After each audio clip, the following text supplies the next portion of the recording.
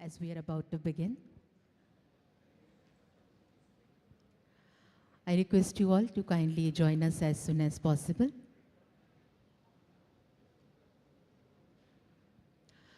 Ladies and gentlemen, namaskaram, good morning and a very warm welcome to all of you.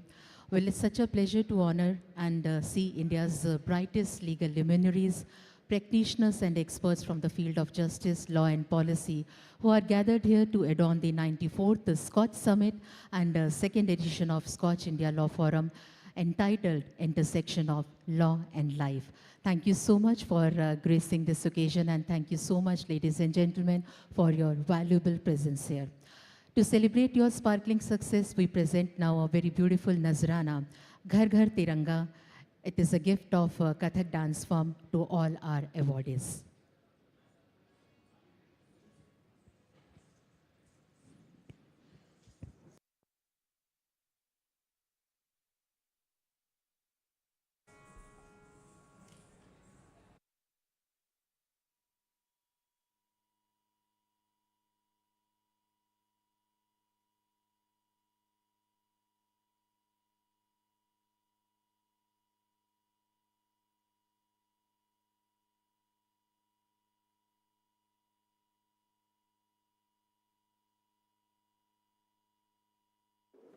Bharat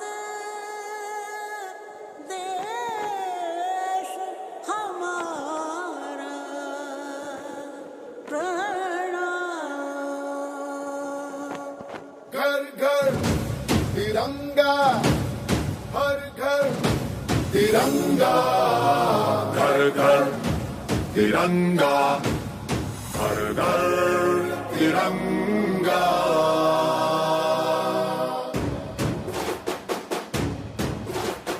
घर घर तिरंगा, रथ घर तिरंगा, घरों घरी तिरंगा, प्रत्येक घरी तिरंगा।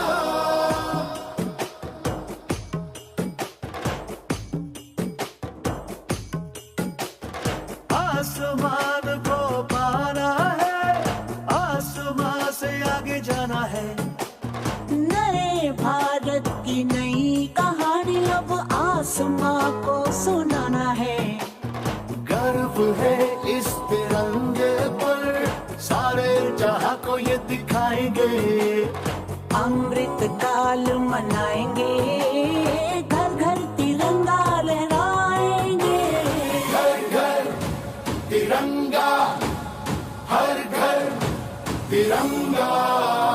तिंटा झंडा मने मने गु त्रिवर्णा। इलमेंगो वन्नतोड़ी तिरंगा इंडिया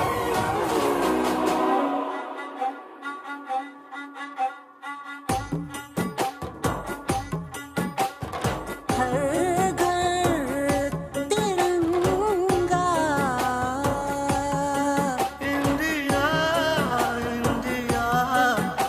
इंडिया इंडिया। तिरंगा,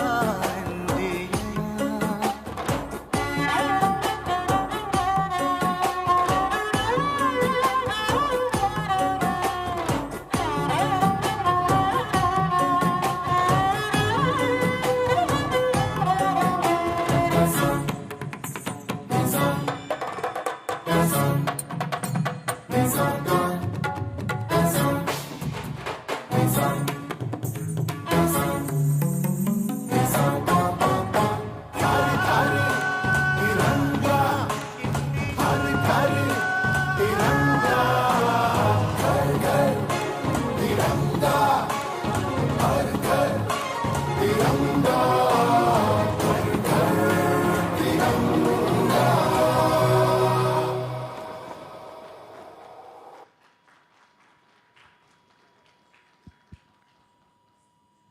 So ladies and gentlemen, as we have entered the Amrit Kal, all I can say is मुझको मेरा देश पसंद है, यहाँ का हर एक भेस पसंद है.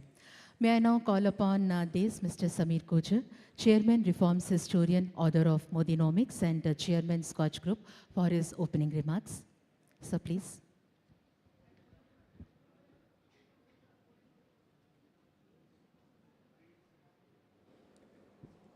Thank you and namaskar to you all. No other law has intersected life more deeply than perhaps the Independence of India Act. It gave us this country. It also resulted in one of the biggest human tragedies of all times. And that is why I think today's on intersection of law and life is extremely important because we see that happening and playing out in front of us time and again. I am from a partition family. It took my family 20 years after partition to get our bearings straight and get back on our feet. I recently watched a movie, Gadar 2. You know, it was good entertainment, and I heard children clap every time Sunny Deol would, sock it to the Pakistanis. But I can tell you one thing, even 100 sequels of Gadar later, jingoism is not the answer to Indo-Pak problems in any way. And we see the same jingoism being adopted in public policy space extensively. There is hardly any space left for a differing voice or a dissenting voice to be heard when it comes to areas like cryptocurrency, when it comes to areas like fintech, when it comes to areas like gaming. Practically the entire media and their cousins are in unison singing the song that children of India must gamble because it's good for skill development. Children of India must trade in crypto because they're going to get rich soon.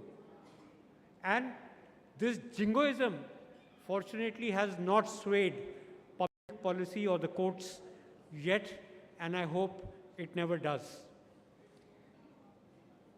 So in today's space and time, when big technology looms large, a lot of things are happening. Technology is giving avenues for expressions of diversity.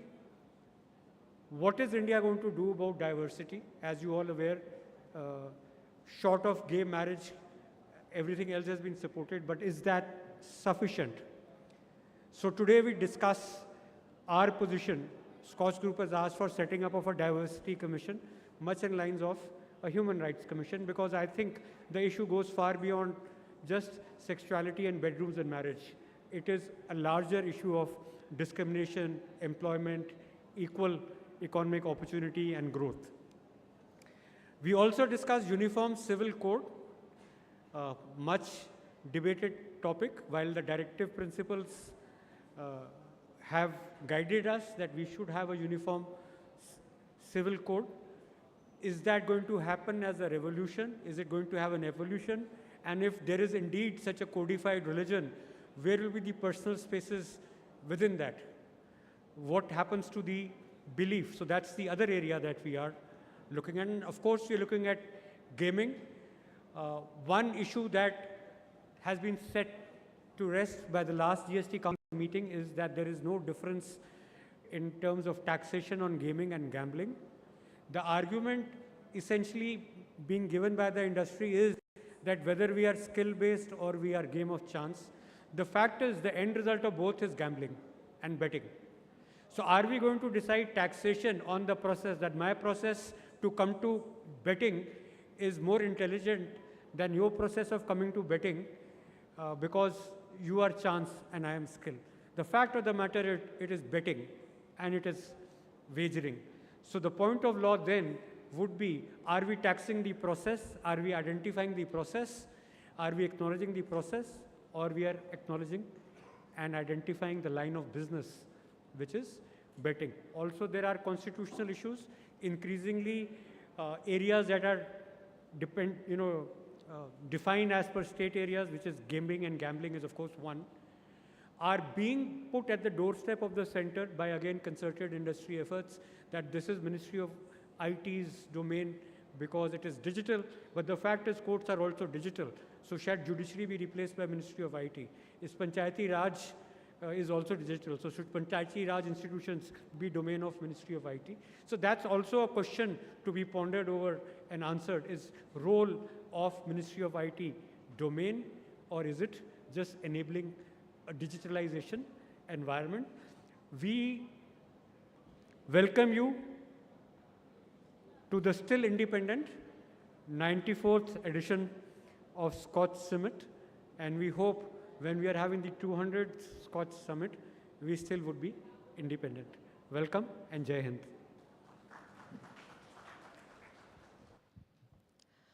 Thank you so much, Samir sir, for your opening remarks. Ladies and gentlemen, here I would like to recite a beautiful mantra from Taittiriya Upanishad Shikshavali, which says, Matra Devo Bhava, Pitra Devo Bhava, Atithi Devo Bhava, and Acharya Devo Bhava. For us, our mother, our father, and our guests, they are equivalent to God. And for us, our gurus, our mentors, our teachers, our guides are torchbearer of our life. As we all know, SKOCH India Law Forum features India Law Awards to honor stalwarts from the field.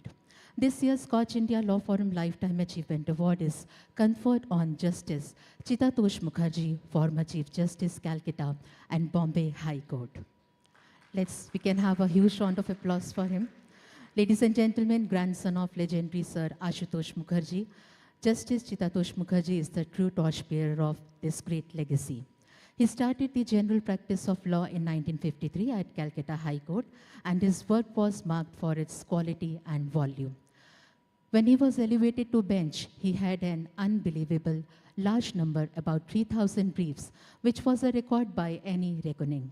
His crisp and lucid judgments covered the entire spectrum of law, shedding lambent light on many ticklish legal issues. No filigree or ornamentation. He left out all unnecessary details with an uncanny sense went to the hub of the matter.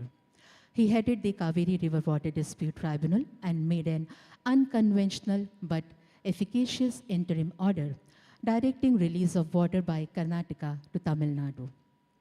He was the first chairman of West Bengal Human Rights Commission and did exemplary work to prevent and punish violation of human rights and transform constitutional phrase into a reality. His contribution is diverse, field of endeavor have been splendid.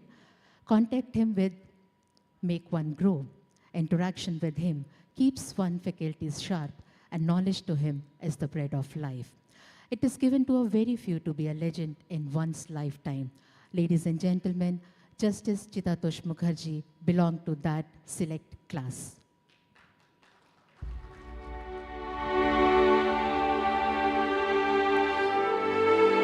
A legend you witnessed during India's independence, who inspired the growth of this young nation and whose vision will guide the Indian judiciary for decades. Justice Chitatosh Mukherjee was born in Calcutta on the 1st of January 1929. As the grandson of the legendary Sir Ashutosh Mukherjee and the youngest son of Justice Ramaprasad Mukherjee and Srimati Tara Devi.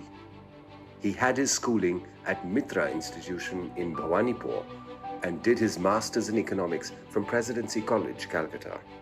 His exemplary career in the judiciary is irreplaceable. From historic judgments to imbibing strong values, his life is worth emulating for us Indians. As a true leader of nation building, his contributions to the Indian judiciary will always be revered and celebrated by future generations.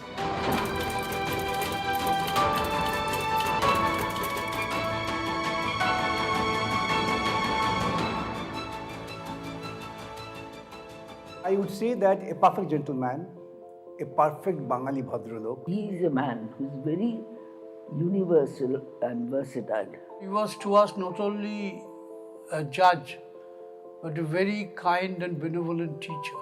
Because he was deeply involved in such social issues. So he made democratic issues, issues about human rights. He had a rich legacy. As you know that his grandfather, late Justice Ashutosh Mukherjee, was the acting Chief Justice. And his father, Ramaprasad Mukherjee, was also the acting Chief Justice in 1956. Thereafter, Justice Mukherjee, being a worthier son and a grandson of these two stalwarts, became the Chief Justice.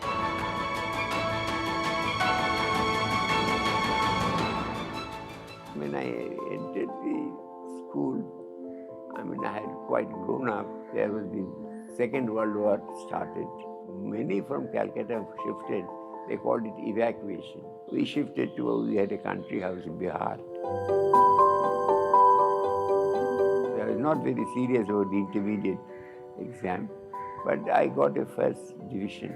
So that prompted me to take up economics as my honors. And the result was, and now I confess, I found rather difficult to cope with. So my uncle by that time, he was here and I joined him. And I started reading law seriously.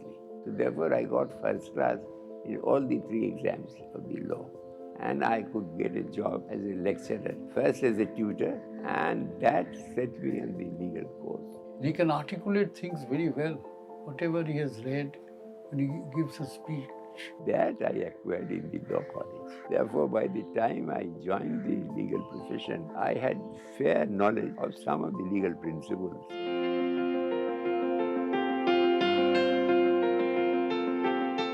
My uncle became a minister, the first cabinet from 15th August onward. He also wanted the whole family to go with him. He took the entire family. And when we asked him that what was his experience of the 1947 15th August, he was in the parliament. He heard tryst with destiny. We made a tryst with destiny, and now the time comes. Of 14th of August, before midnight, it was about 10 o'clock we went, and we could see Pandit Nehru making that famous midnight speech. The titans or the great lawyers, Rajendra Prasad is seated. Sritata Kripalini started the proceedings by singing Vande Mataram first.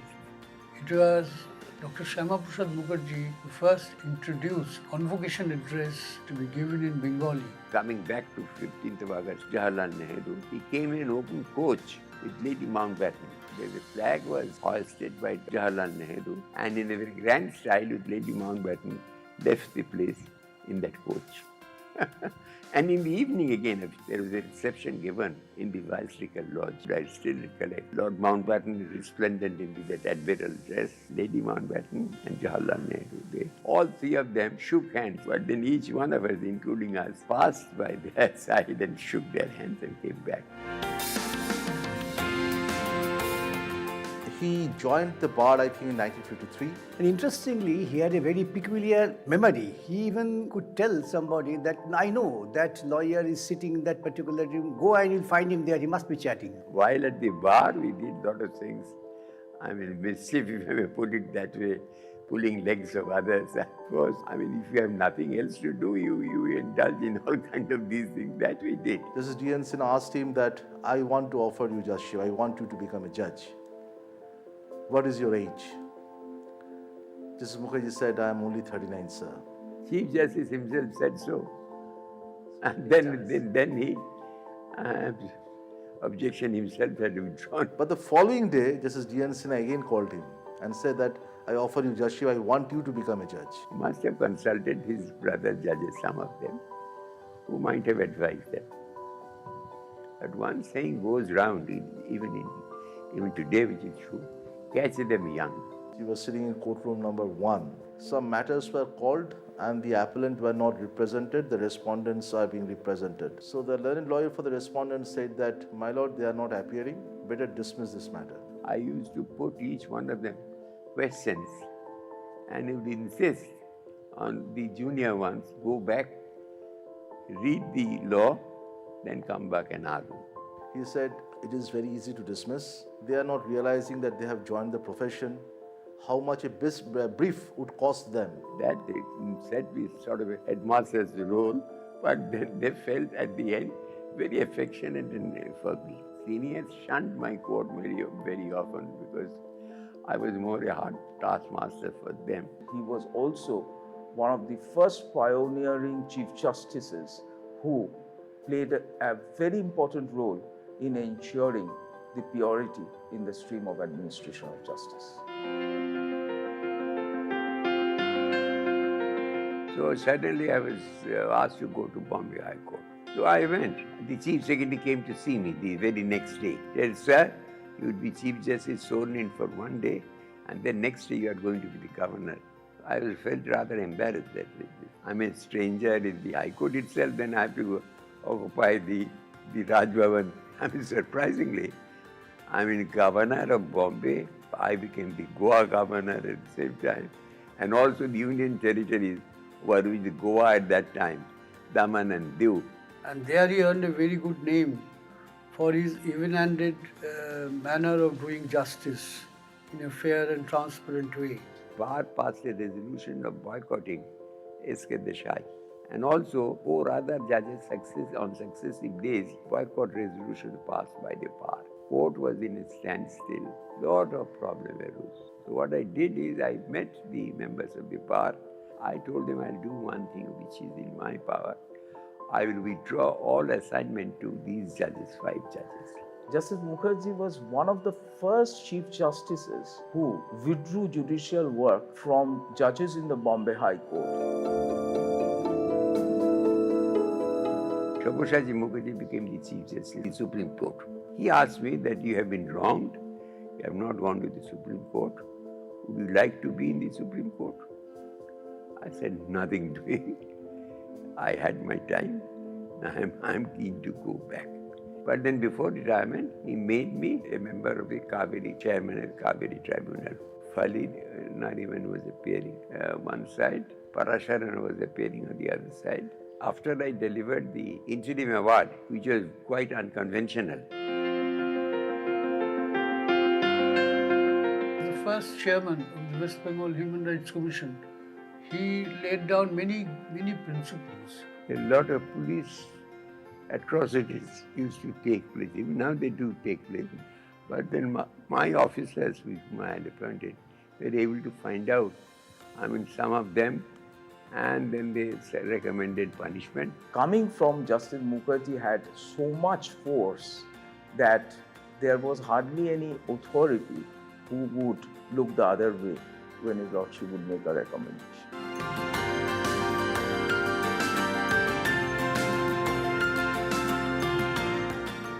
Improvement of the Bengali literature, Bengali culture, and also to encourage the Bengali scientists, Bengali doctors, the professional people, the civil society, they are incorporated in the Bangla worldwide.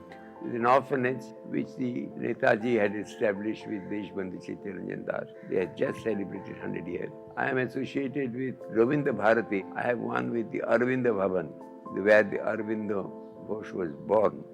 That house has a society of which I am a trustee member. He always talks to us and reminds us how his grandfather helped to build the Bengali culture through the proper functioning of its most prestigious project called Calcutta University. We lived in a large house, large family, and my grandfather, large library. About 80,000 books he had, which is in the National Library. Therefore, one felt, to all the joint family, one very lonely. Why Chittara is so special to me? I think it's a very important aspect of my life. Father was a distance, at all was a distance, his professional work. But the mother, grandmother, they were more closer, attached to the younger members of the family. He is a very inspiring person to me, and he is very devoted to his work. So I intend to be like him also in my career. मैं यहाँ दुआ से नौकरी करते हूँ पिताजी का पास। वो बहुत हमको प्यार करते हैं। आफत में विपत में मेरा जलाना घर यही सब हमको देखते हैं पिताजी। मेरे लिए वो भगवान है। Irrespective of his age, the sharpness of his mind in analyzing different things shows the kind of intellectual prowess that he always exhibited. I found him always very affectionate, well-intentioned person. Doesn't accept anything which is devalued, straightforward, simple, polite. I feel proud to continue and be a part of a legacy of which Justice Mukherjee is perhaps the brightest example. I am not a role model, I will not call me one.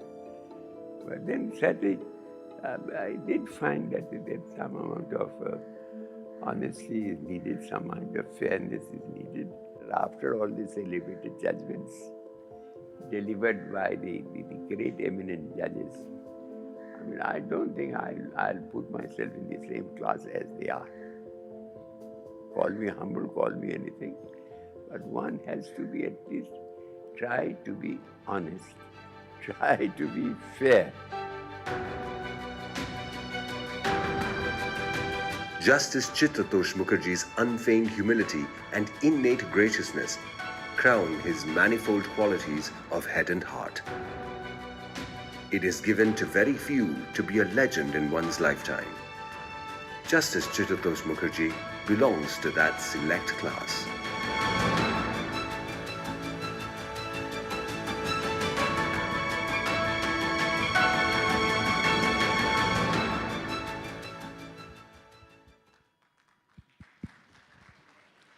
Ladies and gentlemen, try to be honest and try to be fair.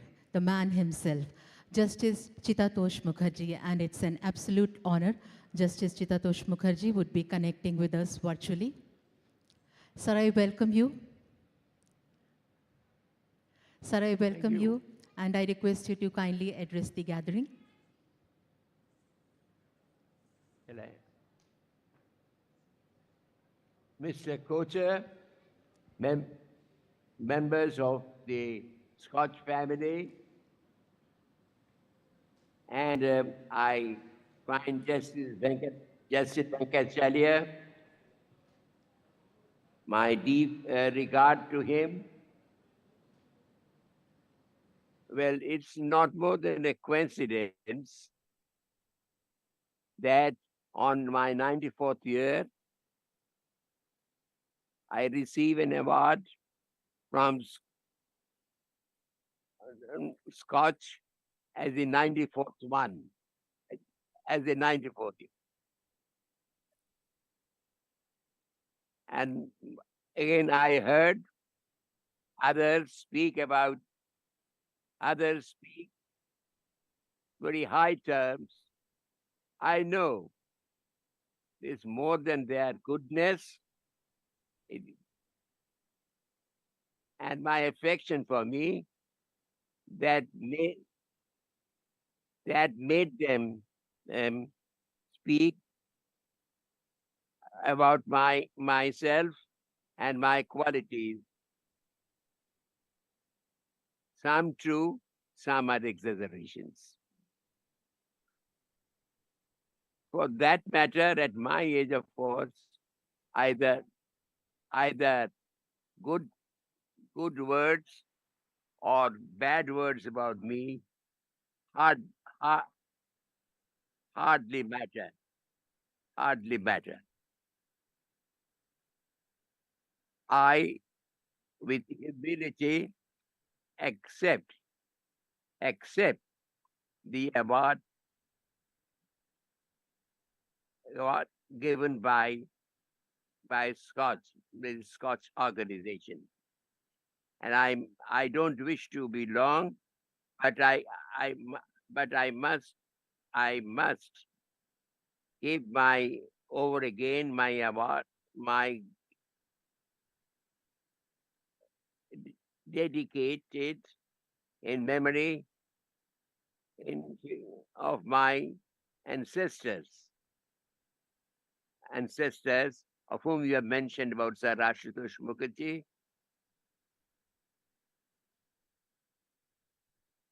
my uncle Shama Prasad Mukherjee, my father Rama Prasad Mukherjee. Thank you very much, and may I end by again saying my regards and affection for Justice Venkatacharya. It has been one of the rewards in my life to have known him closely, and which has made me have greater and greater regard for his greatness, for his qualities of mind, and his kindness. Thank you very much. Over again. Thank you. you so much, sir, for your kind address. Ladies and gentlemen, a man who is really universal and versatile. Let's put our hands together once again for Justice Chitatosh Mukherjee, who has been awarded with SKOCH Lifetime Achievement Award. Ladies and gentlemen, we can make it little huge. Let's have once again a huge round of applause for sir. Thank you so much, ladies and gentlemen. And thank you, sir, once again. Thank you so much. Ladies and gentlemen, may I now invite Mr. Samir Kochar to join us on the stage once again. Ladies and gentlemen, here I announce the SKOCH Star of India Award. And this year's SKOCH Star of India Award is conferred on late L.M. Singhvi, eminent jurist, parliamentarian, scholar, writer, and diplomat. I request Mr. Samir Kochar Sahab to kindly do the honor, and at the same time I request Shri Abhishek Manu Singhvi, eminent jurist, writer, and parliamentarian to kindly accept SKOCH Star of India Award presented to Padma Bhushan late L.M. Singhvi ji. Let's have a huge round of applause, ladies and gentlemen. Late L.M. Singhvi's commitment to upholding integrity in governance led him to propose the creation of a robust vigilance body against corruption. His journey continued with impactful roles like High Commissioner to the UK and tenure in Rajya Sabha. Padma Bhushan Dr. Singhvi's multifaceted brilliance spanning law, politics, diplomacy, and literature cements his legacy as an exceptional scholar and leader whose influence extends far beyond his lifetime. Ladies and gentlemen, let's have a huge round of applause once again and celebrate this moment.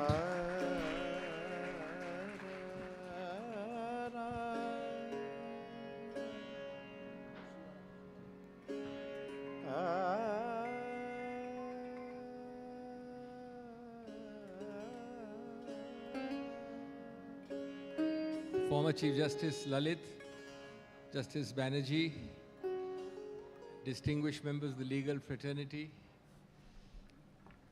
distinguished members of the non-legal fraternity, ladies and gentlemen, this is not intended to be a speech. Let me start by congratulating Samir and his son and the entire team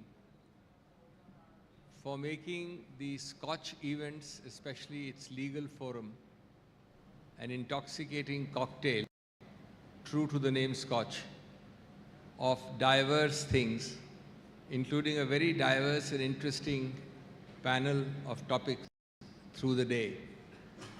I was particularly intrigued because I happen to be an integral part of most of the themes he just mentioned, starting from same-sex marriage to some of the other themes which are active in court. I'm reminded by seeing this short documentary of my very, very young years in my profession and a well-known reported case of Renu Sagar versus GEC, which traveled to the Supreme Court 3 times. The middle round traveled from single judge Pense to division bench of Chitatosh Mukherjee and Sujata Manohar, and then on to the Supreme Court. And I had the privilege as a young lawyer to appear, led by my father, and in the initial period, Palkiwala opposed us. And then it went on up to the Supreme Court. The names which we have heard and are going to see Justice Venkat Chalaya soon are all, I think, they exemplify, if you were to force somebody to say one word, they exemplify grace, an old world charm. Sadly, if not already gone, fast disappearing. No rancor, no jealousies, no pettiness. Unfortunately, things which have increasingly become to characterize our contemporary ambience. Samir has asked me to speak about my father. It's always difficult and little unfair for a son to speak about his father. But he also belonged to that world. For example, a Renaissance definition used to be that a person could be good at many things. Not that he needs to be only a specialist in one. These narrow walls of specialization were antithetical to Renaissance persons. And I think that characteristic exemplifies several people including my late father, Justice Venkatachalaya, Justice Chitrush Mukherjee. Since I'm not supposed to speak long, let me give you 3 or 4 quick examples of how these are people or men of ideas. I remember, again, a very strange quirk of fate, that more than a decade ago, when I was chairing the Parliamentary Standing Committee on Law, I happened to preside over a 31-member parliamentarian committee, a mini parliament, which gave the report on Lokpal. And the first page of that recounted how in '62, as a young parliamentarian of 30 years old, my father had visited Sweden and had got besotted with the ombudsman concept. And when he came back as a young Harvard-trained lawyer and a young parliamentarian, he spoke ceaselessly inside and outside Parliament about a parliamentary commissioner and ombudsman. And this story is recounted in the first page of our report, that Nehru, the then Prime Minister, told him, he said, "Young man, you constantly speak about ombudsman, you must indigenize this concept." And he therefore coined the words Lokpal and Lokayukt, which of course have gone into the lexicon, Indian lexicon. It is ironical that almost 8 attempts, 4 during his term, to create a Lokpal failed. And the report which recommended finally and was accepted largely was chaired by his son almost 40 years later. The second thing I remember is how, in my presence, more than 35 years ago, he said, "Why don't we ever celebrate the day our Constitution framing was completed? 26th January is when we became a republic. But at that time, nobody celebrated the completion of the rigors and the vigors of the Constituent Assembly, which finished its work officially on 26th of November 1949. And he therefore, on the spot, drafted by hand the Law Day Charter, which has now become an established part of the legal world, celebrated every year by the Supreme Court Bar Association and by the diverse high courts. And a few years ago, the Honorable Prime Minister declared it to be the Constitution Day. A third example was when he explained the concept of Setu Bandhanam to Mr. Vajpayee. Vajpayee and he shared a very strange chemistry of poetry and Hindi literature. And he immediately got interested in the idea, which led to the entire diaspora report. The entire NRI movement diaspora owes itself to that conversation. He said to appoint you the chairman of a high-powered committee to make the diaspora report, and that came about, and you have the entire diaspora movement now.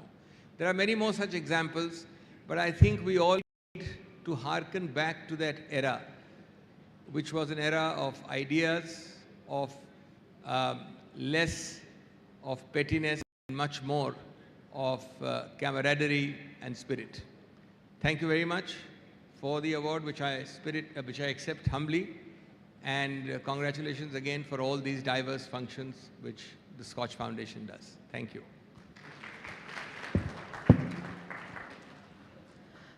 Thank you so much, sir, for your kind words. Moving towards another prestigious category, that is SKOCH Challenger Award. And this year, with much honor and pride, we present this award to Justice U.U. Lalit, former Chief Justice of India.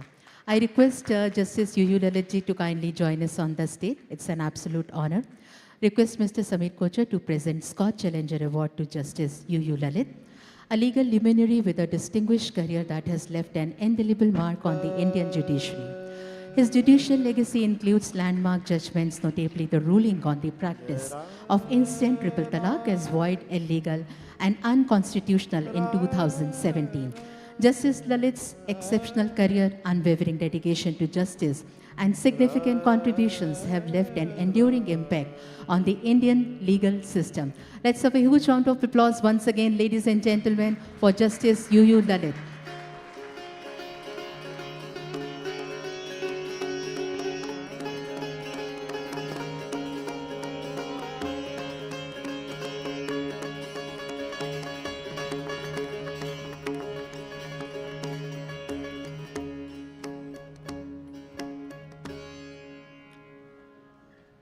former Chief Justice M.N. Venkatchalaya, former Chief Justice of Bombay High Court, Justice Chitatosh Mukherjee, who had joined us through virtual mode till few minutes back, my esteemed colleague, Justice Indira Banerjee, former Judge of the Supreme Court, Mr. Samir Kochar, the man behind this entire movement and the award ceremonies, Dr. Abhishek Manu Singhvi, former Additional Solicitor General, senior advocate, and a great parliamentarian, all the other esteemed members of the bar, Justice Najmi Waziris, Justice Mr. Lakshmi Kumaran, everybody who is present here, this is to you. It's quite an humbling experience and humbling moment to be given an award like this. I have spent more than 40 years in the field of law, first few years as an advocate, then last about say more than 8 years as a judge of the court. After having completed 2 innings, now I have embarked on the 3rd inning, courtesy Professor Rajkumar. So this is where I continue to be having touch with this legal profession or field of law.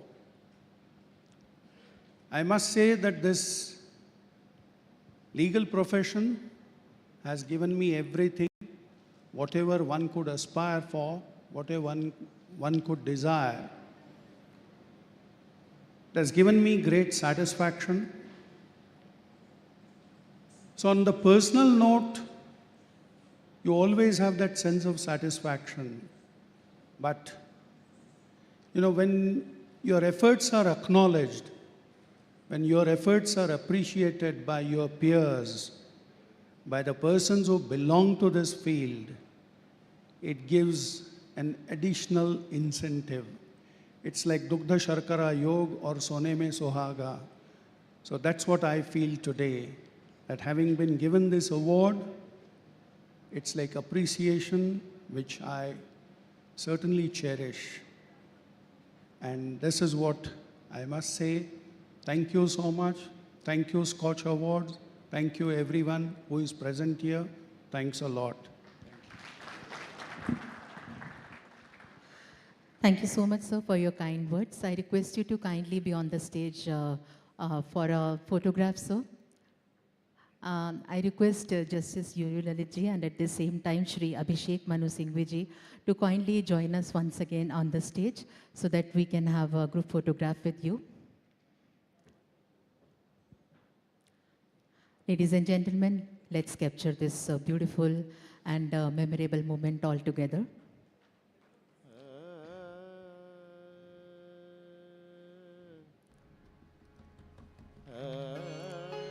Thank you once again, gentlemen, who are right now present on the stage and our awardees for today. Thank you so much. Ladies and gentlemen, let us once again celebrate this momentous occasion with the yet another Nazrana in honor of our awardees. Here we presenting Ganesh Vandana in Kathak dance art form.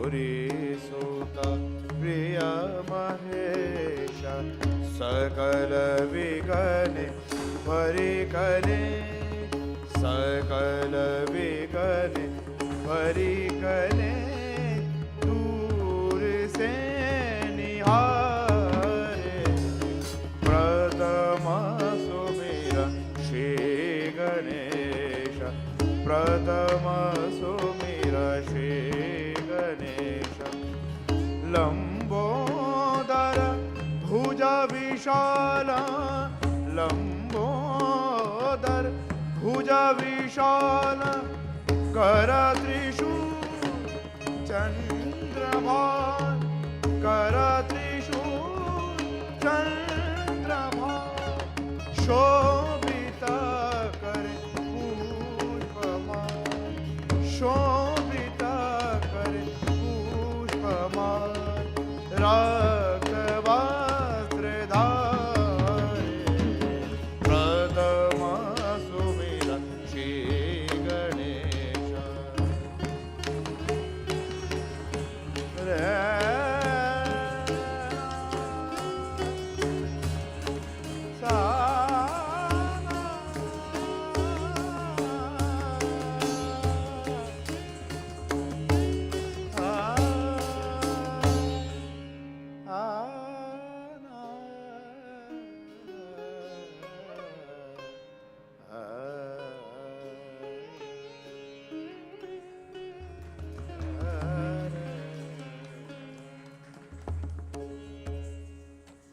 गणानाथ Ganpati Ganesh Lambodar एक दंत भुजाचार अति Suhad.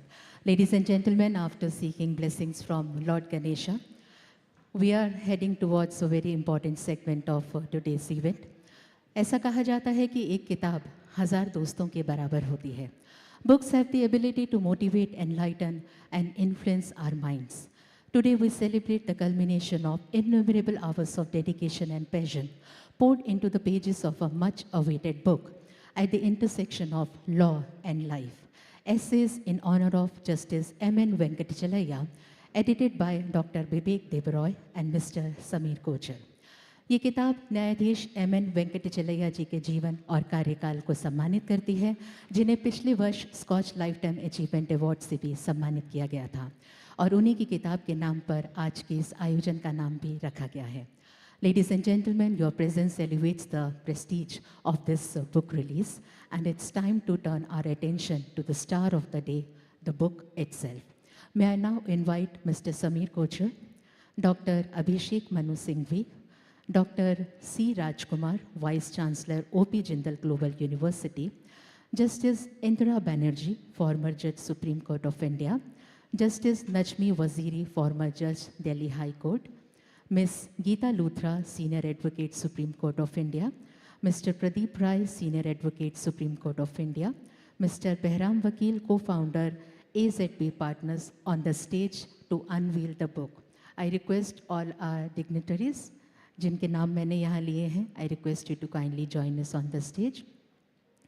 I request Dr. Abhishek Manu Singhvi to be on the stage, Dr. C. Rajkumar, Vice Chancellor, O.P. Jindal Global University, Justice Indira Banerjee ma'am, former Judge, Supreme Court of India, Justice Najmi Waziri Sahab, former Judge, Delhi High Court, Ms. Geeta Luthra, Senior Advocate, Supreme Court of India, Mr. Pradeep Rai, Senior Advocate, Supreme Court of India, Mr. Behram Vakil, co-founder, AZB Partners, on the stage to kindly unveil the book.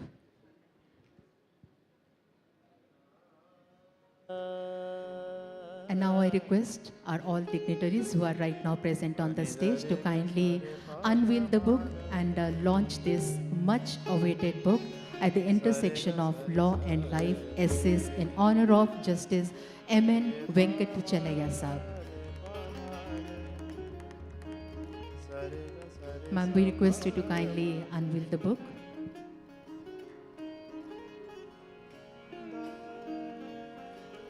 Ladies and gentlemen, let's have a round of ovation, as this is a very joyous and momentous moment for us.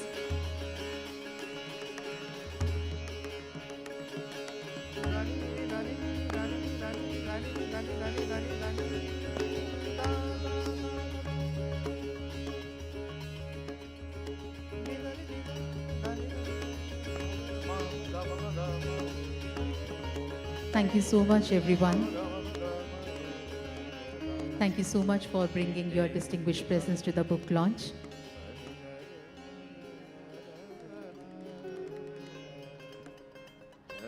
Mr. Singhvi sir has his some prior engagement, so he would not be joining us after this. So we thank him a lot for his valuable presence. Thank you so much, sir. Yes, sure.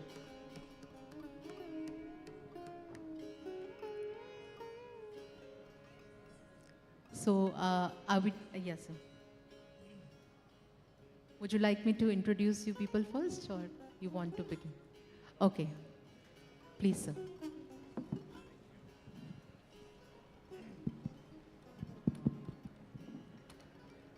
A very good morning to all of you, and congratulations, SKOCH, for putting this together. I really want to pay tribute to Honorable Justice M.N. Venkatachalya for his extraordinary contributions and this outstanding group of people who have assembled here to be part of this conversation surrounding the book. I'm grateful to each one of them. I know that Dr. Singhvi has to leave quickly, so as a part of his unbillable hours commitment, I want him to answer one question and then leave. Dr. Singhvi, you've been a distinguished lawyer and I'm sure appeared before Justice Venkatachalya, and I've seen several judges in the course of your journey. What do you think are the most important qualities of a judge whose contribution and legacy will transcend his or her time in the bench and indeed make an everlasting legacy that generations of lawyers and judges will not only be inspired but actually aspire to imbibe those qualities? Over to you, Dr. Singhvi. Friends, I realized that the contract with Samir was that we'd have a group photo of the release, and then I would not interrupt the free flow of the panel. But Raj, whom I call, among other names, an extortionist, is also a very persuasive person. Now, it's an important question, and it is pretty much what I said earlier from the podium. Ask yourself, what are the one or two words which strike you when you think of M.N. Venkatachalaya? I have had the privilege of appearing before him, practicing before him. To me, and I think to a lot of others, the first word which will come is gravitas. A second word which will come is dignity. A third word would be the word I mentioned, grace. Others are, of course, very important. Sometimes they are a given or a taken. Highest form of integrity. Never the possibility of an allegation of bias. These are obvious qualities for a model judge.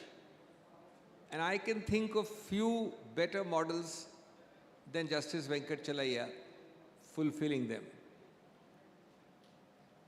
You ultimately leave your mark in the judiciary by these qualities. And let me tell you that from the 50s, we've had many names which have exemplified these qualities. No doubt there has been a decline. There has been a decline in every facet of life, so there's no point blaming judges. There is a decline in our legal profession. There are declines in so many other sectors. But these remain eternal, permanent qualities, along with the quality of your writing, the commitment to the system. I remember, as a much younger lawyer in the 90s, how a combination of Justice Ahmadi and Justice Venkatachalaya worked for arrears reduction. I was privileged to be, as a young lawyer, part of a team of 2 Indian lawyers, 2 Indian Supreme Court judges, and 4 American judges. And we studied the Californian system, which is the origin of ADR. The global origin of ADR is the Californian system. And it is our report which ultimately, with a gap of time, led to the Section 89 enactment in the CPC, which gives a menu of ADR options. But the seed was shown because of a collegiality, despite differences, no doubt, in that era as in other eras between judges of the need to decongest and declog the system. And Justice Venkatachalaya was an integral part. In between was Justice Verma, and then there was Justice Ahmadi, the then Chief Justice. So I think, in a nutshell, to answer your question, just seeing Justice Venkatachalaya at work as a judge, and let me add, equally important, as a non-judge. Grace in retirement is not easy. Justice grace in office is not easy. And I think few, but certainly Justice Venkatachalaya, have shone in both the roles. Of course, I have many happy memories. He would, when you would talk to him, he would speak slowly, because he'd be formulating the most lyrical prose in the process of conversation with you. You see his speech, it is always very refined, formulating, and he would be then, in his mind, coming up with new concepts. And he did that as a judge, he did that as a person. He had an open house after retirement. I have not had sufficiently large number of meetings. I would have liked to meet him more, but whenever I have seen him, heard of him, talked to him, I have found the same grace. And I think I hold that above all in esteem. Thank you very much. I'll hang on for a few minutes more and then go. Thank you so much, Dr. Singhvi, for those wonderful comments, gracefulness, humility, and of course, the true pursuit of excellence as well. Let me move to Honorable Justice Indira Banerjee, former Judge, Supreme Court of India.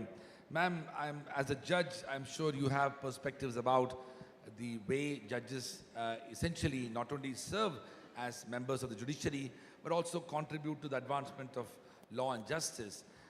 From the standpoint of a colleague, as somebody who has been on the bench, how do you see the role of a judge when it comes to so much of social expectations generated out of their work itself?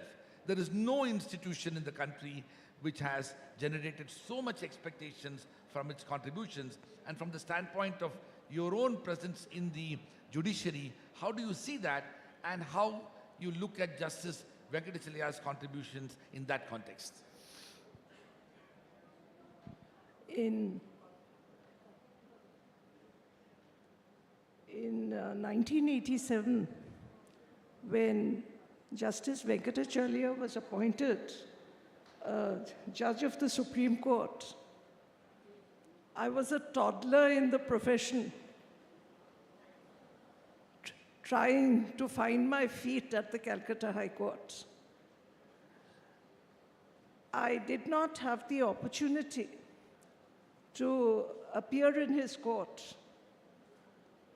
But in those days, we were advised to read the loose volumes of the Supreme Court cases and the All India Reporter. A judge is known through his judgments. And I had the opportunity to read his judgments. There were many judgments, erudite judgments, and some of them were in the news all the time. Union Carbide, A.R. Antule, Sheila Barse, Joginder Singh, so on and so forth. From 89-90 onwards, I started getting stray briefs in the Supreme Court to appear in matters which had their roots in Calcutta. And when I used to come, I used to sometimes walk into other courts. I walked into the court presided over by Justice Venkatachalaya, particularly when he was the Chief Justice of India. And I was really impressed by the manner in which he conducted court. I noticed that he was extremely courteous to the members of the bar.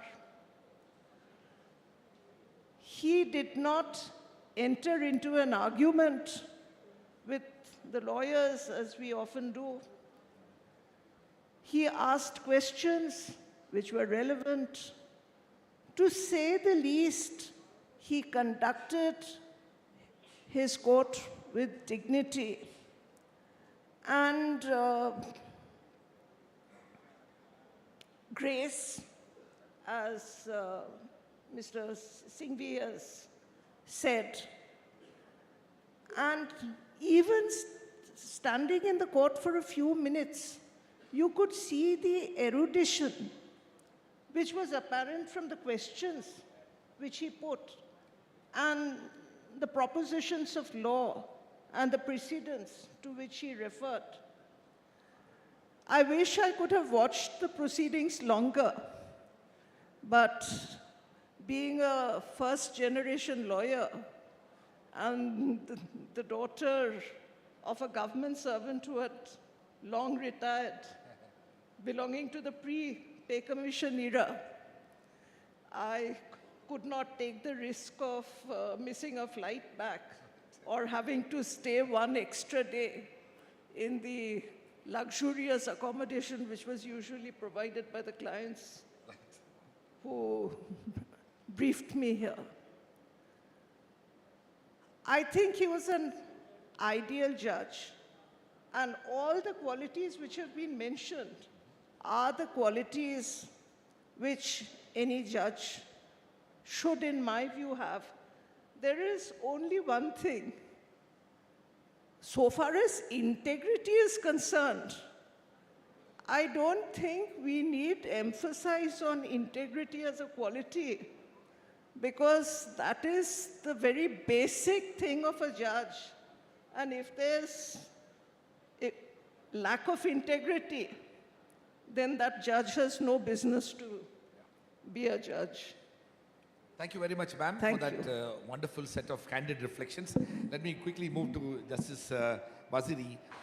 Justice Waziri is a distinguished former judge of Delhi High Court. Two of the contributions of Justice Venkatachalaya, especially when he was in the judiciary, something that is not adequately spoken about. He, of course, spearheaded the efforts to address delays in the entire situation surrounding access to justice. The Supreme Court itself saw huge reimagination of court management system, and also something for somebody of that generation. He was an early supporter of technology. He embraced technology and strongly believed in the idea of technology contributing towards improving the efficiency of the justice delivery system. I would like you to briefly reflect on those two elements and, of course, share your own perspectives about Justice Venkatachalaya's contributions. What Justice Venkatachalaya, when he came in, many thousands of cases were pending. But by the time he left, the pendency was only 19,000 in the Supreme Court. That is truly a remarkable thing for a country so large that you could bring down the pendency to mere 90,000. Today we are in this range of 65,000, 63,000 pending cases in the Supreme Court. He streamlined the system of filing of cases and bunching cases together so that cases involving the same issue of law were decided quickly and disposed of. That's one aspect. The other was, he said he came to the view that it takes roughly 18 months for a case to get over in the Supreme Court. And this, if you bunch them together, they get disposed of faster. But now let me tell you a little more about the man himself. As Justice Banerjee said, I was a struggling lawyer at that time, toddler at the time when Justice Venkatachalaya became a judge of the Supreme Court. And from the same chamber, my senior, you've paid a tribute to my senior today. So whenever I would go to appear in his court, just to watch standing next to my senior, what struck me most was about the grace of the judge. His immense knowledge, his immense erudition, his equanimity. And one never felt at all threatened or in a way diffident in his court. He would encourage youngsters to speak up, something beyond asking for Passovers. If you were seeking a Passover, he would always ask you, little more, tell us what's the matter about. That was wonderful coming from him. I'll add more to that. This book, this wonderful book which has been put together, edited by Mr. Vivek Debroy and Mr. Samish Kochar, it talks about the qualities of this great judge. But to be a great judge, you have to be a great human being. And those qualities we've talked about.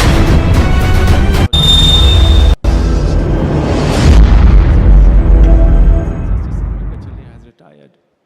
And what a legacy is left behind, both in terms of legal principles as well as in his far-sightedness as to how the law will develop.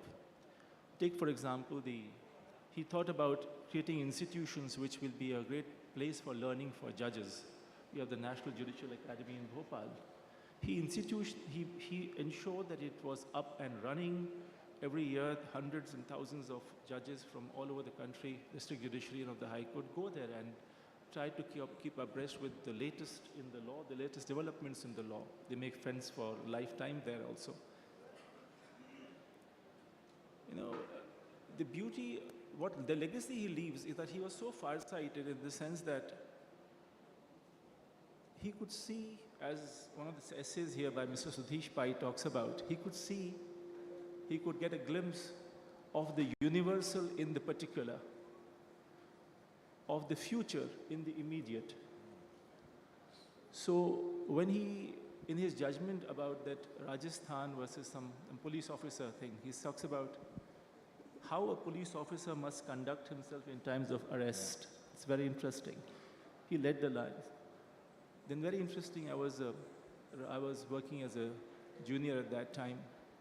His Renu Sagar principles, which Mr. Vakil has talked about, those principles in ADR resolution, what he talked about at that time, public policy of India, now it finds reflection in fundamental policy, fundamental law of India.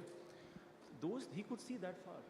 He could see that far and establish those principles. These were universal principles he could see there. But one thing many people will not be knowing, and no history books will record these things. He had an amazing influence on people's lives. I'll give you one small example which will never be written unless instances like this are talked about. If I remember correctly, it was February of 1994.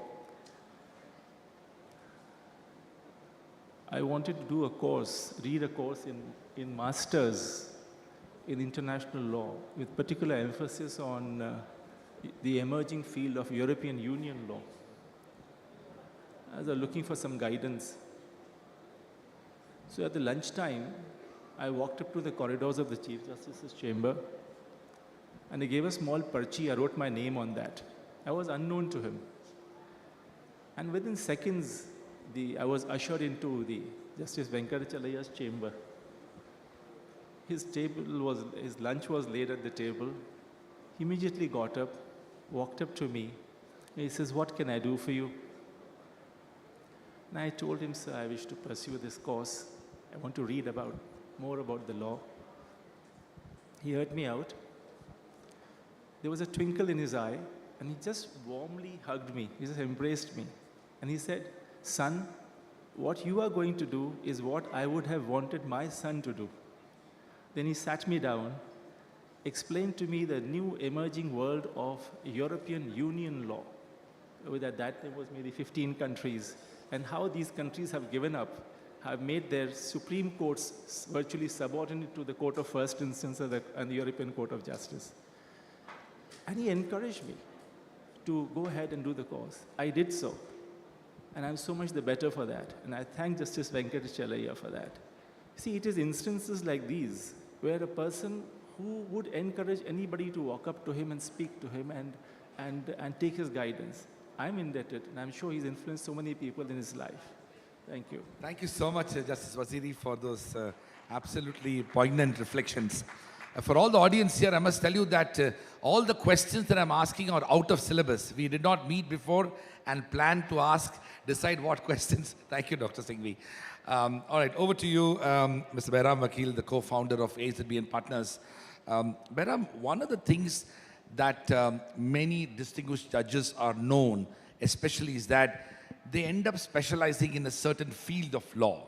So if you look at, for example, Justice Krishna here, to a large extent, we speak about his contributions to the human rights, expanding issues surrounding public interest litigation, equally Justice Bhagwati.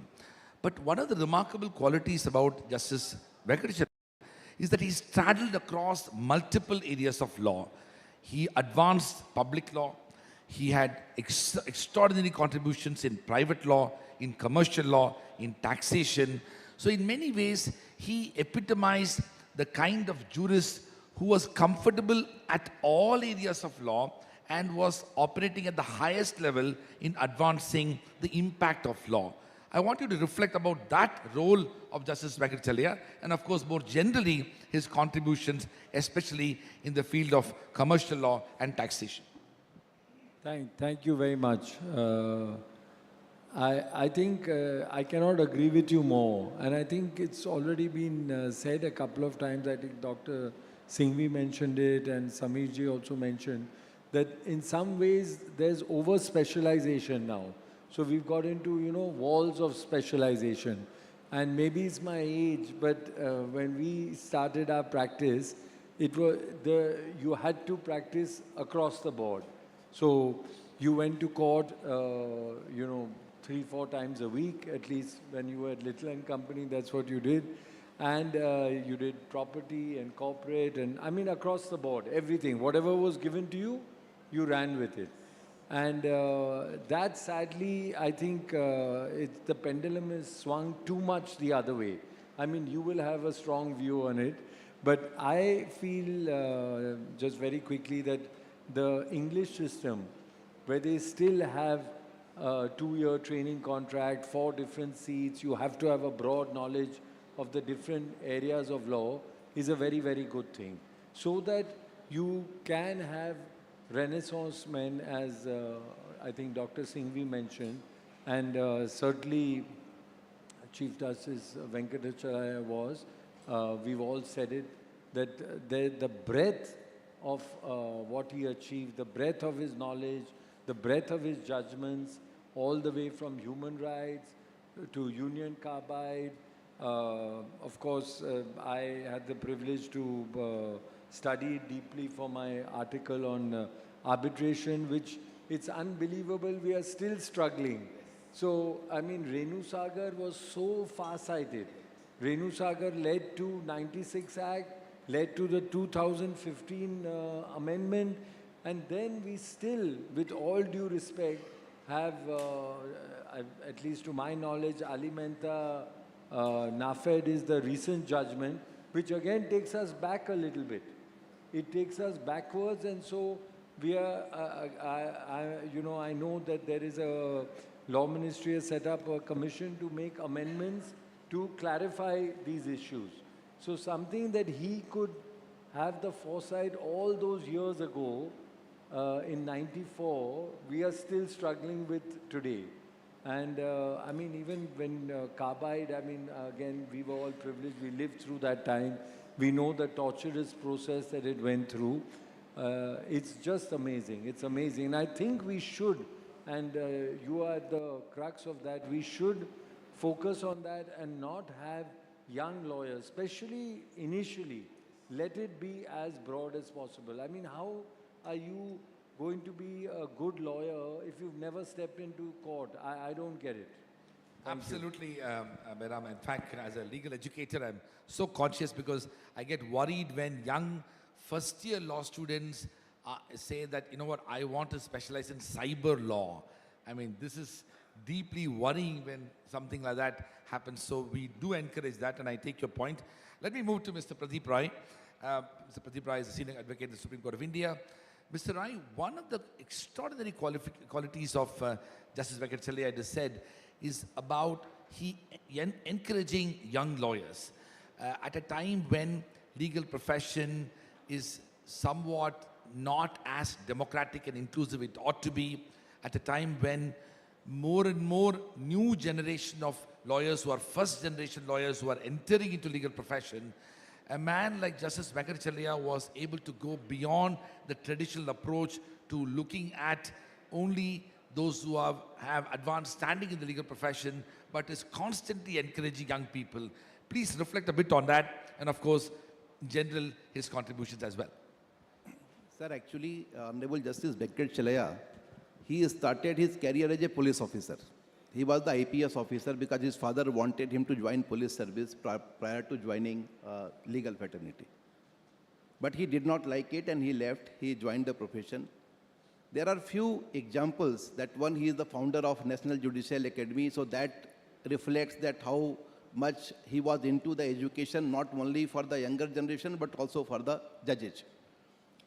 When he became judge of the High Court, he was third in seniority when he was picked up for Supreme Court, because those days the then CJI, Justice R.S. Pathak, he was in a visit of different high courts and he was trying to find out good talents. So one opinion from almost entire high courts of South was that nobody is better than Honorable this gentleman. When then Chief Justice Sen, he requested him to meet, and he said that why don't you call on the Chief Justice of India? He said, no, I am not in habit of calling on anyone, and he did not meet him. Thereafter, when he was even being picked up for the Supreme Court, again the then Law Minister Shiv Shankar requested him that, sir, you should just call on Honorable Prime Minister Rajiv Gandhi. He said no. He said, should I communicate this to Honorable Prime Minister? He said, yes, of course. But he was picked up and he received a call from our former Attorney General, then Attorney General, Mr. Parasran, and he joined the Supreme Court. The one fact which is very important and which is a lesson for almost entire fraternity, that he did not enter into anything after serving as Chief Justice of India.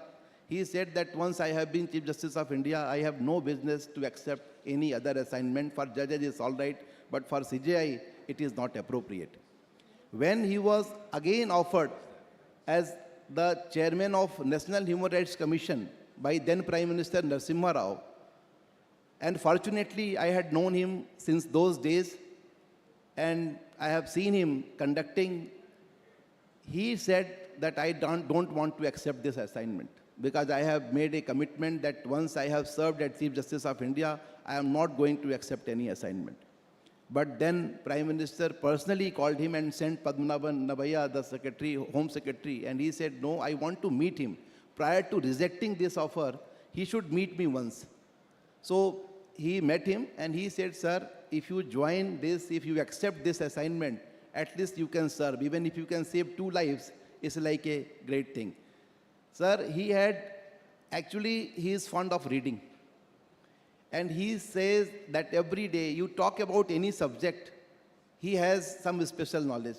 Even in artificial intelligence, I remember 6 years back, there was a conference in Bangalore. We were participating. When it was raised that, sir, do you think that these courts will function like this only? He said, no. I can see that the courts are functioning virtually. And there were 2-3 other former Chief Justice of India. They said, sir, we are not going to buy this. He said, you see, one judge will be sitting at one place, another judge will be at other place, lawyers will be at different places. Litigants may also observe from there. This is going to come. And sir, unfortunately, this COVID came and those predictions, what he made publicly was found to be correct. I will say at last one thing, that he was fond of education. एक फिराक की line है, वो मैं वेंकट चलैया जी पे कहता हूँ कि आने वाली पीढ़ियाँ जो हम सभी लॉयर्स की हैं, हम लोग को नाज होगा कि हमने वेंकट चलैया जी को देखा था. तो मैं इसके लिए बहुत-बहुत आपको धन्यवाद करता हूँ कि बहुत अच्छी किताब आई आप. Thank you very much, Mr. Rai, for recounting on some of those very, very unique anecdotes as well. Let me say this, that I was so privileged to be at the National Human Rights Commission when he was the chairperson. Just when I graduated from Campus Law Center in 1997, I didn't become a lawyer. I decided to join the National Human Rights Commission. So I saw firsthand what he did in NHRC as chairperson during 97 and 98. Many people may not know, but because of his personal intervention, India was able to sign the Convention Against Torture. He personally engaged with the then Prime Minister and the Home Minister. But the tragedy is, even after India signing the Torture Convention during his tenure, we have still not been able to ratify it even more than 2 decades later. Another major contribution he did at NHRC was about manual scavenging. The Manual Scavenging Act had already been passed, elimination of manual scavenging. Unfortunately, it was not notified. He again took efforts to ensure that the act is notified. He worked on right to health, maternal mortality and anemia was a major problem. He was at the vanguard of it. In some ways, what he did is lay the foundations of the National Human Rights Commission, which was established in 1993 only. And he, of course, was one of the earliest persons who assumed the leadership. So truly remarkable for him to do that. Let me quickly move to Justice Banerjee. Justice Banerjee, we are indeed talking about the legacy and the contributions of Justice Venkatachalaya. One of the things that comes very strongly is his deep sense of independence, autonomy, and consciousness of his commitment towards speaking truth to power. A quality that you quite rightly said in the form of integrity should be assumed that judges ought to have.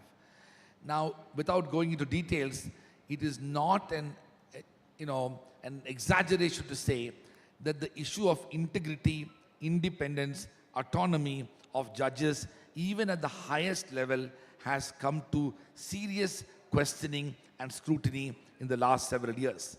My question to you is that, what would you like to say about that trend that is developing, and how do we address it, and what can we learn from the life and legacy of Justice Venkatachalaya?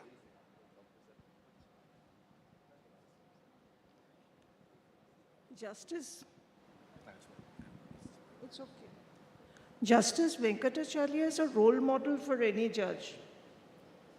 I've just said that.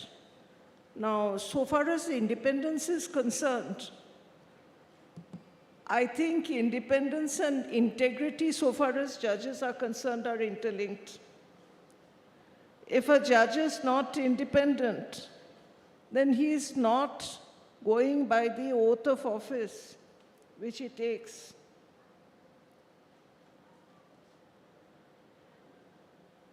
Again, I repeat, the basic qualities of a judge are his independence, his integrity, and his impartiality. Justice Venkatachalaya had them all. That was also the advice which he gave to judges. In 2014, he had come to Calcutta. By that time, I was a judge. He had come on the occasion of the formal release of a book on Justice Ashutosh Mukherjee, written by Mr. Sudhish Pai. On that occasion, I had the privilege to meet him and actually share the dais with him as one of the speakers on the occasion. He always advised judges to be impartial, independent. Now, if you say that there is a perception that there is lack of independence today, I can only say that it is unfortunate. But I think judges are by and large independent, at least persons I've worked with. We even have one of the former Chief Justices sitting right across, and we have seen him as a very, very independent judge. There have been other Chief Justices also and judges who are independent, if there is lack of independence anywhere. But there is also one thing. You can't always go by press reports, social media reports, because what does independent mean? Independent doesn't mean that you become the leader of the opposition. And independence doesn't mean that you go by what the government does all the time. Independence means that you decide a case on its merits. If the government is in the right, then you hold in favor of the government. If the government is not in the right, then you hold against the government. Absolutely, ma'am. I entirely agree with you, and I think the hallmark of a great judge is to be able to function autonomously and independently, but without fear or favor for anybody, be it the government or the opposition. But then there is also another thing. Justice should not only be done, but it should manifestly be seen to have been done. So if a judge is too close with any political dispensation or persons belonging to any particular dispensation, then if the judgment goes in favor of that political dispensation, then, the principle of justice should not only be done, but manifestly be seen to have been done, gets breached. Absolutely. There are exceptions when you have to interact in the course of your official duties. Because, when you're the Chief Justice of a High Court, let us say, when I was in Madras, for funds, you had to approach the government. So once in a while, there had to be meetings. But these were very open meetings. These were official meetings. Other senior judges used to be there.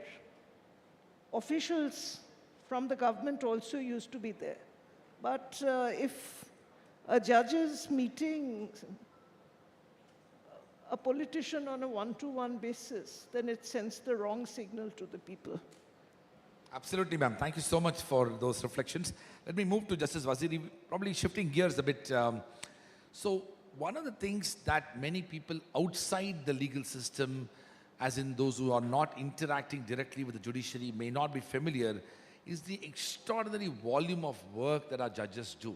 I mean, think about the fact that the Supreme Court of India produces over 1,000 judgments a year. If you look at counterparts in any part of the world, they don't do that much work.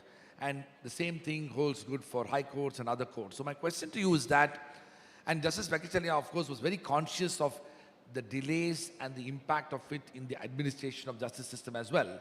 So my question to you is that, how do we bring that into a more sharper focus within the administrative of justice system now, and to what extent today's advancements in science and technology can help us address some of those issues?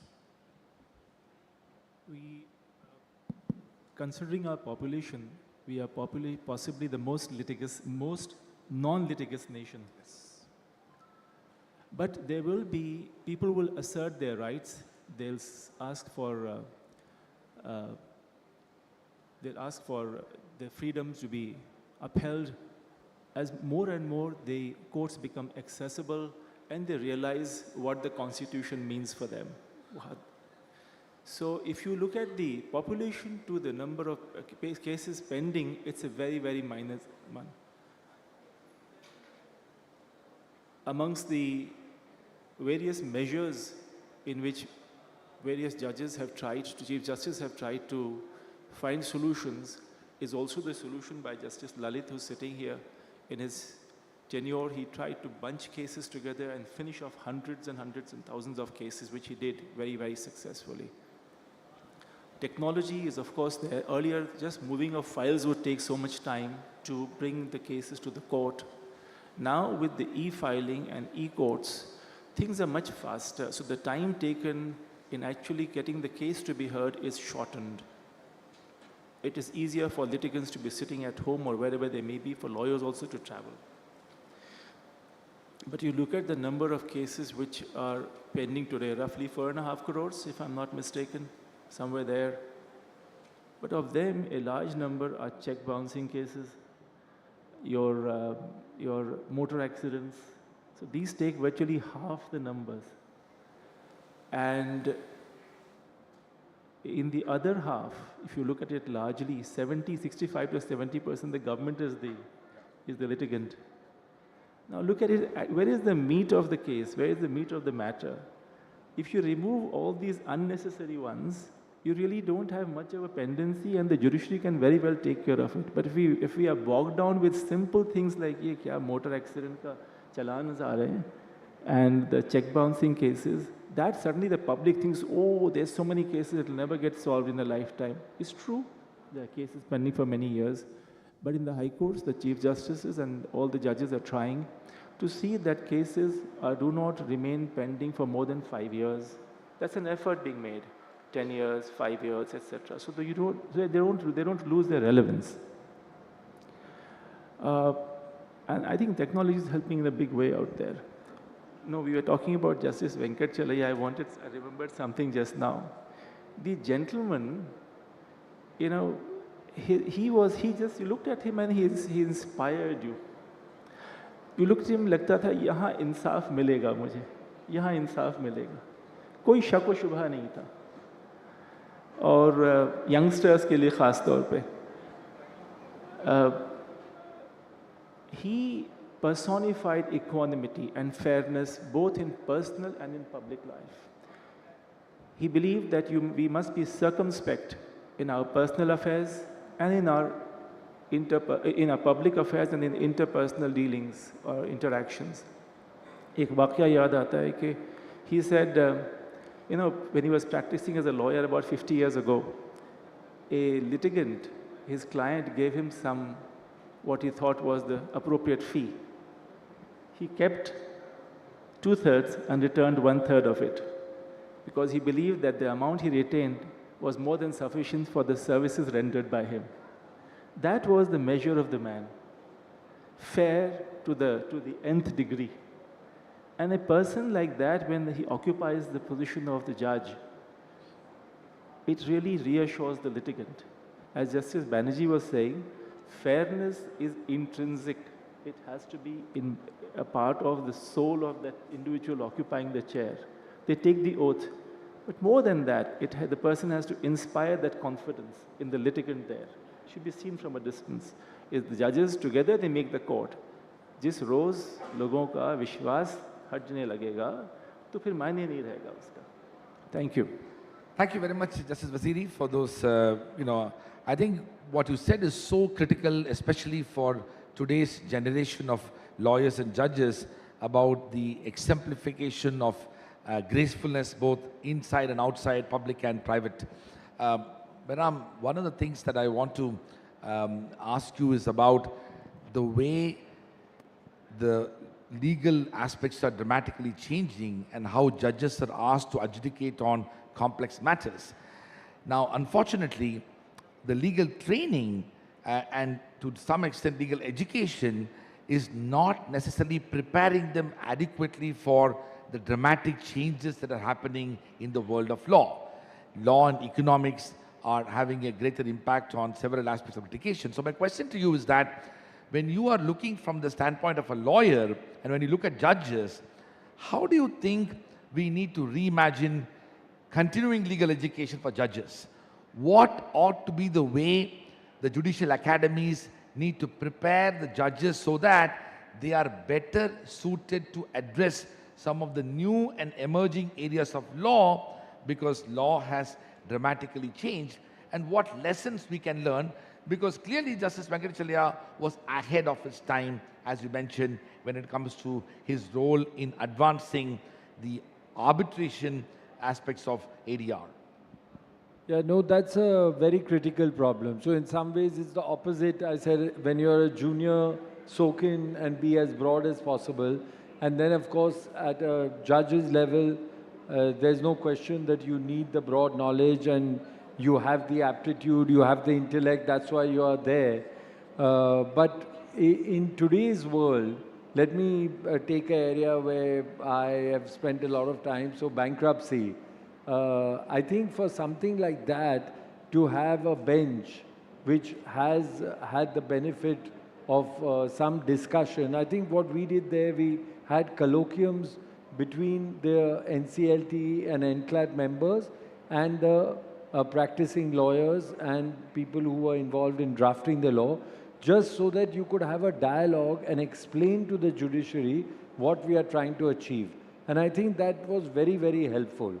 And therefore, having specialization in those kind of areas, you know, as you said today, competition and bankruptcy and intellectual property, those areas to have that CLE and in an appropriate forum, because I know these are sensitive issues as well, is very, very useful. Because what has happened today, because IBC is getting so much priority, the regular company matters are suffering a lot. So we do need some kind of specialized benches as they have across the world. Thank you very much, Bairam. Let me move to, sorry, please. Your question was, what should the judicial academies do? Yes. The judicial academies should initiate discussions, which the National Judicial Academy does. They regularly have programs for judges of different levels, for the civil judges, for the district judges, and also for the High Court judges. Now, there is one thing which all judicial academies need to do, they have been doing. Maybe they should take it a little further. You know, we talk about independence, we talk about integrity. But what exactly should be the norms? This is something which should be formulated jointly on a concerted basis, taking opinion of all stakeholders. Of course, the Bangalore principles are there.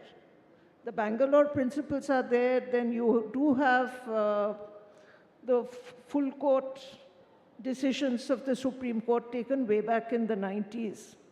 But I think with passage of time, a little bit of streamlining is necessary, because the newly appointed judge, particularly a judge appointed directly from the bar,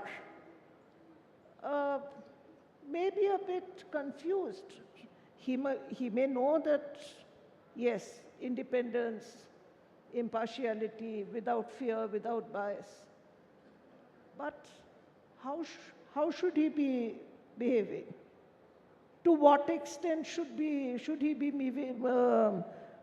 intermingling with the lawyers who appear in his court? To what extent should he be interacting with his former friends and colleagues who might be appearing before him every day? You know, these are areas which require discussion. Well, thank you so much, ma'am, for those comments. I think all of them are important questions, especially in the context of a lot of young people entering into judiciary, and they may or may not be familiar with those principles that have evolved over the years. I'm conscious of time. We have another 9 minutes to go. So, Mr. Pradeep Rai, my question to you is that, you see, one aspect of Justice Venkatachalia's contribution, which I think is quite remarkable, is the fact that he also remained a public intellectual. He not only confined his work as a judge, but the heart of his interest remains the true advancement of law, where even after judicial work, he continued to do so many other things. He was actually actively involved in the Center for governance in Bengaluru. You mentioned about his contribution in the field of education. Much later after NHRC, he took up the leadership of the National Commission to review the working of the Constitution. And quite remarkably, I remember very well that when there was some fears and concerns expressed by many members of civil society about the purposes of this commission, the fact that it was Justice Venkatachalaya who was chairing that sent a lot of, let's say, positive signals and assured people that the intent of that commission and the work of the commission itself is nothing but purely beneficial for advancing the law itself. And those reports are absolutely fantastic. So my question to you is that, essentially, how does a judge sort of evolve himself or herself into a public intellectual much after leaving the world of law and justice? You see, Honorable Justice... Yeah, you can keep it closer to you. Yes, Honorable Justice Venkatachalaya, when he was Chief Justice of India, then and there also he worked on few things: administrative competence, collegium system, on which I remember one incident when late B.L. Hansaria, whose son Vijay Hansaria is also senior advocate in Supreme Court. He was Chief Justice of Odisha, and he was very close to Honorable Justice Venkatachalaya. So once he visited Supreme Court and he said that you did not do anything for me despite all the competence that I deserve to be appointed as Supreme Court judge, you did not do anything. He said, if you deserve, you would have got. So if you don't deserve, you will not get it. Then he left, he went to Justice Ahmadi's room, who was then the number 2. And Ahmadi congratulated him that, Mr. Ansaria, you have already been cleared for Supreme Court. He said, no, but Justice Venkatachalaya did not inform me. He said, no, but we had cleared day before yesterday your name. So that kind of person he was. Other than this, what you were referring, he was such a person that if there is anything academic, intellectual, religious, and not only to Hinduism, about any religion, about any kind of writing, about any kind of concept or jurisprudence, he was such a person, and still he is such a person that he will like to interact, deal with it, and he keeps updating every day. If you talk to him, you will feel like that he is a scientist. Sometimes you feel like that he is an academician. Sometimes you feel that he is a man who is completely socially connected with each and every one. And sometimes you feel that he is a man who is expert of human behavior. I remember a few incidents when he was in National Human Rights Commission. We traveled a few places together. Even when he goes to a prison, he will try to see that how many plates are there, how many spoons are there, whether each and every inmate is getting one plate and one spoon, and by surprise to everyone that it was only 1/4 of the strength in the prison. So it was the great contribution of his that he did the prison reforms, he did educational reforms. He tried to, suppose a student writes a letter, like I, as a young journalist those days, when he was in Supreme Court, just by writing a letter, you could meet him. And he was such a person that he will try to educate you. If you are not agree with him, he will not mind. I am fortunate that recently there was a training program of mediation. I requested, sir, tell me what we can do for the knowledge of lawyers and improvement of their academic skills and updating themselves. He suggested me that there are judicial academies which are working only 50 to 60 days in a year, despite all the infrastructure. Why don't you ask and request the Chief Justice to give you those facilities and utilize that for the benefit of lawyers? I am thankful to Justice Ramanna and Honorable Justice Uday Lalit, who is present here. Justice Lalit sir, especially for you. So we requested Honorable Justice Ramanna and Honorable Justice Lalit that we need to be trained in the mediation, and especially we wanted Judicial Academy. I am thankful to Honorable Justice Lalit that he extended all the help, and our training program, which was the record 250. Earlier, only 50 mediators were there in Supreme Court, but those 250 mediators came in National Judicial Academy and Delhi Judicial Academy. I am thankful to suggestion of Honorable Justice Venkat Chalaya, and I am thankful to the great efforts made by Honorable Justice Lalit for training those lawyers. Though we treat him from the bar only, he is I never treated him as an outsider. He has been a member of the bar. He is still our elder brother and our great support for all of us. Thank you so much, Mr. Rai. Of course, I will call him as Professor UU Lalit for his contributions to our community. We're going to have only 5 minutes now, so I want to throw it open for the audience. We'll take 2 questions, and then I'll get back to our distinguished panelists here and take their responses. 2 questions. Can you please stand up and ask your question, introduce yourself quickly? Even if there's no mic, you can come up and please ask the question. I'll pick it up.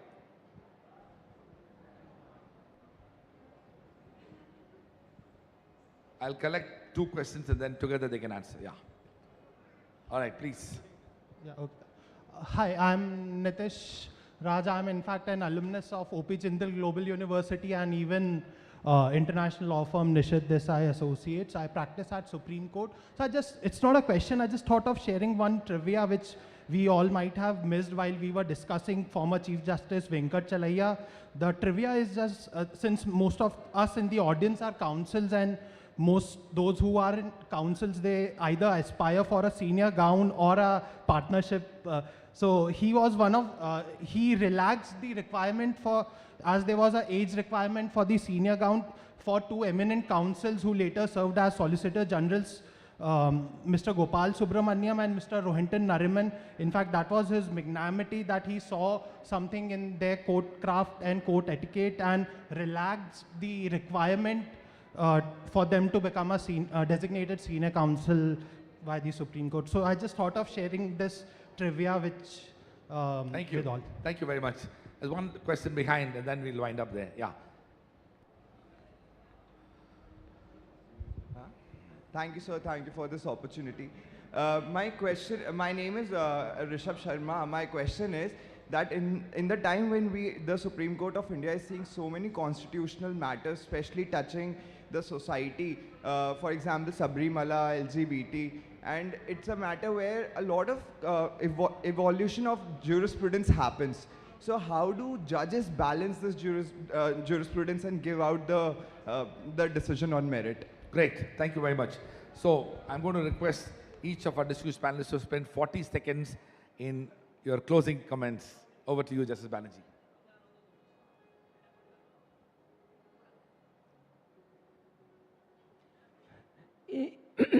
In an adversarial system, the lawyers have a great contribution. They make their arguments. The judges hear the arguments. They are supposed to have a good grounding in law.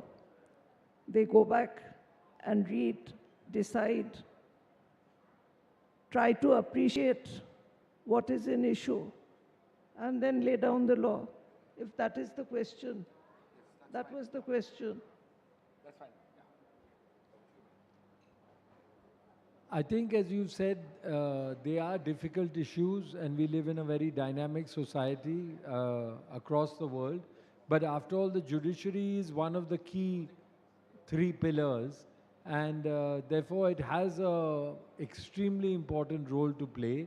And as long as it doesn't usurp the legislative function, its importance is just super crucial. See, for a judge, or for a litigant, for the ordinary person in the society, it's important for him to carry the impression that I was heard. Most important is that the person was heard. And then the judgment follows, the decision comes. Very often a counsel may not be able to convey what is this, what are the various contours of the matter. It is at that time that the judge has to listen to the silences that I've said. To listen to the silences, वो बात जो कही नहीं गई, वो मुझे सुनना है, judge को सुनना है वो. And that's where the balancing comes. You listen, you look at the entire matter, it requires some mulling over. Tamam cheez ko, you have to look for the balance there. And that's what all judging is all about. It's the same thing in your daily life. Somebody comes to you with an issue, you have to look at it and be fair. Fairness should come out from your judgments. Thank you. Thank you. Please. Once a question was put to Lord Chancellor that what takes to be Lord Chancellor, and he responded that a judge should be gentleman and he should know little law also. I feel that the quality of being a gentleman is necessary among the judges, and also it is similarly important among the lawyers. If we have all this, our system will certainly strengthen and the justice dispensation will be absolute. Thank you very much, Mr. Pradeep Roy, Justice Waziri, Justice Banerjee, Bairam, as well as Abhishek Singhvi for a fascinating panel. Congratulations to both Vivek Debroy and Samir Kocher for producing a beautiful edited book. It has 17 essays, 7 of them on the theme law, and then another 10 of them on life. It straddles across different aspects of law. I want to end by citing absolutely fantastic observation by Justice Holmes when he said that the life of law is not logic but experience. And I consider Justice Venkatacharya as the Justice Holmes of India. When Justice Holmes retired, the entire court wrote a note signed together about his contributions. And I want to read that note, and I do believe that Justice Venkatacharya epitomizes so much what was said by his colleagues, Justice Holmes' colleagues, when he retired. And I will quote it.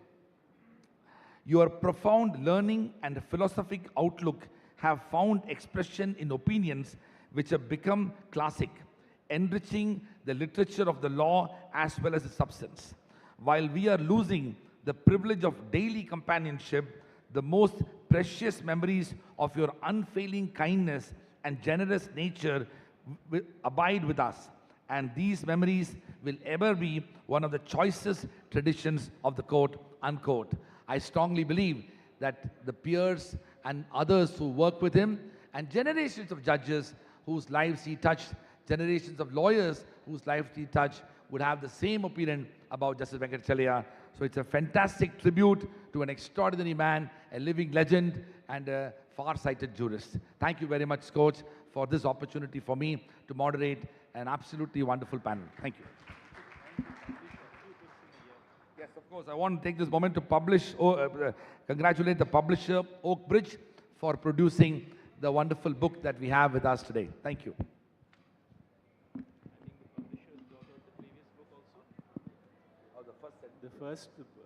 Last year also, I think they brought out a book on Justice Venkatacharya, Oak Bridge. Congratulations to Oak Bridge.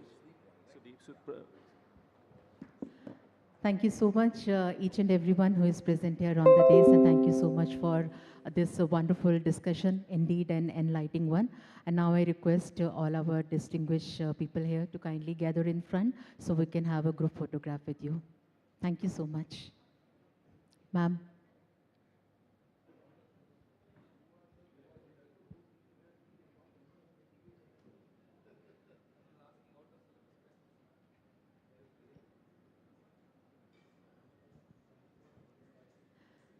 Sir, we request you to kindly have a group photograph with us.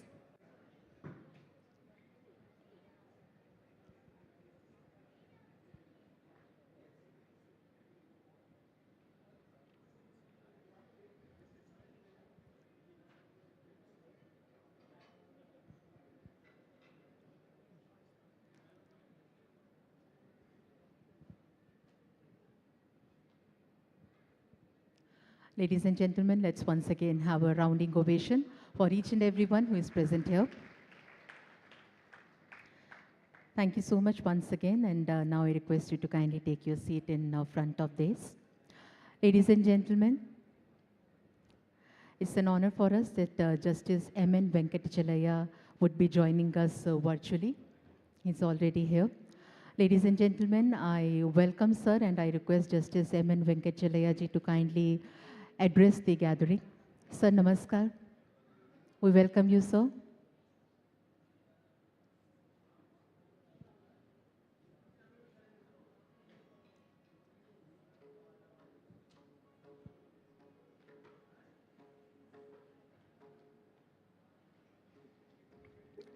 Hello? Yes, sir, you're audible. Am I audible? Yes, sir, you're audible. We welcome you, Thank sir. you, thank you. Thank you, thank you. Dr. Vivek Devroy, Sri Samir Kochar, Chief Justice Chittatosh Mukherjee, very eminent panelists, ladies and gentlemen, I am deeply indebted to Dr. Vivek Devroy and Sri Samir Kochar, and more particularly the eminent panelists, for the affection bestowed on me. I must, however, hasten to add that the good and kind things they have said about me are the expressions of their kindness and generosity of their hearts. I do not have the impertinence to think that I ever even remotely deserve them. Scotch India Law Forum has honored a truly legendary judicial personality, Justice Chittatosh Mukherjee, who personifies a great judicial tradition. His grandfather, Justice Ashutosh Mukherjee, is an icon in the Indian judicial tradition. I join you all in conveying my respectful greetings to the great Chief Justice who has been honored today. Ladies and gentlemen, human societies face three major threats today. The first is the grave ecological disaster posing danger to human survival. Twilight can soon become darkness. New disruptive technologies can create new oligarchies, bring about unimaginable concentration of wealth and economic power in the hands of a few. Nations that exploit these technologies can outpower other countries and establish unshakable economic empires. We can have democracy or concentration of wealth in the hands of a few. We cannot have both. The third is the crisis of moral leadership. In recorded history, major human tragedies are not the result of individual selfishness and greed, but the selfless loyalty and dedication of great masses of people to a cause, to a leader, to a symbol, or to other emotive issues. That's man's neural dilemma. This is the crisis of ethical leadership. What are the good aspects of a just society? What are the aspects of a just society? An English judge attempted an answer to this question. What is law? What is law for? What constitutes a good law? How it is different from a law which is bad? But it is clear that no answer is possible without addressing the issue of values. One of the main purposes of law and justice, courts, judges, governments, and parliaments is to protect the weak against the strong, the few, and in extreme cases, the individual against the many, and the unpopular against the popular. This is the essence of what we owe each other. Justice, it is said, is the greatest interest of humans on the earth. There are some emotive sentiments in the preamble of our Constitution. Justice, equality, and fraternity. They open up a vast music of hope and justice. Professor Willis, speaking of the emergence of the American Supreme Court as a great institution in the American theory of government, said some very emotive words. He said, speaking of the Supreme Court of the United States, he said, the court has not been infallible. It has made mistakes. It sometimes has run counter to the deliberate and better judgment of the community. But the final judgment of the American people will unquestionably be that their constitutional rights are safe in the hands of the federal judiciary. To paraphrase the language of William Worth, if the judiciary were struck off from our system, there would be little value and that would remain. The government cannot exist without it. It would be as rational to talk of a solar system without the sun as to talk of the government in the United States without the doctrine of the supremacy of the Supreme Court. The supremacy is really a metaphor. That the concept of supremacy is really a metaphor for what really is a duty to provide from time to time meaning to fixed words of the Constitution in changing context, utilizing the purposed vagueness of the constitutional phraseology.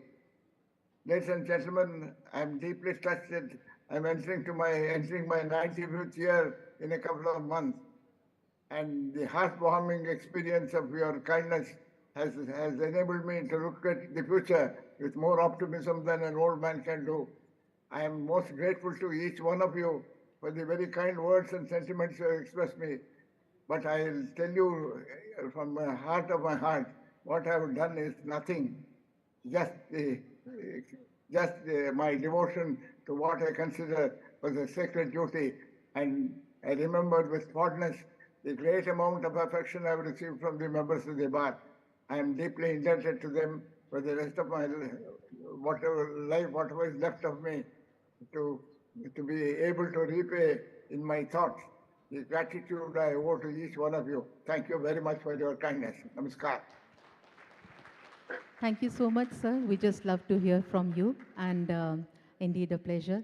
दिव्यों सज्जनों, न्यायाधीश M.N.. Venkatachaliah Bharat के सर्वोच्च न्यायालय के भूतपूर्व न्यायाधीश रह चुके हैं और साथ ही सन 2022 के Skoch lifetime achievement award से भी उन्हें सम्मानित किया जा चुका है और उन्हीं की जीवन और कार्यकाल पर आधारित इस पुस्तक का विमोचन अभी आपके समक्ष किया गया. Ladies and gentlemen, before we incline towards our next segment of award, here we present another Nazrana in form of Tarana, which is in Kathak art form in front of you.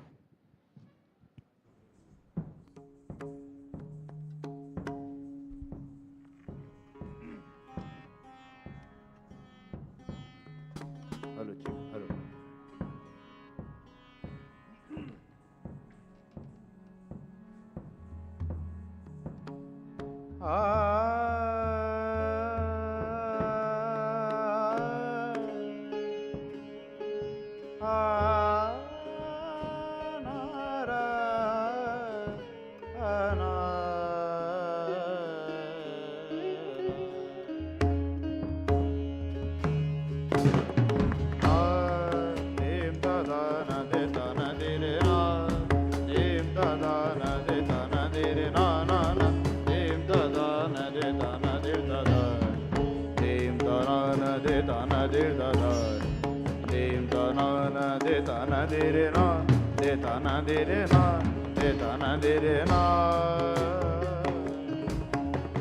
Sa dani za dani ba ma ba ni ma ba ga ga ma re ni re sa ma ba dani sa dani za dani ba ma ba ni ma ba ga ga ma re ni re sa ma ba dani sa dani za dani ba ma ba ni ma ba ga ga ma re ni re sa dani sa ni sa re ga ma ba da ni sa dani sa ni sa re ga ma ba da ni sa ni sa dani sa re ga ma ba da ni sa ni sa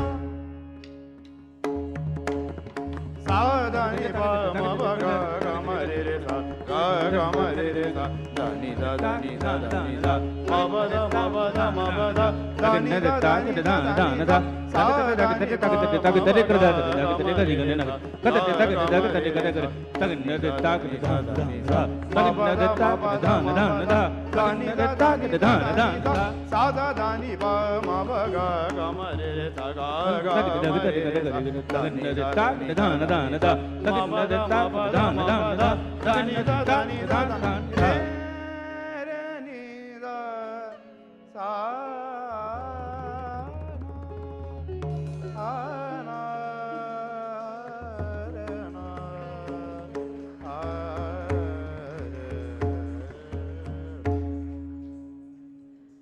Ladies and gentlemen, with this moving forward, I now announce India Law Forum Awards.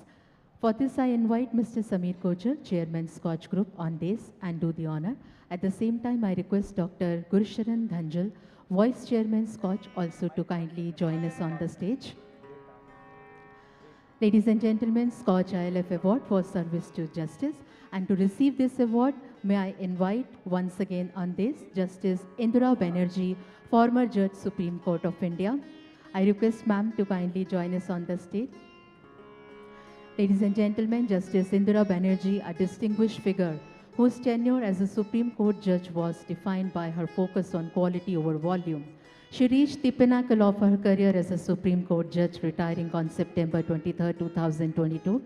Justice Indira Banerjee's profound impact on the Indian legal landscape and commitment to justice serves as a timeless inspiration for future generations. Ladies and gentlemen, let's have a huge round of applause. Let's put our hands together for Justice Indira Banerjee, receiving SKOCH ILF Award for Service to Justice.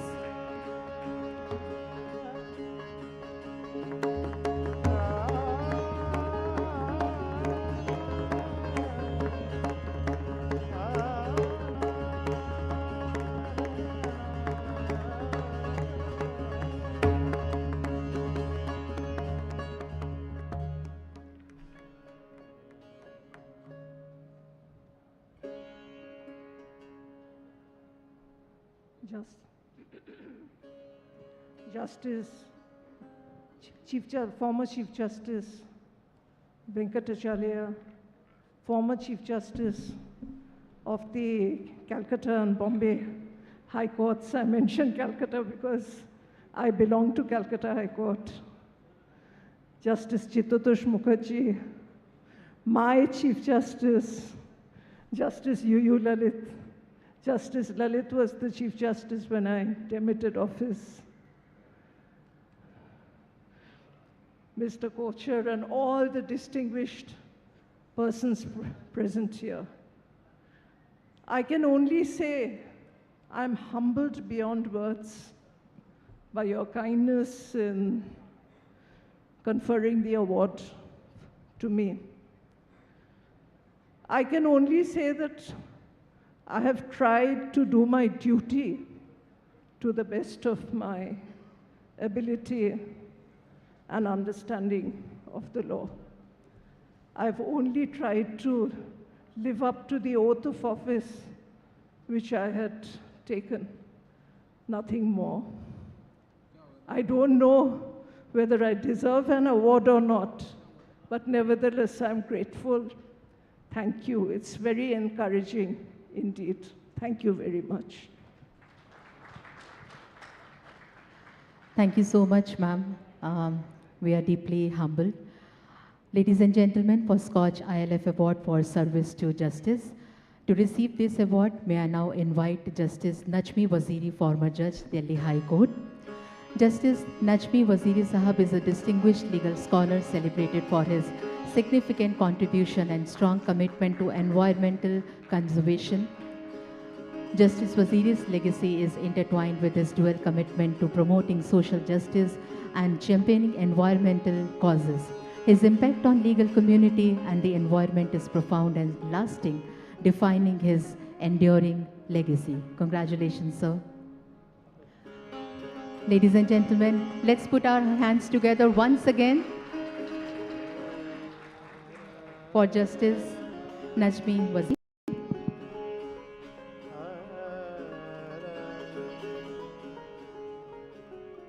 ये ख्वाब तो नहीं देखा था मैंने. Chief Justice Venkatacharya, Chief Justice Lalit, Justice Indira Banerjee, Chief Justice of the Calcutta Court, former Chief Justice Chitatush Banerjee, Mukherjee, and all distinguished guests present here. What does a judge do?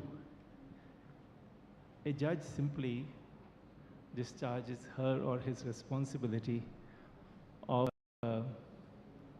writing judgments and disposing cases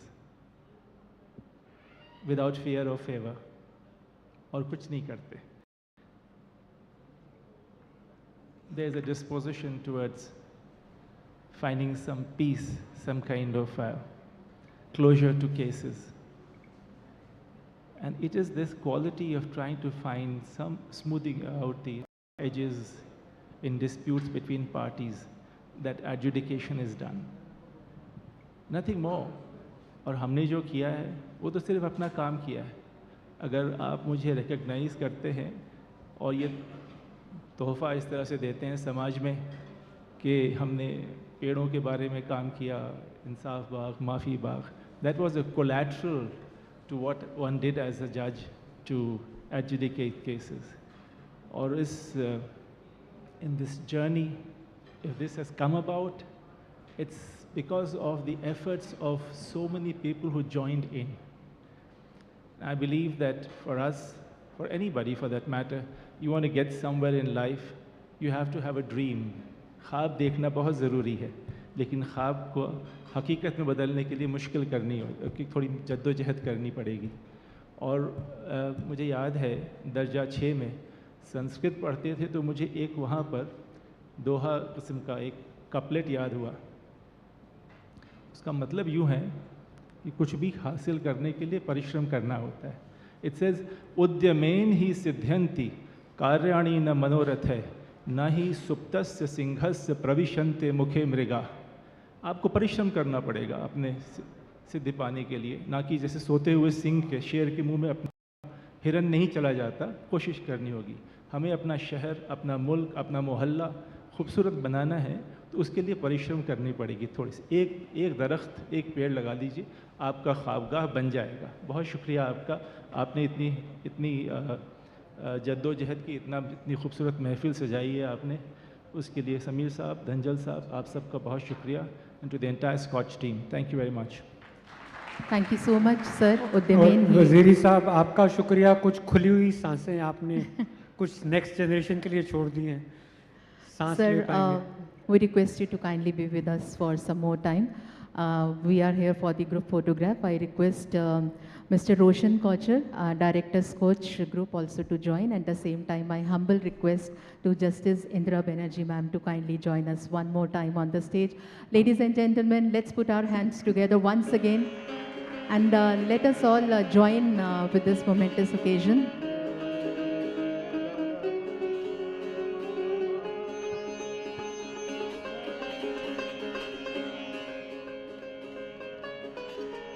Justice Nashmi Waziri sir, thank you so much for giving us this life mantra, Uddyamen hi Siddhanti. Thank you so much. Ladies and gentlemen, now we are moving towards our another section of awards, SKOCH India ILF Awards for Service to Law. And for that, may I please invite Geeta Luthra, Senior Advocate, Supreme Court of India, to receive this award. I request Geeta Luthra, Senior Advocate, Supreme Court of India, if she's here. Okay, she's not. Ladies and gentlemen, a SKOCH India ILF Award for Service to Law. To receive this award, we also have Arshad Hidayatullah, Senior Advocate, Supreme Court of India. Unfortunately, right now he's not with us, but definitely he would be joining us virtually. Namaskar, sir. We welcome you.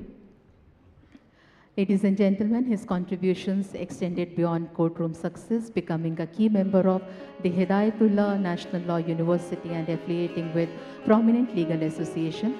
Throughout his journey, Mr. Hidayatullah's dedication to the legal field remained unwavering. His mastery of administrative and constitutional law solidifies his position as a revered and influential figure within the legal community. We congratulate, sir. Yes, sir, we can hear you. May I say I'm totally overwhelmed by this award being given to by the Indian Law Forum and Mr. Samir Kocher. And I don't know whether I was worthy of this award, but the thing is that when I started doing law 51 years ago, I had the fortune of joining Mr. Sobrabji, who encouraged me towards administrative law during the emergency. And with that, my practice took off. At the same time, there was a development in indirect tax, because tax rates had been raised to 160%, and everybody wanted to challenge it. Both these helped me in my career, and as somebody said, super specialization is not a good thing. Unfortunately, I was typecast, asked in that direction, and I've had no regrets. I'm sorry I'm not with you today. My health, eyesight did not allow me to come, and I did tell Dr. Musharraf to excuse me. It's a matter of pride to be on the same platform to receive the award which my senior, Mr. Farid Nariman, and my senior, Soni Soraki, had received. As they say, when the saints go marching in, I want to be in that number. And because of the India Law Forum, I think I am in that number. Thank you very, very much. Thank you, Arshad Hidayatullah, Senior Advocate, Supreme Court of India, for your kind address. Next to receive this award, I welcome on stage Behram N. Vakil, co-founder AZB and Partners. Ladies and gentlemen, Mr. Vakil's impact extends beyond legal practice, and he has served on various high-level government committees focused on financial reforms, foreign direct investment, and securities market reform. Behram ji has earned accolades from Chambers Global and Chambers Asia Pacific, ranking as an eminent practitioner and Band 1 for banking and finance. His contributions as a leading lawyer is restructuring, banking, and project finance have solidified his position as a legal luminary in India's corporate world. We congratulate, sir. Ladies and gentlemen, Behram and Vakil, co-founder AZB and Partners. Let's put our hands together once again for him.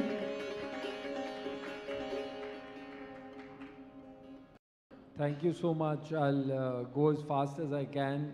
I'm truly humbled to be in such august company. Definitely do not deserve it.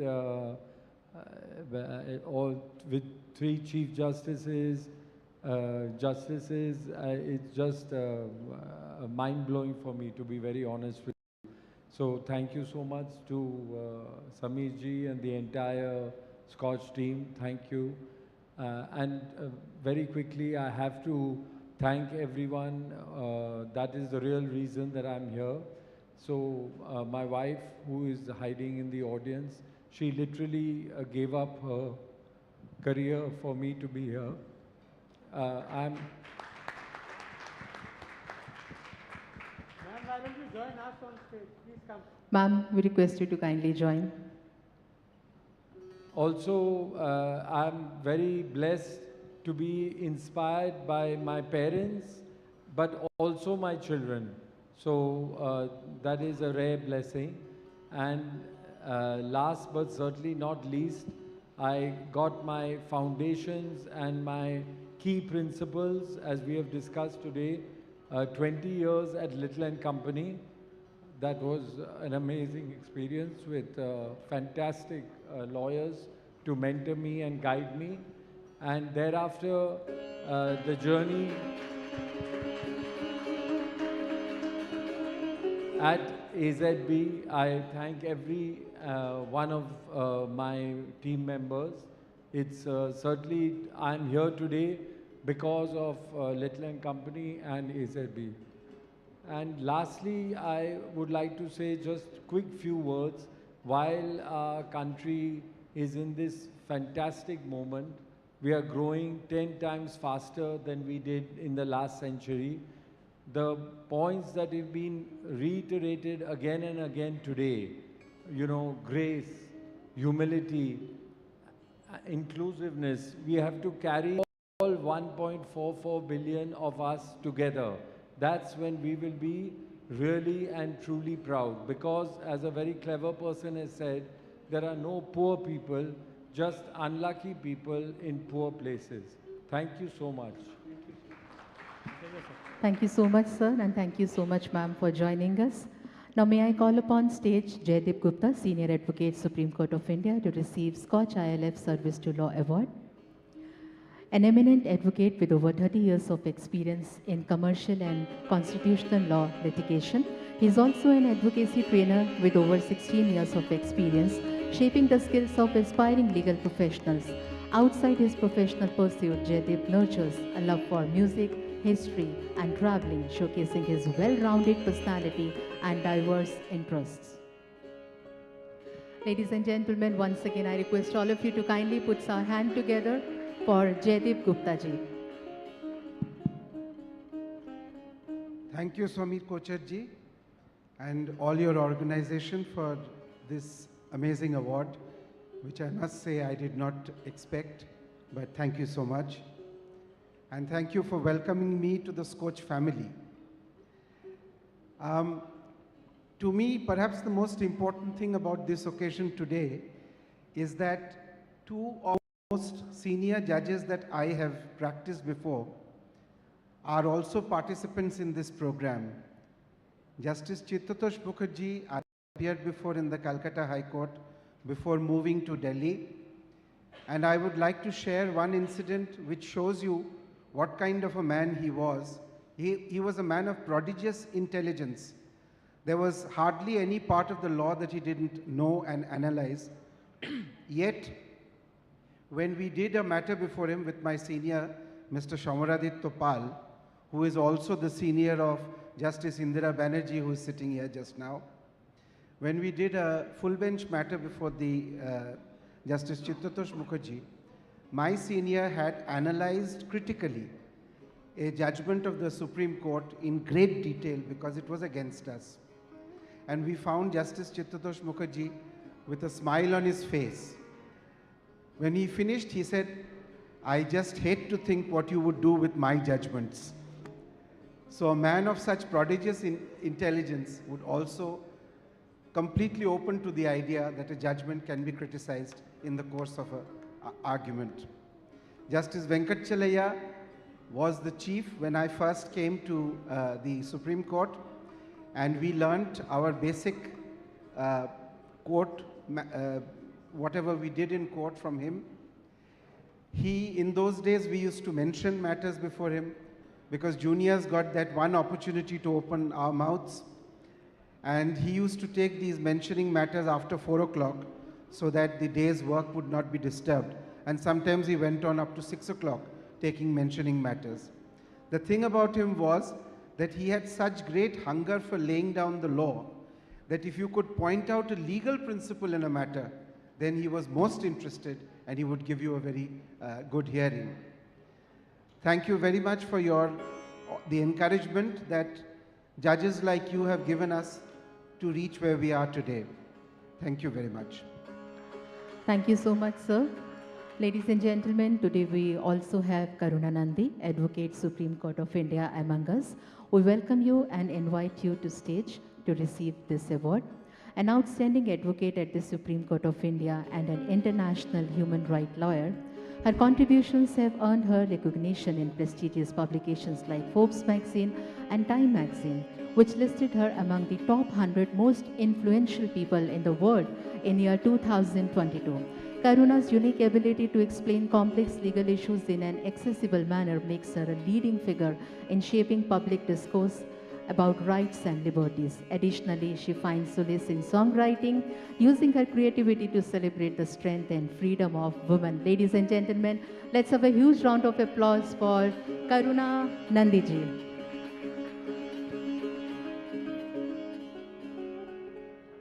Namaskar, everyone, and I'm so grateful for this award as possibly the youngest person here. As a first-generation lawyer, there are many challenges that you face. In fact, there are many challenges all litigators.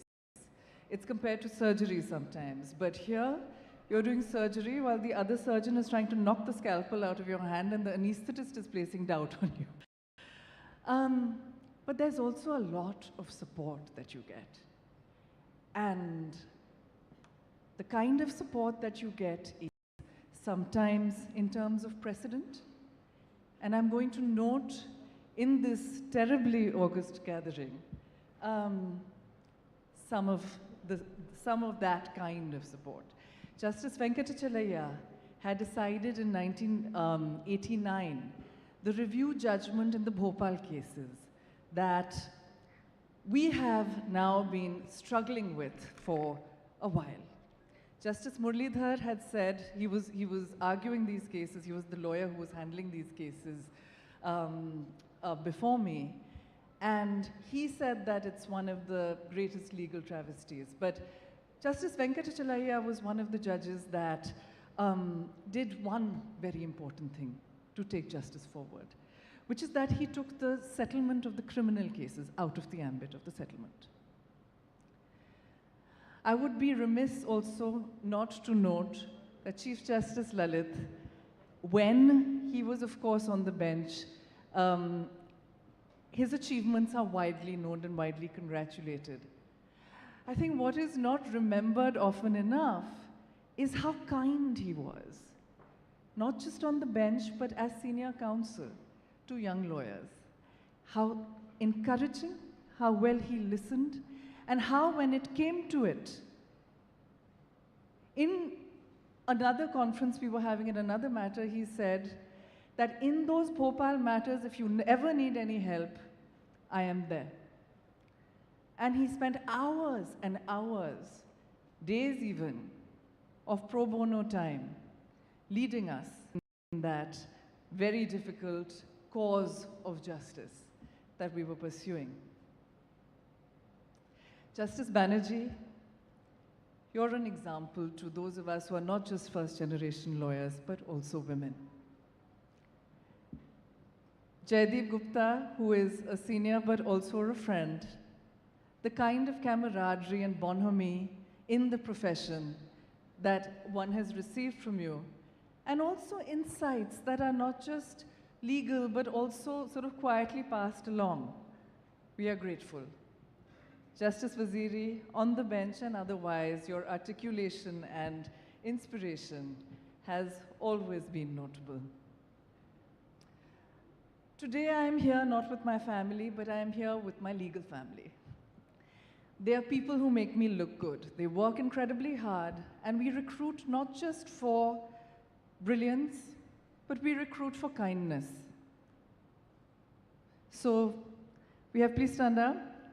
We have Amanpreet Singh, Rishika Rishabh, Muskan Tibrewala, Ishan Karki, Ragini Nagpal, who had to leave, but she made sure that she came even for a bit, and volunteer Ihab Sayed. So thank you, all of you, for making one feel not like a first-generation lawyer, but somebody who is supported and lifted by all of you. Thank you. So grateful. Thank you. Thank you so much, ma'am. Ladies and gentlemen, we also have Nishit Desai, founder Nishit Desai Associate among us. I request him to kindly join us on stage and receive this award. Ladies and gentlemen, his mastery as an international tax, corporate and technology lawyer is complemented by a wide-ranging interest in law and society. Nishit Desai Associate has earned acclaim including Asia Pacific's most innovative law firm in 2017 and India's most innovative law firm for 5 consecutive years, reflecting Nishit's pioneering legal journey. Ladies and gentlemen, let's once again join and put our hands together for Nishit Desai, founder Nishit Desai Associate, for receiving this award. Thank you so much. It's inspiring to be here. And I'm wordless at this point in time to hear all about Justice Venkatachalaya, whom we have revered for a long period of time. So it's very inspiring. Second, I would like to thank SKOCH Group for considering me for this award. I don't know I deserve that or not, but I think it's been a pleasure and privilege. Of course, we always have to thank spouses.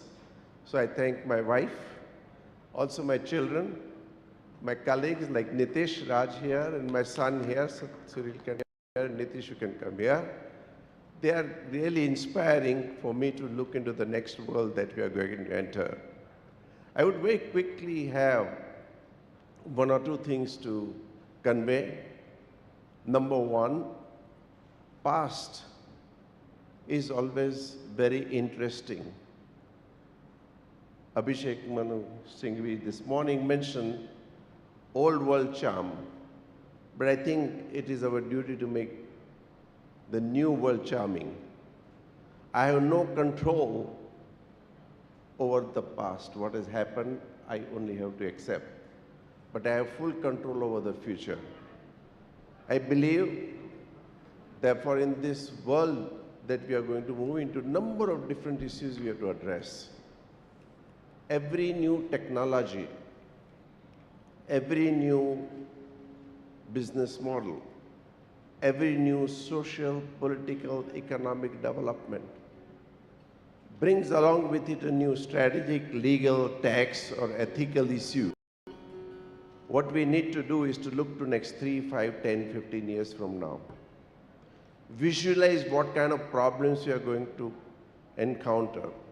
Prepare for them today, so when time comes, we are ready to meet those challenges.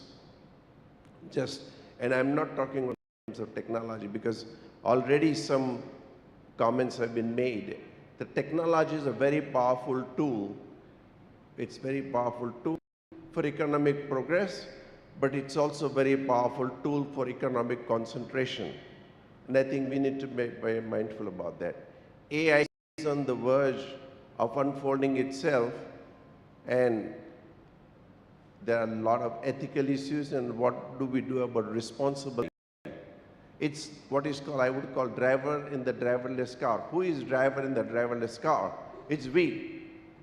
So it's very important that we'll next future years. I believe in next 7 to 15 years, just as we looked at ESG, we looked at other issues, they were only conversation 15 years ago. 2 years ago, when climate became global conversation, whole world has changed. So many new technologies have come. My personal feel, next 7 to 15 years, human rights and business will have to be integrated. If we do not integrate that, there will be a lot of dynamic. Today, both are considered to be like antithesis of each other. But I think that if we can harmonize human rights into the daily business life, I think there is modern day slavery. We need to really concentrate on that issue. Refugee, we have talked about climate. Major issue would be on the climate refugee. How do we address that? Immigration law is a worst form of protectionism and against human rights. So I think those elements, I'm sorry, I'm talking too much. No, not in the least. Please stop me, I can go on and on. I rarely get opportunity to talk, so thank you so much. So that's a very important thing that we need to look at. Work together, we'll do thousands of things, thousands of millions of things together, right? Last vision that I have, and that is, can we work together to deliver justice at the speed of thought without injustice? Because justice could be buried. But using technology, using process re-engineering, using culture and organizational behavior, I'm sure we can. All that we need to have is willpower and commitment to do it. I'm always with you. Anyone needing any help, we are a based law firm. We'll be very happy to help. Any small thing that we can contribute, it's a privilege. And thank you for this opportunity. I am really grateful to everyone here and all of you for giving me this, position here. I really, once again, thank you. Thank you so much. Thank you so much, Nishit Desai, sir. And moving forward, we welcome Rajiv Chopra, Managing Director, Legal Accenture, on stage. And I request sir to kindly be on the stage and receive his award. Rajiv Chopra, an exceptional legal professional with over 2 decades of experience.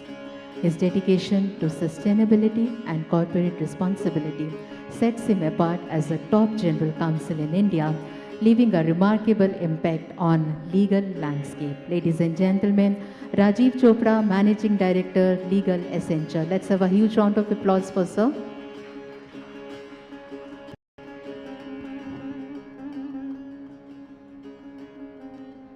I think Behram before me said what he's done to deserve now. Behram, I have to say, I'm really wondering, why am I even here?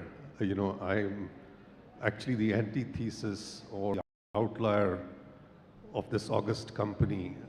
I've been in profession for 30 years, and other than the first 6, I haven't gone to the courts.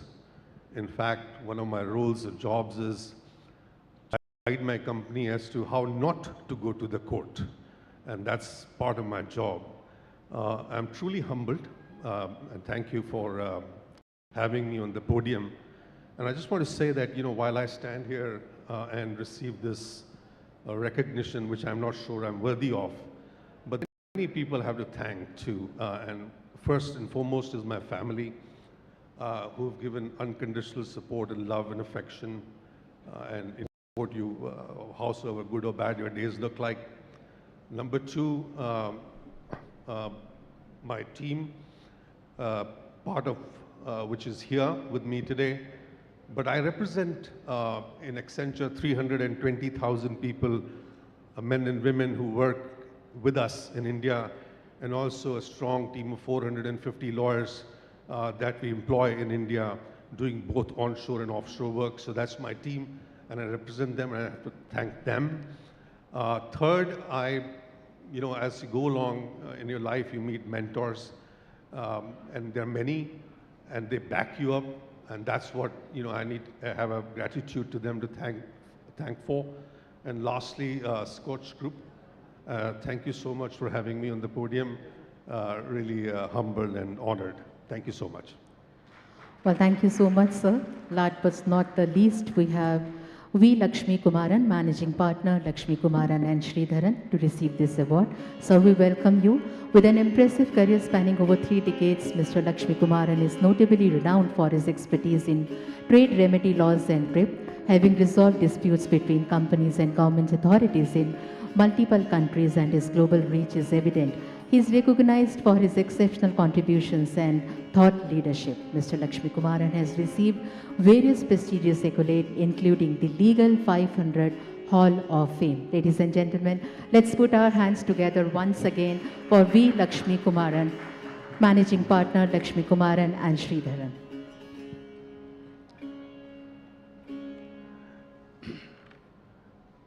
Thank you, Samir. I have no words to thank, and I always ask myself a question whether I deserve. I come from a very remote village in Tamil Nadu, from a very, very economically backward family. When I first argued the matter in the Supreme Court on the first day, when I went back and prayed before the God and cried, do I deserve this? And whoever has motivated me to become a lawyer from being a bureaucrat for 11 years, that is Mr. K. Parasaran, the Attorney General of India, who encouraged me to become a lawyer. And I asked myself a question: what am I going to do as a lawyer? Argue cases day in and day out, or something more? Then came the famous verse of Taittiriya Upanishad, which says, Shraddhaya deyam, ashraddhaya deyam, Shriya deyam, Bhiya deyam, Samvita deyam, Athayati te karma vidigitsa va vritte vidigitsa va syat. It goes on. It talks about the joy of giving and joy of sharing. I said, the contribution which I can make is to encourage the faceless, nameless lawyers coming from the law schools. Take them, train them, make them outstanding lawyers, make them better than you. And that is what ultimately I think is a contribution we should make to this, the part called subject of law. I am doing that only, sir. I have nothing else to say.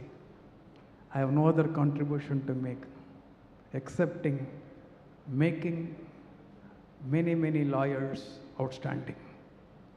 Thank you very much for calling me here, sir. Thank you. So thank you so much. I request you to kindly be with us for some more time. And at the same time, I request our all other awardees of Scotch ILF Service to Law to kindly join us once again on stage. At the same time, I request our director, Scotch, Mr. Rohan Kocharji also to kindly join us for the group photograph. Ladies and gentlemen, we have Behram N. Vakil, co-founder AZB and Partners. We have Jaideep Gupta, Senior Advocate, Supreme Court of India. Karuna Nandi, Advocate, Supreme Court of India. Nishit Desai, founder, Nishit Desai Associate. Rajiv Chopra ji, Managing Director, Legal Essential. And V. Lakshmi Kumaran, Managing Partner, Lakshmi Kumaran and Sridharan. For this lovely, momentous, joyous occasion, we also have Samir Kocharji. We have Mr. Dhanjalji and Mr.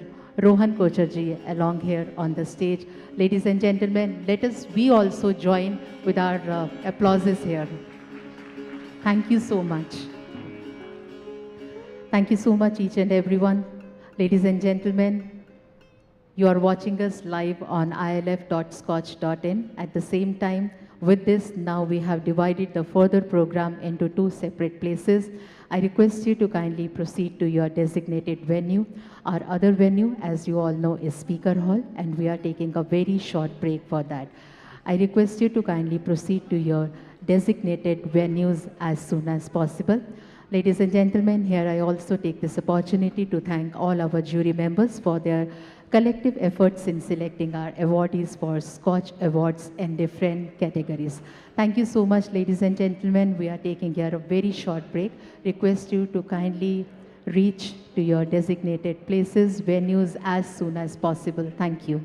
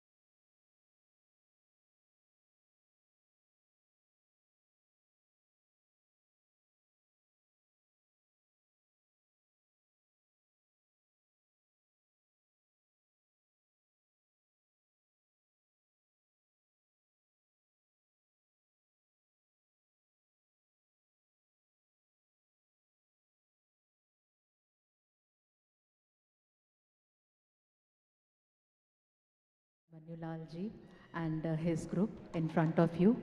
And right now we are presenting a beautiful performance in front of you.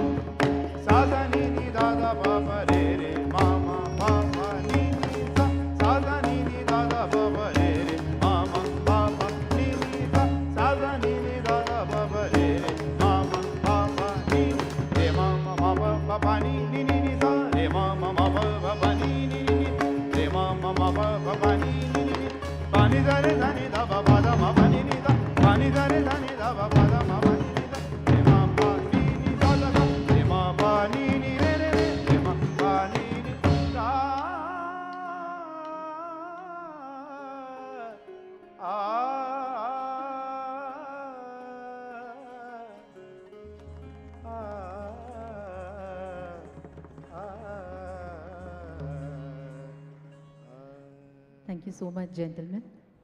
Ladies and gentlemen, as we all know, SKOCH India Law Forum is the platform that deliberates and returns actionable recommendations on the burning issues of its time. One such issue is online gaming.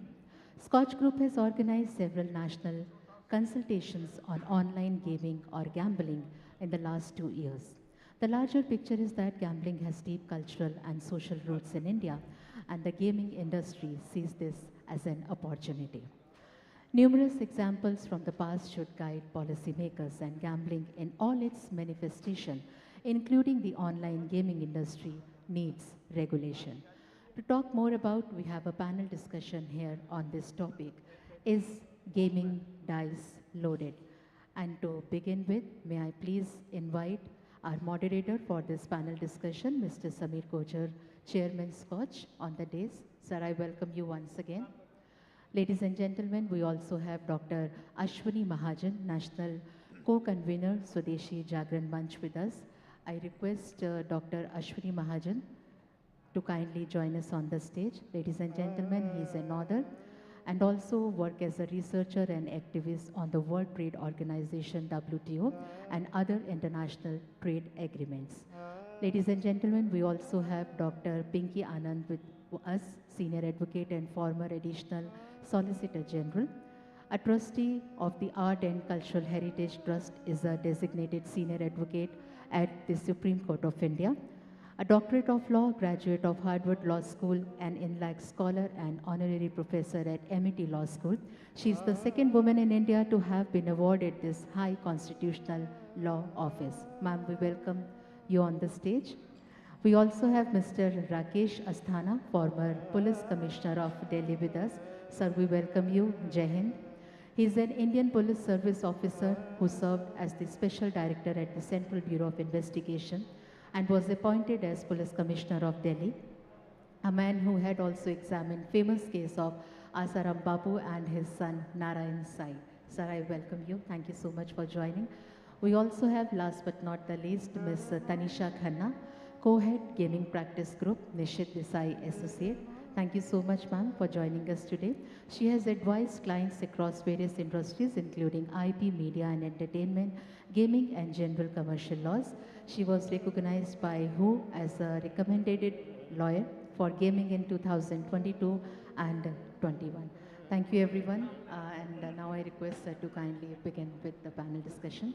Well, thank you very much for this very important session that we have this afternoon. Is the gaming dice loaded, and I think that has been at the center of attention. But let me tell you that why is it important to have this discussion? I think since this morning we've talked about a lot of grace, a lot of gentlemanly or gentlewomanly spirit, etc., that have been hallmark of Indian legal system or policy debate over the years, and they remain as a bedrock of the same. So there is a particular grammar and a vocabulary of public policy that this country is used to following, and this cowboy style American way of lobbying is very new to us. You know, so what happens is that industries who are perceived to be in a bad neighborhood, you know, like the crypto or gaming or gambling, etc. So they are in any case in Indian psyche coming from a bad neighborhood. On top of that, they pick up paid media who start singing in unison that this evil is actually very good for the country, and drown out all voices of difference of opinion that may exist. And these areas being very new, there is clearly a lack of state capacity on understanding on issues that are really involved. Historically, that role has been played by independent think tanks, academia, and civil society. But in this new games of, let's say, cowboys, they have no space left and they have no funding left also to do research and talk about these areas that are extremely important to policy making in India. It is not a question of who is for gaming or who's against it. It is a question of, has the policy been made after hearing all the point of views that exist. Also, there is, for the first time, that we are discussing the difference between gaming and gambling. I am a simple person, not very much educated, but both the acts are acts of betting. So if you say that, you know, my betting is more skilled and his betting is more chanced, so are we going to make a law on the process? Well, you can have a patent on the process, but how can you have a law on that? Or are you going to tax the process? Or are you going to tax the business, which is betting? So this is why this session is extremely important. And I think one of the lessons learned by the gaming industry is that when you behave like a bull in the china shop, what you get is 28% on face value. Had they, you know, given a breathing space and had a wider public debate, possibly the view would not have been that harsh. So having said that, let me get the ball rolling with the biggest excuse that they gave, whether it is crypto, whether it is gaming. That excuse is that the state lacks policing ability. Since India cannot police gambling, India cannot police crypto, and all of these guys are going to go to, you know, friendlier regulations and shores. Therefore, we should legalize them. You know, we should legalize drugs too. What do you say, Mr. Asthana? Do you think we have zero policing capability on digital sin industries? I disagree with you. We have got tremendous capability of investigating any cyber crime, and gaming, online gaming or gambling, if it is a game by chance and if it is the money is involved and a crime is committed, it is a cyber crime. And we are fully competent, even all the police forces, central agencies, specialized agencies in the state police, they are fully equipped to investigate the case. The only problem lies is what sections should be applied to. The lawyer is here. My perspective, we have only the State Gambling Acts or Public Gambling Act of 1867, Government of India. I feel that since online gambling or gaming, whatever you say, if it is a crime, suitable amendment in the Public Gambling Act of 1867 should be made, so that there is some deterrence. Otherwise, deterrence is not there. Mostly police take the cases as of 420 and investigate. And it takes a lot of time then. So this is my view. Okay, so your perspective is that there is no lack of policing capability, there is lack of law. And The law is there, but some deterrent law is not required. there. Yeah. So that brings me to Ashwini Mahajan. So Ashwini Mahajan ji, ये जो industry है, gaming वाली है, crypto वाली है, कुछ related सी industry है, ये लोग तो लॉ को भी अपोज करते हैं, ये कहते हैं कि रेगुलेशन होना ही नहीं चाहिए, हम खुद ही सेल्फ रेगुलेट कर लेंगे, हम खुद ही फैसला कर लेंगे कि ये सही है कि ये गलत है, इस पर कितना टैक्स लगना चाहिए, कौन सा गेम जुआ है, कौन सा लूडो जुआ नहीं है, चाहे उस पर पैसा लगा के आपके लिए। आपका क्या मानना है कि रेगुलेशन की प्रॉब्लम है, लॉ की प्रॉब्लम है, क्या प्रॉब्लम है ये? यहाँ समस्या इस बात की है समीर जी कि ये एक नई टेक्नोलॉजी है। उस नई टेक्नोलॉजी में कोई भी नई चीज़ आती है तो उसमें रेगुलेट करने में समय लगता है। पिंकी जी बैठे हैं कि जब अगर हिस्ट्री ऑफ लॉ पढ़ेंगे तो किसी एक कानून को बनाने में सदियां लग जाती हैं किसी एक विषय को लेकर। तो हम समझें कि इस तेज़ चलते हुए युग में हम मिनटों में, आज आपने कुछ चीज़ ईजाद की, गेमिंग, चाहे वो गेम ऑफ चांस है, चाहे वो गेम ऑफ स्किल है, उसके बारे में हम अभी हमारे सामने लीगल एक्सपर्ट्स बैठे हैं, तो आप भी जानते हैं कि इतना आसान नहीं होता किसी के बारे में कानून बना देना। इसीलिए इसका फ़ायदा उठाते हुए कई बार, मैं इनको गलत नहीं मानता हूँ, लेकिन जो कंपनियां इस काम में संलग्न हैं वो इसका फ़ायदा उठाते हुए कि रेगुलेशन कैसे होने चाहिए, हम भी स्टेक होल्डर्स हैं, हमसे भी पूछिए, ये भी बात आती है। इन लोगों ने बड़ी चतुराई से, मैं माफ़ कीजिएगा, मैं इस विषय को बड़ा उस तरीके से, आप जानते हैं कि हम तो बड़ी चतुराई से जीएसटी का कोई इशू था, किसी हाई कोर्ट में उस विषय पर बातचीत चल रही थी, तो उसमें इसको गेम ऑफ स्किल और गेम ऑफ चांस की वोकैबुलरी में जोड़ दिया और वहाँ से शुरुआत हुई कि ये तो गेम ऑफ स्किल्स हैं, तो इसलिए इनको गैम्बलिंग नहीं माना जा सकता, इसलिए इन पर रोक नहीं लगाई जा सकती, रिस्ट्रिक्शन नहीं लगाई जा सकती।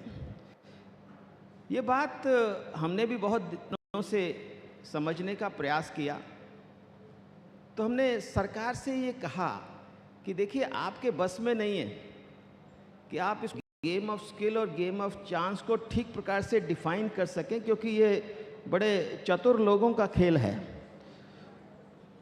तो आप क्यों ना इसमें एक कैप लगा दीजिए, क्योंकि मुझे सबसे ज़्यादा परेशान करती है, दुखी करती है, वो है कि मेरे युवा 50 रुपये की स्टेक लगाते हैं, फिर 100 रुपये की स्टेक लगाते हैं, फिर 1000 रुपये की स्टेक लगाते हैं, फिर 10,000 रुपये की स्टेक लगाते हैं।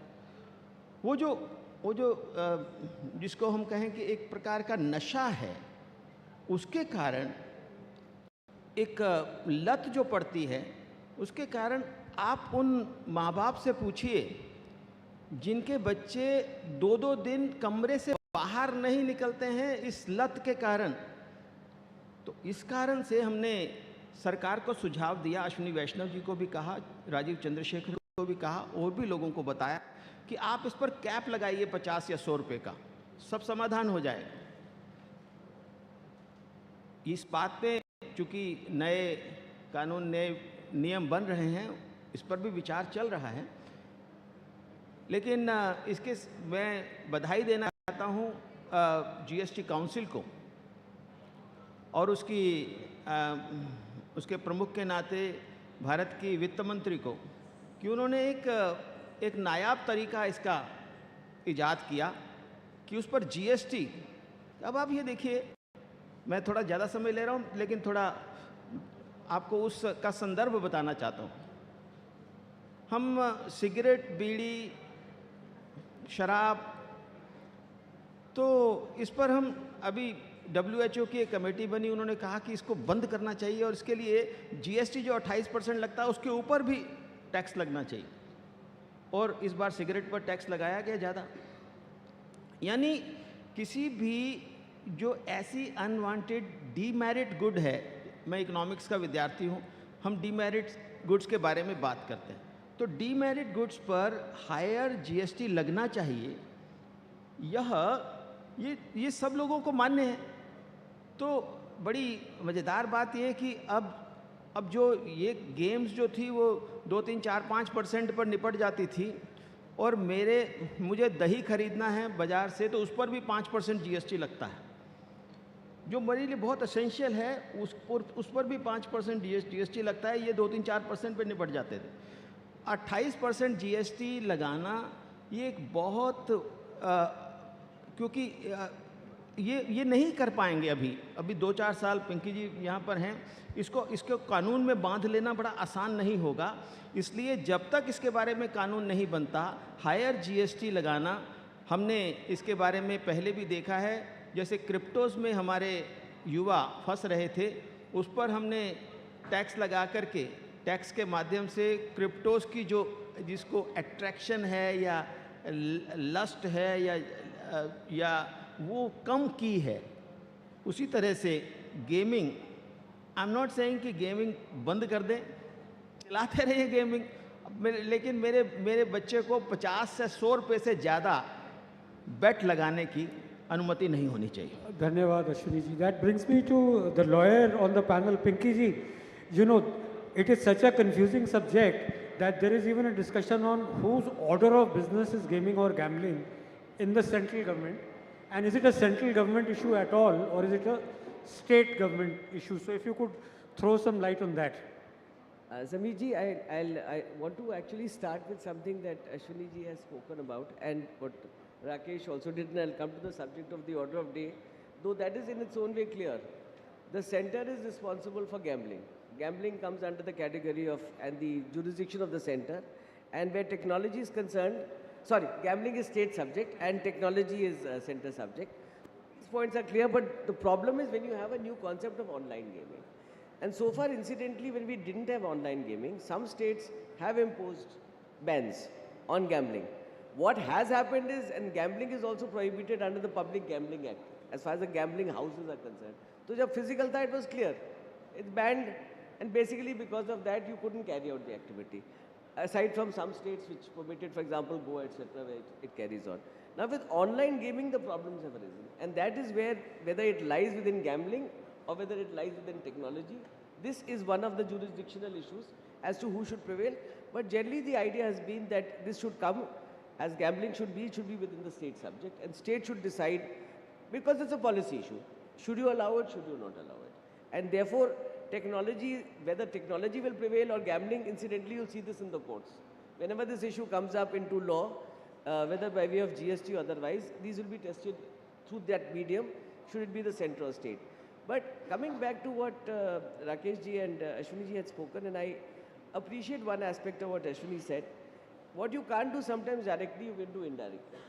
And GST amendment, the proposed amendment of 28%, levying a prohibitive GST or a heavy GST or an excessive GST, incidentally other countries have imposed somewhat lesser, and the average rate might be somewhere around 15% GST for other countries for such a subject. Here we've gone up to 28%.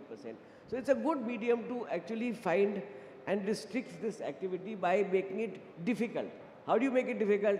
You put taxes on it, you put taxes on smoking, so you reduce smoking, and it has shown an overall effect. Similarly on gambling, if you do that, because the distinction between game of skill and game of chance is also a very complicated one, and all of us know actually today, everybody in the staff, whether we are ourselves doing it or not, but all the youngsters and the staff are engaging in this activity morning, day and night, and this cannot be good. So the cap idea that Ashwini ji said is another way. Aap GST high kar lijiye, put a cap and an imposition. You can't allow our time. Time is money today. So that itself is a component of money. And the second part, money by itself. That itself is also there. So you can't allow youngsters to fritter away their monies in time as well as actual money in these kind of activities and taking away from actual persistence in doing an activity which brings in an asset and a capital to the country or the economy. I am also a student of economics, by the way. So I do believe that we as citizens contribute. Activity cannot be put in that category which really contributes. इसमें होता क्या है ultimately revenue जरूर. You are actually having the next subject here is companies actually which are coming up are making money. It is a method of generating money and revenue for the government also. So by imposing a high GST, yes, government also gets more revenue. It also prohibits or limits, not prohibits, it limits the activity to some extent, also limits the activities of the youngsters and other people who are engaging in this activity which takes you nowhere. And lastly, regulation regime. The regulation regime actually today is not in place. There are some guidelines, but that is something we really need to think about. Put in more regulations. Every activity, there is, in law we have a very simple concept. Sometimes you can ban, sometimes you can't ban. It is in violation of 19(1)(g), Article 19(1)(g), which is the right to carry on business. So that distinction is drawn, games of chance, games of skill. So games of skill should not be banned, games of chance may be banned. That is a broad argument that is used across the surface. But in the meantime, what we definitely need to do, whether we ban or we don't ban, we must consider what has to be done for regulation. So capping is one of the regulatory mechanisms, accountability, registration. But the problem area, and Rakesh ji will support me there, in the cyber world, today you do something in India. How do you ban outside applications? America says some application generated. You close one application, another application will start somewhere. So base of that jurisdiction is outside. The cyber crime, if committed, yes, it is valid here, but they don't have a base here. So there are some genuine difficulties which you are going to face. But I am conscious of one fact, and this is my thought, that we must regulate at the minimum. We must regulate at the minimum, and we must tax at the minimum. Wonderful thought. So, Rakesh ji, to your mind, what could be an effective tax already discussed? And before I come to Tanisha, what could be a good regulatory mechanism? Because there is an argument for self-regulation. There are two aspects of it. One is a penal aspect, which we have already discussed. Second, if it is a business and you are generating revenue, then you must pay tax, whether it is income tax or good services tax. What should be the rate? It should be decided by the government. Why this high percentage of tax? I like to submit because these online gaming activities have been affecting the social fabric of the country, mostly the children and youngsters. It is between 15 to 35 years of age group, which are mostly addicted to it. So this is, as Mr. Mahajan has said, it is a deterrent effect. Now, the self-regulatory aspect which is being provided by this new amendment in the rules, that is the best thing to happen, because if government interferes more, that will be deterrent for the economic activities. We will have to accept that lot of money is generated through this business. As per the projection, by 2025, it will go up to almost 290 billion rupees of business through this. There's a lot of money. The economy is affected. But at the same time, the dangers are also there. The money laundering is there. The social problems are there. So one has to balance it out. And the best thing is that if government is coming up with high percentage of taxes or some rules and regulations, the businesses which are coming up on the online through this gaming, they should also have some sort of self-regulation. So a balance is required. Balance is required. So coming to you, Tanisha, the view largely of the panelists is we don't like the industry, but we like the money. So pay us punitive level of taxes and carry on with whatever you're doing. At the same time, industry of course is protesting that's too high a level of tax, and there will be employment loss, there will be business this thing.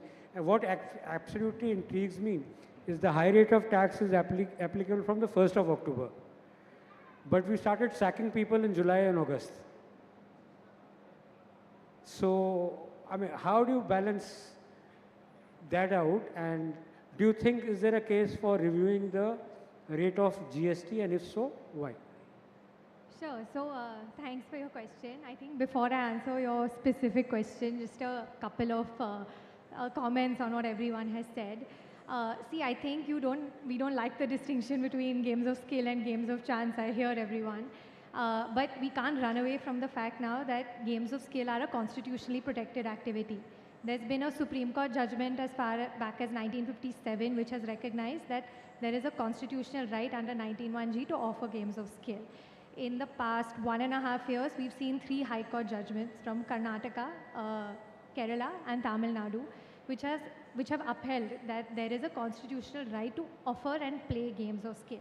So we are past the point where we can completely ban this activity even under the constitution, right? The High Courts have struck down these bans as unconstitutional. Though they have recognized that there can be some controls on the skill gaming activity, and I don't even think the industry is quarreling with the fact that there should be some controls. Now, in terms of the actual controls, right, I heard some conversation about self-regulatory. So actually what has been introduced is a co-regulatory mechanism, not a self-regulatory mechanism, with oversight of MeitY, which has been given charge over the online gaming industry. MeitY has the power to block gaming apps which don't conform to the law.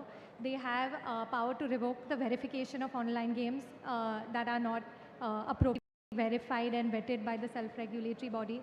They can suspend the self-regulatory body's designation if they are not conforming to the requirements IT rules. So there is a oversight by the government. It's not a completely self-regulated industry, it's co-regulatory. Now on your question on tax, right, I think the discussion has been on the high rate of tax or a lesser rate of tax. But what I want to talk about is, again, we always go back to what our courts have said. And I think the courts have recognized that there has to be a nexus between the assessable value and the taxable activity, right? Let's understand how these platforms work. How it works is the players have a buy-in amount, okay, which is the money that they play with against other players on the platform, out of which the platform will take a 10% service fee amount, right? That is relatable to the service of making the platform available. There is no service provided in terms of the buy-in amount. So what the industry has been pushing back on is levy of 28% GST on the entire buy-in amount. It's akin to taxing a bank on the deposit amount instead of the service provided by a bank. So that has been the argument of the industry. I can see already that there is some disagreement. And on your question on why the sacking has happened already, one more issue with the amendments to the law is that it has been said that the tax will be applied retrospectively. Now, they have said that this is just a clarificatory tax in nature and it doesn't create a new tax liability.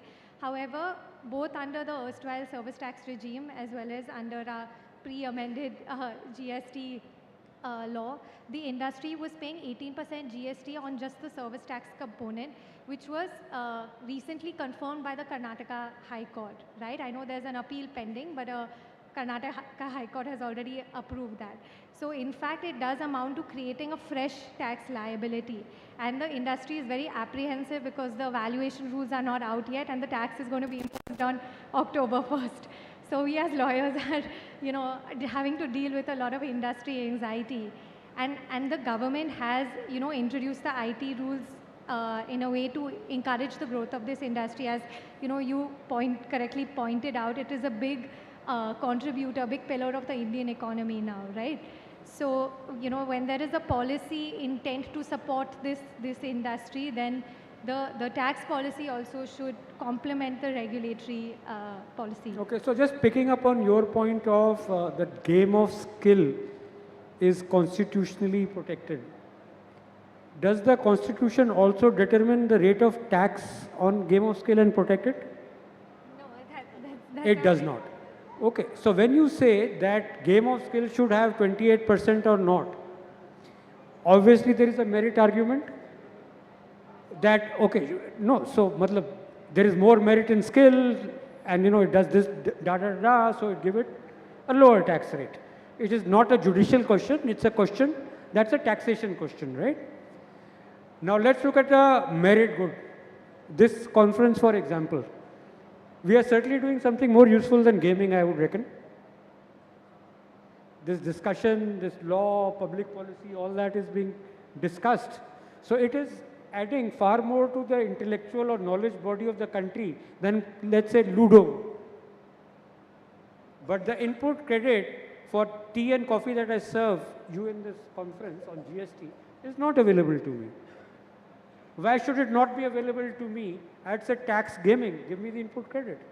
So it would be actually fighting with other industries who think that we are actually even more merit-based than a game of skill. For example, I travel on business, I travel in a hotel. Why do I pay 28%?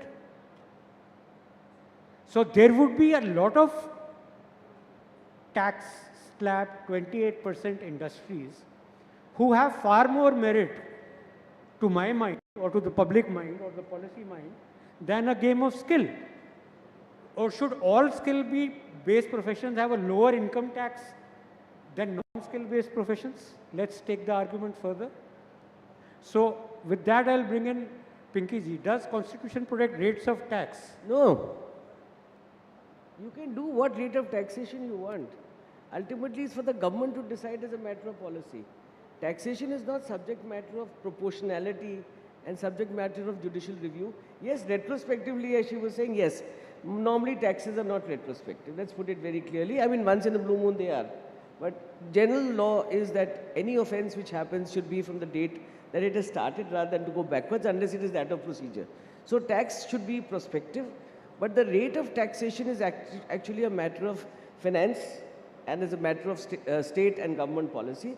So therefore, you're right. I mean, what tax should be imposed, let's say on a conference call that is made or a business call that is made, that is based upon the evaluation by the council.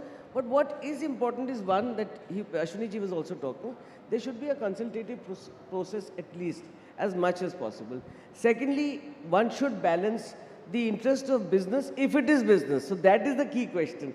What do we want as a state or as a government or as a country to allow or disallow or to allow in a limited way? That is where the entire discussion happens. But taxation is not amenable and the rate of taxation to judicial review. So with that, I come to a question to Mr. Ashwini Mahajan. Ashwini ji, जैसा पिंकी जी ने कहा कि अगर ये gambling है तो ये state का सब्जेक्ट है, टेक्नोलॉजी है तो सेंटर का सब्जेक्ट है, बट आप मुझे एक बात बताएं कि सेंटर के अंदर टेक्नोलॉजी क्या एक विभाग का सब्जेक्ट है? अब जैसे हमारे पास कोर्ट्स में कंप्यूटर लगे, ई कोर्ट्स, तो सारा डिजिटल कोर्ट हो गया, वो कोविड में डिजिटल कोर्ट हुआ, तो जुडिशरी क्या अब मिनिस्ट्री ऑफ आईटी को देखनी चाहिए कि मिनिस्ट्री ऑफ आईटी का काम सिर्फ स्टैंडर्ड सेट करना है कि भाई एक judicial system Allahabad high court का है, एक कलकत्ता हाई कोर्ट का है, तो आपस में वो बातचीत कर पाएँ, या फिर पंचायती राज हो गया या अर्बन डेवलपमेंट हो गया. अब डिजिटलाइजेशन तो यूनिवर्सल है, तो ये सारे विभाग बंद करके क्या एक विभाग मिनिस्ट्री ऑफ आईटी को खोल देना चाहिए? मिनिस्ट्री ऑफ आईटी, इसको माईटी बोलते हैं, उसका काम आईटी से और डिजिटलाइजेशन से और इन सब इलेक्ट्रॉनिक्स से जुड़े हुए जो बिजनेसेस हैं उनको फैसिलिटेट करने का है. इससे ज़्यादा कोई उनका काम नहीं है. तो मतलब किसी और विभाग को वो टेक ओवर नहीं कर सकते? उनको फैसिलिटेट करने का काम है. तो ये फिर गेमिंग और गैम्बलिंग को टेक ओवर होने का प्रयास निरंतर क्यों होता है? इस पर मैं कोई कमेंट नहीं देना चाहता, थोड़ा मलाईदार विभाग है। क्योंकि जो अभी पिंकी जी और जो अभी आपके माध्यम से विषय आया कि टैक्सेशन के बारे में, रेट ऑफ टैक्स के बारे में मैं बताता हूँ। तो जो रेट ऑफ टैक्स की बात है, आपने उसके प्लेटफॉर्म वर्सेस उसकी बात की।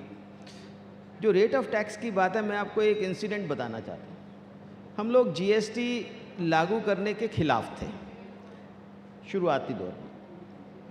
तो वो विषय उस समय आया कि कांग्रेस पार्टी की मांग थी कि जीएसटी में हाईएस्ट रेट को डिफाइन किया जाए, 18% से ऊपर या whatever rate is there, that has to be defined. तो उस समय ये बात रूलिंग पार्टी में और ऑपोजिशन में इस पर बहुत चर्चा चल रही थी।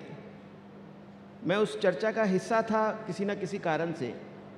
तो ये बात आई कि हम किसी भी हालत में अपने जीएसटी बिल में, जीएसटी एक्ट में हाईएस्ट रेट डिफाइन नहीं करेंगे। This should be left to the GST council to decide about the rates, and therefore saying that this rate is bad, this rate is good, is not correct. Whatever GST, and this decision has not been taken overnight. For taking this decision, it has taken more than 1.5 years of discussion. So, ये जो निर्णय है, मैं समझता हूँ कि ये revenue collection का निर्णय नहीं है। जिस प्रकार से हम सिगरेट और शराब पर टैक्स लगा करके रेवेन्यू मैक्सिमाइज़ करने की कोशिश करते हैं, ऐसा नहीं है। वहाँ भी हम मैक्सिमाइज़ करने की कोशिश नहीं करते हैं, यहाँ भी हम चाहते हैं, यानी जो अलग अलग स्रोतों से अलग अलग ऑफिशियल्स ने इसके बारे में बयान दिए हैं, उन्होंने यही कहा है। हाँ, रेवेन्यू मैक्सिमाइजेशन हमारा उद्देश्य नहीं है। हमारा उद्देश्य है कि इस डीमेरिट को हम कैसे मिनिमाइज़ कर सकें, उसकी कोशिश है। और ये जो चतुरता है ना, मुझे लगता है इंडस्ट्री को भी इसके बारे में समझना चाहिए। ये चतुर तरीके से देश में बिजनेसेस नहीं चलाए जा सकते, यह समझने की बात है। आज भारत डिजिटलाइजेशन में, टेक्नोलॉजी में बहुत ऊपर जा रहा है। उसी टेक्नोलॉजी का उपयोग करके हम चंद्रयान बना सकते हैं, चंद्रमा पर पहुंच सकते हैं। उसी टेक्नोलॉजी का उपयोग करके हम ड्रोन्स बना सकते हैं। उसी टेक्नोलॉजी का उपयोग करके हम एआई बना सकते हैं। उसी टेक्नोलॉजी का उपयोग करके हम ऑटोमेशन कर सकते हैं। उसी टेक्नोलॉजी का उपयोग करके हम भारत को दुनिया का सबसे ज़्यादा वैभवशाली देश बना सकते हैं। इसलिए चॉइस करनी पड़ेगी। और जो इन्वेस्टमेंट्स हैं, मैं यहाँ पर केवल विदेशी और स्वदेशी इन्वेस्टमेंट्स की बात नहीं कर रहा हूँ। Investment should go to those areas, to those businesses which are adding value to the nation. Investment should not go to those, and in fact, this is not just to desist people from playing those games. This is also to desist those funders, those investors to invest in those games, because these games are not going to be lucrative for those investments also. Therefore, this decision of putting higher rate of tax is also to desist investors. Okay, so before I come to Mr. Asthana, he wanted to get in a point on technology and jurisdictional issue. I recall an incident when, the National E-Governance Plan was being formed. I am also a Panchayati Raj activist, I support decentralization of power. And we were really arguing for computerization of Panchayati Raj institution. In fact, the entire work that has happened there has come out of SKOCH's own research and papers. And that was the time when this common services centers was being formed, and Ministry of IT wrote to Ministry of Panchayati Raj saying that the CSCs, common service centers, which are independent businessmen in the village, should be housed inside the Panchayat building. And since they have a computer and they're running a computerized business, it would deem that panchayat has been computerized. And in the wisdom, the concerned Joint Secretary on Ministry of Panchayati Raj agreed. And I had to write a letter to Minister of Panchayati Raj, who was Mani Shankar Iyer then, that by having a tenant who has a computer does not make you computerized. Panchayats are a government. They have defined functions, functionaries and finances. That function is a sovereign function. It cannot be handed over to some businessman who's also selling recharge, who's also selling television cable, and is possibly, you know, in the rent-seeking business for every government service that there is. That argument was accepted, and the National Mission on Panchayati Raj was formed. There was a committee of which I was a member, and that is how today we have almost 100% of Gram Panchayats in India computerized. Had it been considered a technology issue and left at the doorstep of Ministry of IT, then the entire third-tier power would have been usurped by business, which had no business to be in government. With that, over to Mr. Asthana on your view on jurisdictional issue on why it is technology and why should it be the Ministry of IT. Now, as the name suggests, this online gaming uses internet to provide the gaming activities. Okay? So if a crime is committed online, it is a cyber crime. Cyber crime is a borderless crime. So we should not think that only the state government should take action. Even the central government can take action. That is why I said that if the Public Gaming Act of 1867 is suitably amended to include online gambling as an offense and make it a deterrent offense, then the police has powers all over the country to investigate these online offenses and bring the culprits to the book more effectively. So this act is under domain of which ministry currently? Who will change? Public Gambling Act is a central act, 1867. But it sits with some ministry or the other? What? It must be with Ministry of Home Affairs. Ministry of Home Affairs, yes. Right? Yes. So where does Ministry of IT come into this? And why should Ministry of Home Affairs be controlling gambling? Pinky? See, this is what I was actually going to add. I think in the current scenario with new technology coming in, you're actually having an issue coming across various different departments and ministries. And it is impossible. In fact, MIT, as Ashwini ji was saying, MIT has a large number of issues in being able to handle because by and large it is recommendatory. It comes into recommending action but actually cannot take action. Then there is the answerability of intermediaries. In technology, people who provide services are not amenable to the Indian jurisdiction, if at all, or MIT.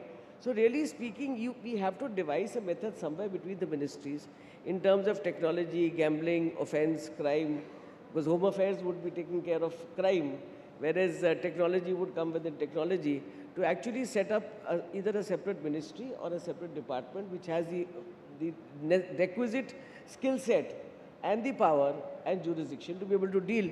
But what Asthana ji said is actually very valid. What you need is a centralized system of classifying it into one category. Either if it is an offense, online gambling has to come somewhere as an offense. Otherwise, taxation is another element. Taxation is regulatory mechanisms providing a disincentive, maybe generating revenues also from an activity which is carried out. But ultimately, if the key test is games of chance, at least at the minimum, are to be banned and are to be considered gambling, then under the Central Act, you have to say online gambling is bad. And whichever way, either we put further qualifications. I mean, some of the suggestions I think even you have made are, for example, qualified skill. The same game played by some people may be a game of chance, the same game played by people may be a game of skill. Rummy and Flash, of course, are very kind of distinctive games, so they come in two different categories. But let us say tennis, hockey, cricket. So, you keep getting into these configurations. Also like lawyers and consultants, and I am in a consulting business. Sometimes I give a very knowledge-based advice. Sometimes I am just guessing. So should there be a different tax of rate of service tax or GST on when I applied myself and when I just guessed? No, you are right, but ultimately the game of chance and gambling is one category which will have to somewhere or the other come into being. So exactly. So Tanisha, coming to you, so one conclusion very clearly, there's no dispute, is that the rate of GST is decided by the GST Council and it's a finance issue. The second thing is decided is that if it's Gambling Act, then it's Ministry of Home Affairs. That's where the law sits. Why is it that industry wants to go to Ministry of IT for this? Are there friendlier territory, more forward-looking? So here's my 2 cents on it. Just also, I think on the tax, right? I think the point is not on the rate of tax, but on the tax base, because the taxing the face value of the buy-in amount, right? The entire buy-in amount, that's the money that gets disbursed to the winners. The platform is not keeping that money by itself. So just thought I'd clarify that. On your question on why MeitY, right? So see, there have been some, as you have rightly said, betting and gambling is a state subject, right? So up until now, the states have been enacting laws. Some states have introduced licensing regimes for online gaming as well, like Nagaland, Sikkim, Meghalaya, although that law is repealed now. So it has been state regulated, state prohibited. There have been several challenges with it. First of all, a state law can't have extraterritorial applicability. There were a host of offshore gambling casino platforms which were illegally offering their platforms in India. And a lot of Indian money was going abroad to bet on those platforms in violation of our exchange control laws. So when you have that sort of activity, the best way to curb it is to block those platforms. Currently, under our IT rules, even our pre-amended rules, right, the ministry which is empowered to ask intermediaries like TSPs, ISPs to block those platforms is MeitY. And even in the past, MeitY has actually, there is a blacklist out there. MeitY has actually issued blocking orders to these intermediaries to block those offshore gambling platforms and curb those activities. So because of that, I feel the MeitY is, because it is the regulator for technology and these sorts of things. No, I understand that, but does MeitY in this case replace Ministry of INB? Is censorship their job? They will only act on a complaint if some ministry and says, okay, now we will correspond and we'll say, stop this. Right? I'll give you other examples. You have a national digital health mission. Your entire COVID campaign has been done digitally on your COVID app. Does health sit with Ministry of IT therefore? You have e-courts, digital courts. So does judiciary sit in Ministry of IT therefore? So by merely adding the word digital or e or online, does that domain function automatically transfer to Ministry of IT? And that chaturtha, why is it being done? By the industry. And no one seems to be demurring. And everyone seems to be very comfortable with the fact, no, online gaming is MeitY, but online health is health and family welfare.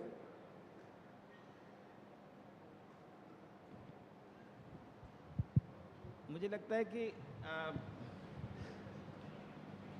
कई बार जो ministries होती हैं उनके बारे में क्योंकि भारत के constitution में और बिजनेसेस के संदर्भ में गवर्नमेंट ऑफ इंडिया रूल्स में अलग अलग मंत्रालयों के लिए अलग अलग कार्य सौंपे गए हैं। तो जब भी कोई नई चीज़ आती है तो उसके बारे में ये तलाश तो होती है कि भी कौन से मंत्रालय में इसको जाना चाहिए, लेकिन यह उसके नेचर पर निर्भर करता है कि किस डिपार्टमेंट में उसको भेजा जाए। जहाँ तक ऑनलाइन की बात है तो हम सब लोग जानते हैं कि ऑनलाइन जो साइट्स हैं, गेमिंग की नहीं, ई कॉमर्स साइट्स हैं, वो सारी कॉमर्स मिनिस्ट्री के तहत आती हैं, स्वाभाविक है। उसी प्रकार से जो डी ट्रांसफ़र्स हैं वो भी ऑनलाइन हैं, वो मिनिस्ट्री ऑफ फाइनेंस के अंतर्गत आती हैं। अलग अलग विभागों के संदर्भ में अलग अलग विभाग हैं, तो विभाग किस लिए बनाए गए हैं? अगर सारा कुछ अब हम ऑनलाइन होने जा रहा है, चाहे वो बिजनेसेस हैं, चाहे वो सरकारी कामकाज है, वो ऑनलाइन होने जा रहा है, तो वो सारा माइटी और एक मंत्री तो उसको नहीं देख सकता है।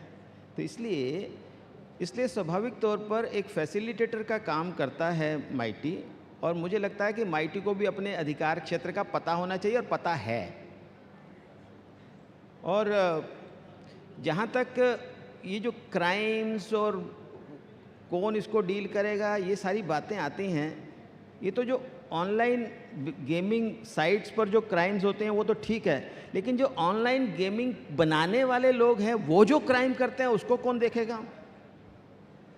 SRO देखेगा उसको, सेल्फ रेगुलेटरी ऑर्गेनाइजेशन होगी, वो सारे तो पंचायत बना लेंगे। मुझे लगता है कि ये जो सेल्फ रेगुलेशन वाला जो कॉन्सेप्ट है, ये वही धराशायी हो गया जहां चंद्रू कमेटी ने इसके बारे में लिखा कि there are chances of manipulations in the online gaming sites, और ये तो लिखा ही हुआ है, उसमें कोई मैं अपनी तरफ से कह रहा हूँ ऐसा तो है नहीं।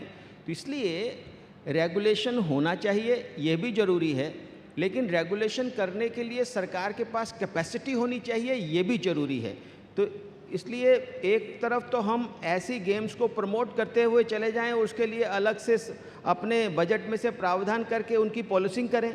बेहतर यही है कि उसके आसान तरीके खोजे जाएं, जैसे मैंने 2 सुझावों के संदर्भ में कहा, एक कैप लगाया जाए। क्या तकलीफ़ है कैप लगाने में? अगर आप गेमिंग के बारे में इतने बढ़िया मानते हैं कि गेमिंग से लोगों को बड़ा अच्छा लगता है, मनोरंजन होता है, तो कैप लगा दीजिए ना। कैप के बारे में इंडस्ट्री क्यों मना करती है? अगर और दूसरा, जो प्लेटफॉर्म के ऊपर जो लोग आते हैं और उस पर वो पैसा लगाते हैं, उस पर जीएसटी क्यों लगना चाहिए? प्लेटफॉर्म के ऊपर सब लोग अपना सामान बेचते हैं, उस पर जीएसटी लगता है ना। वहाँ कहाँ ऐसा है कि भाई जो प्लेटफॉर्म की जो फीस है उसी पर जीएसटी लगेगा? जीएसटी तो हर खरीदे बेचे जाने वाले साजो सामान पर, सर्विसेज पर लगता है ना। तो यहाँ भी लगता है। Ashwini ji, now since the time is up, we need to very quickly come to conclusions. So anyone can disagree, but I'm just trying to create a broad consensus. So one broad consensus is that we may or may not like the industry, but we like the tax. So there is no dispute on that, right?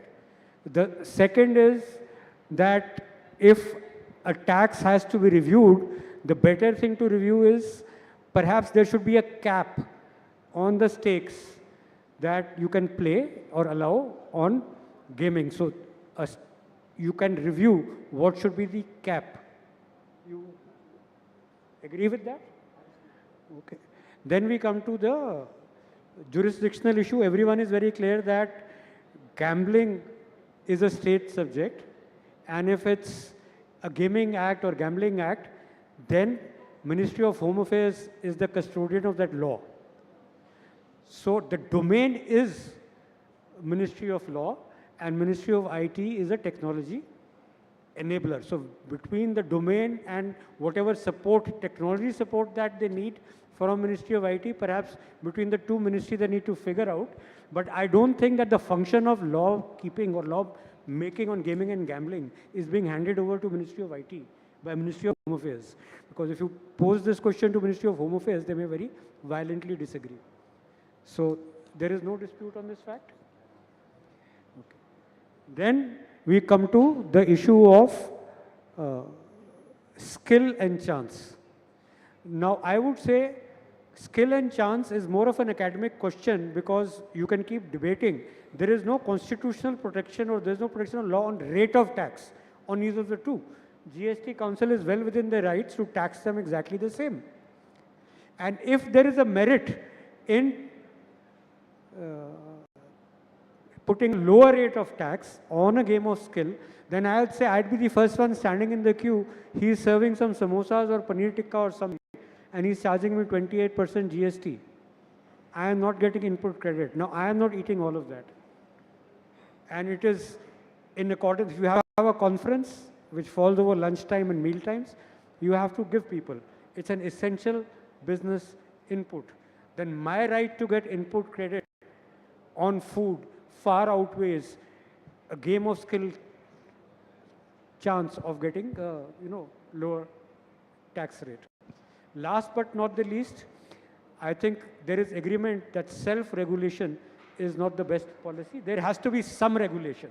Some ministry has to stand up and say, this is the law. Please follow it. So this is what this interesting discussion has concluded. We haven't had any audience questions, so we can have one if anyone has, if there is any disagreement with what I've said. Anyone wants to say anything? Yeah. Yeah.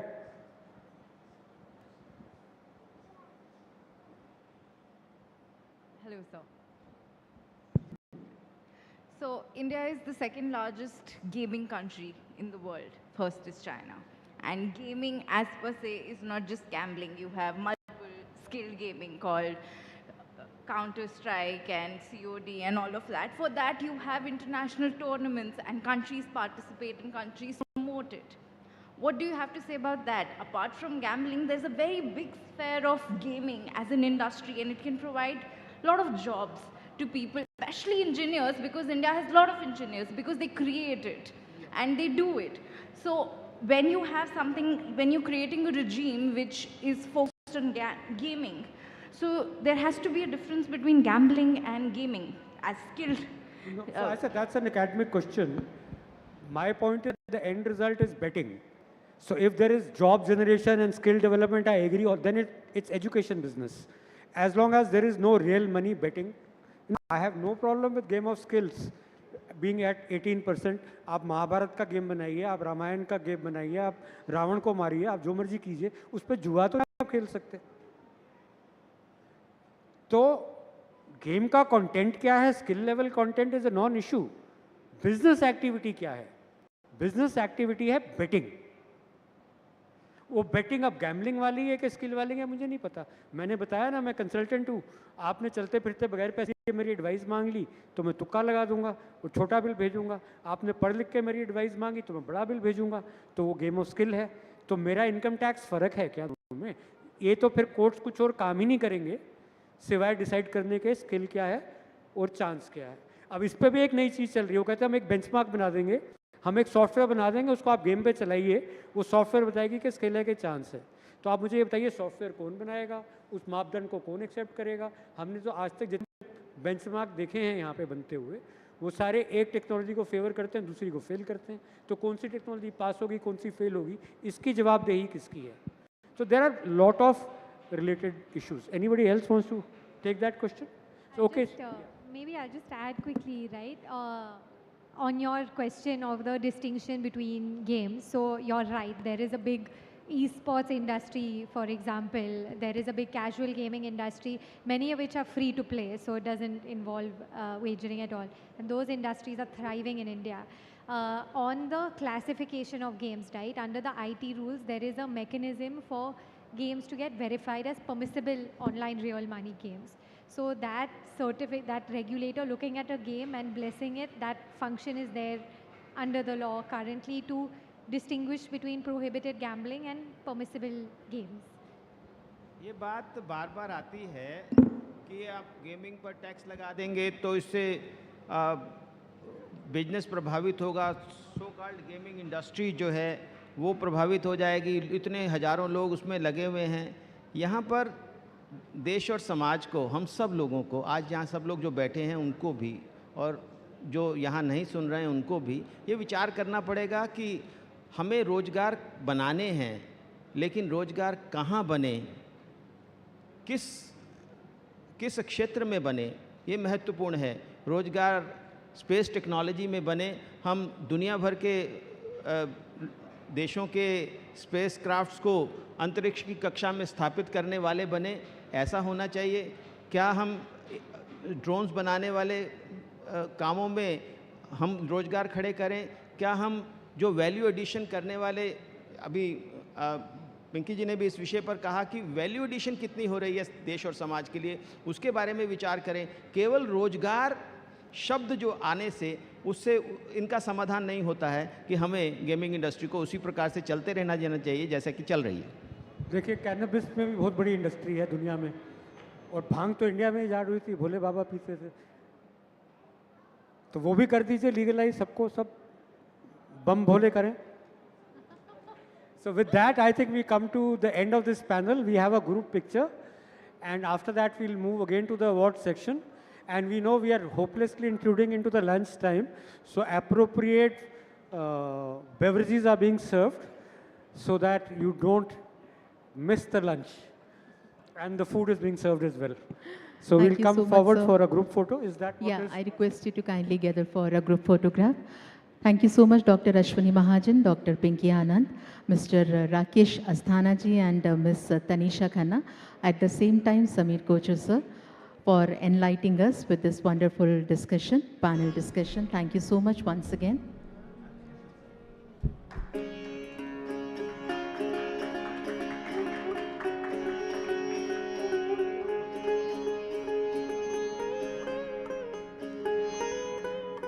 आप सभी का हम पुनः धन्यवाद करते हैं. आपके समक्ष एक और डांस परफॉर्मेंस हम लेकर आ रहे हैं और इसके बाद हम हमारे गवर्नेंस अवार्ड्स की ओर अग्रसर होंगे.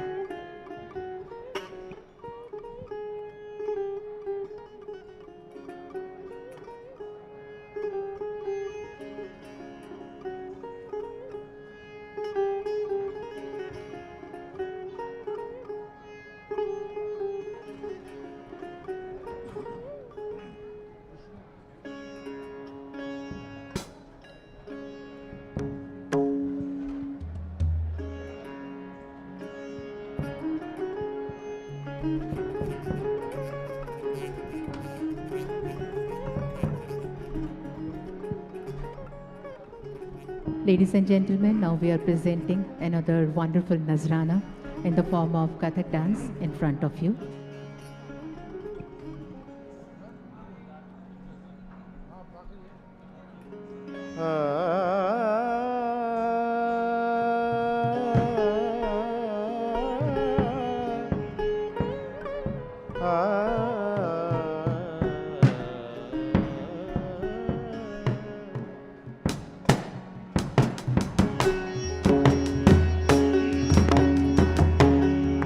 शान्तकारं भुजगशयनं पद्मनाभं सुरेशं विश्वधारं गगनसदृशं मेघवर्णं शुभाङ्गं लक्ष्मीकान्तं कमलनयनं योगनिर्ध्यानिमं वन्दे Vishnu भवभयहरं सर्वलोकैकनाथं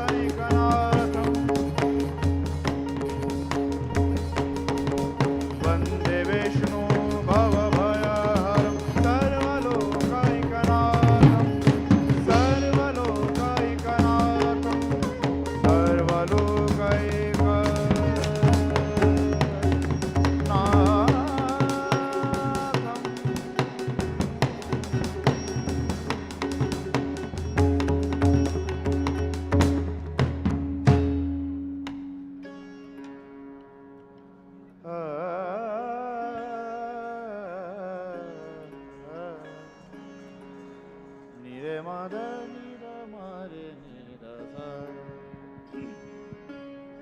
Ladies and gentlemen, now we are presenting the beautiful music and ensemble in front of you.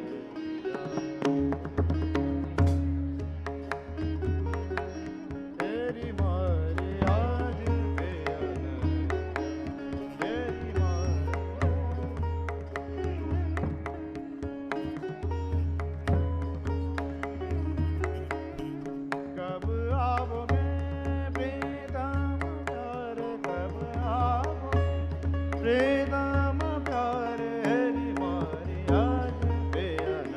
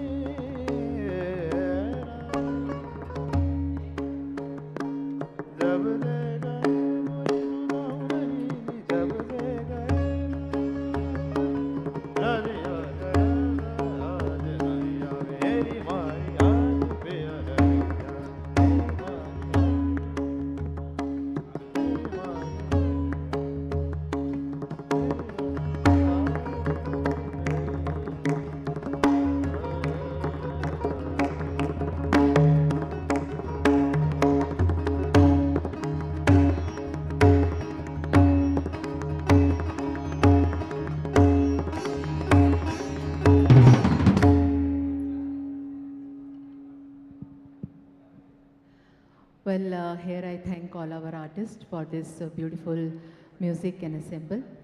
Ladies and gentlemen, we here welcome Geeta Luthra ma'am, Senior Advocate, Supreme Court of India.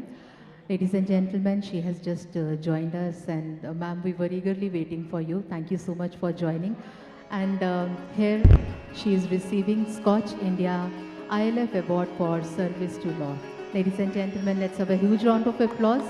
In the list of our priorities, women's rights and prevention of crime against women is always on the top.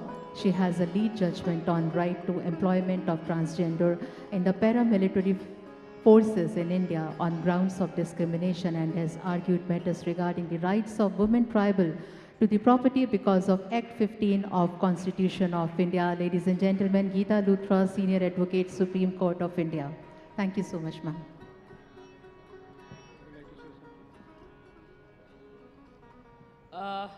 Thank you, Scotch. And it's the Scotch with the K, not the C. Thank you so much. And thank you for having me, and thank you for this honor. I am very, very pleased. It's a beautifully organized function, and I was there in the session which Rohan was moderating, and then in this session. Both have been wonderful. I'd been told to speak 2 lines on the Uniform Civil Code.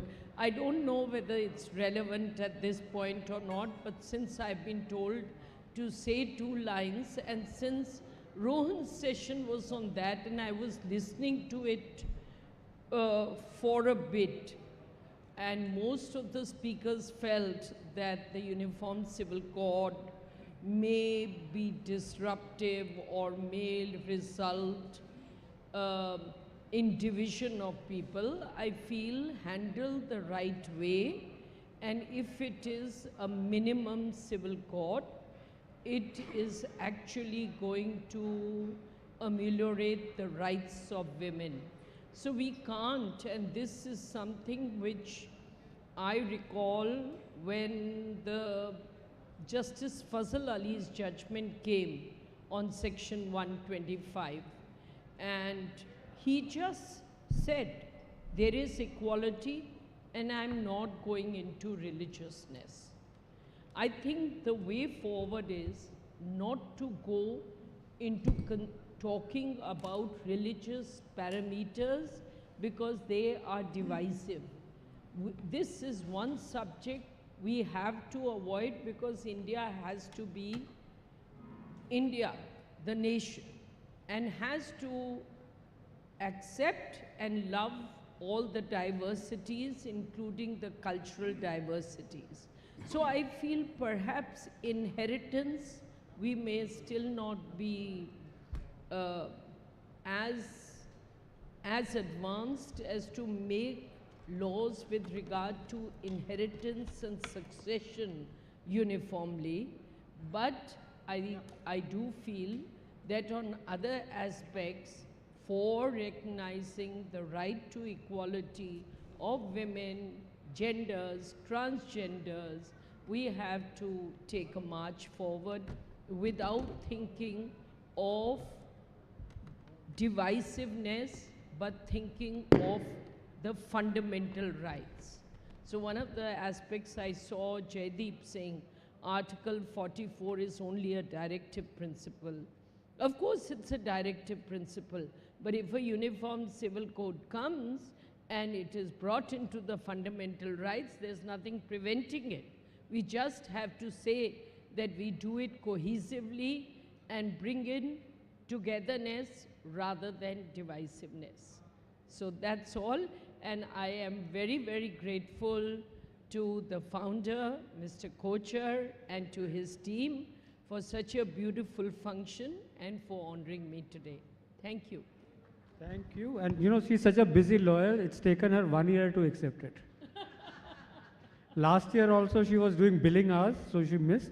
And today she was billing in the morning, so she almost missed. GST at 28%. Full face value.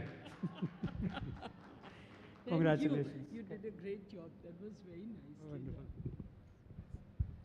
Thank you so much, sir. Thank you so much, ma'am. Ladies and gentlemen, here I announce prestigious Scotch Star of Governance Award. And Scotch Star of Governance Award goes to Andhra Pradesh for Rural Development. To receive this award, I invite Mr. Keshav Kumar, Director, Society for Elimination of Rural Poverty.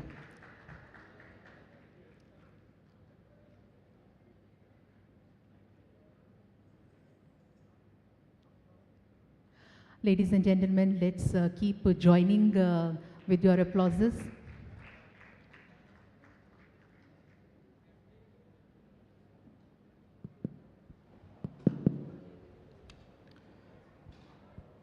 First of all, I thank SKOCH Group and Samir sir for selecting Andhra Pradesh state as best performing under Rural Development Department, sir. Sir, I want to say, for the last 2 years, the Rural Development Department was received almost 8 Scotch Awards, sir, in the state of Andhra Pradesh. 4 Gold Awards and 4 Silver Awards, sir. Sir, this year also, we are on the nominations, sir. 2 nominations. One is Choyuta Mahila Marts. Our SHG women owned retail Choyuta Mahila Mart, sir, for 1 nomination and 1 for institution building and capacity building, sir. Sir, thank you for giving this opportunity, for taking this award on behalf of Rajshekhar, sir, Special Chief Secretary, Government of Andhra Pradesh. Thank you, one and all, sir. Thank you, Mr. Keshav Kumar. And now the Scotch Star of Governance Award goes to Gujarat for Policy and Safety. And I invite Mr. Khurshid Ahmed, Additional Director General of Police, Planning and Modernization, to kindly come on the stage and receive this award.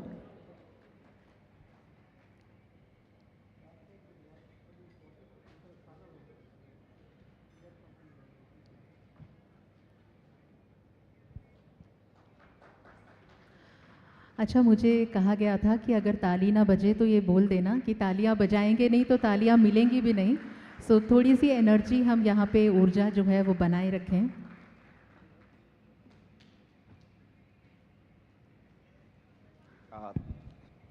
Let me at the outset thanks Scotch for considering us worthy of this award, and we really feel humbled on behalf of Gujarat Police. We thank you a lot. And I would like to assure you that this award would go a long way in motivating and encouraging us to live more up to people's expectations. Thank you. Thank you, sir. Thank you so much, Mr. Khurshid Ahmed. And now the Scotch Star of Governance Award goes to Odisha for water. And I request Mr. Mukul Chandrabera, Engineer-in-Chief cum Special Secretary, to kindly join and receive this award. Ladies and gentlemen, Mr. Mukul Chandrabera, Engineer-in-Chief cum Special Secretary, and the award goes to Odisha for water.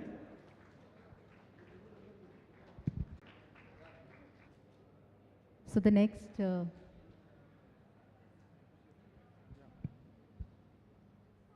must thank SKOCH Group for awarding Water Resources Department, Government of Odisha as the best one this year. And almost we are in the habit of winning awards. Last year also we got in different categories, 6 categories. This year also I'll be receiving another 6 to 7 awards from you. So it will be a series of awards, and really hats off to your organization for according awards to the excellent organizations And we are doing really, water sector in Odisha, we are doing really very well years together. And recently we have been awarded by SKOCH. Thank you very much. Thank you so much. And here I request Mr. Sanjay Khosla from SKOCH Group, if he is here, to kindly join Samir sir to give away the awards. Ladies and gentlemen, now the SKOCH Star of Governance Award goes to Odisha for irrigation, and I request Mr. Mukul Chandrabera, Engineer-in-Chief cum Special Secretary, once again to kindly join and receive this award.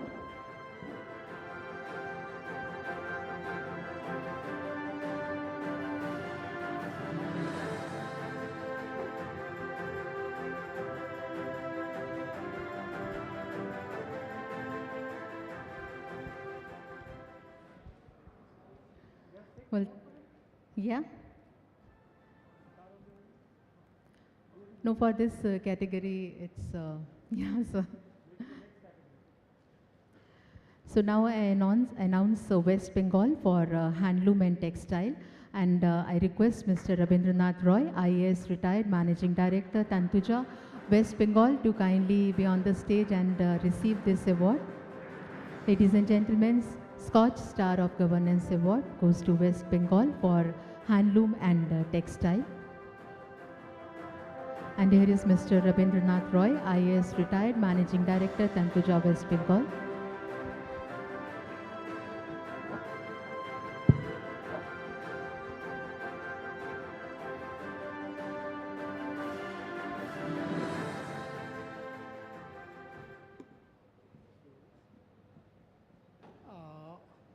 I sincerely thanks Mr. Shamir Kocher, Chairman SKOCH Group, and his esteemed team for conferring this award to Tantuja for excellent job with the weavers of West Bengal.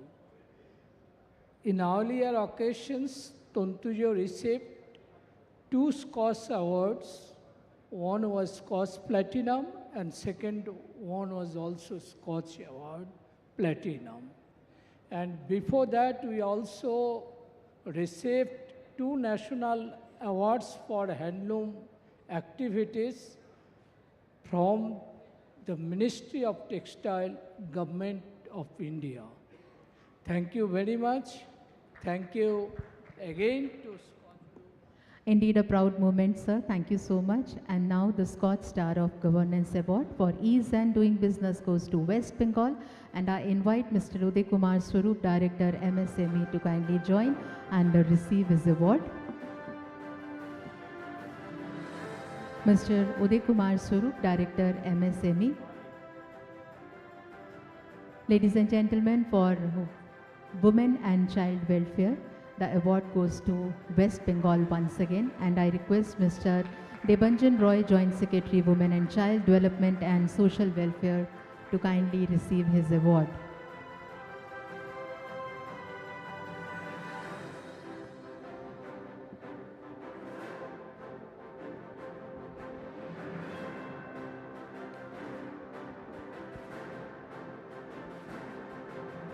First of all, thank you to SKOCH family for recognizing good practices of governance throughout India. It's an extraordinary effort. On behalf of Government of West Bengal, I would like to thank all of you. West Bengal has always been a pioneer in women right, empowerment of women, and Honorable Chief Minister, Government of West Bengal has developed several direct benefit schemes for women of West Bengal, like Kanyashree, the scholarship of girls, plus variety skill development activities, Rupashree, Lakshmi Vandar. Special effort has been given for widow pension for the physically challenged persons. In this way, West Bengal is trying to uplift the women empowerment, child development, and trying to uphold the spirit of Constitution. Thank you, sir. Thank you for your address, sir. And now for finance, Scotch Star of Governance Award goes to Uttar Pradesh, and I request Mr. Ministry S, Commissioner, Department of State Tax UP, to kindly join us on the stage to receive this award. Welcome. Ladies and gentlemen, Ms. Ministry S, Commissioner, Department of State Tax UP, receiving award for finance, and this award goes to Uttar Pradesh. Can I invite my wonderful team to come up on stage? You made it possible.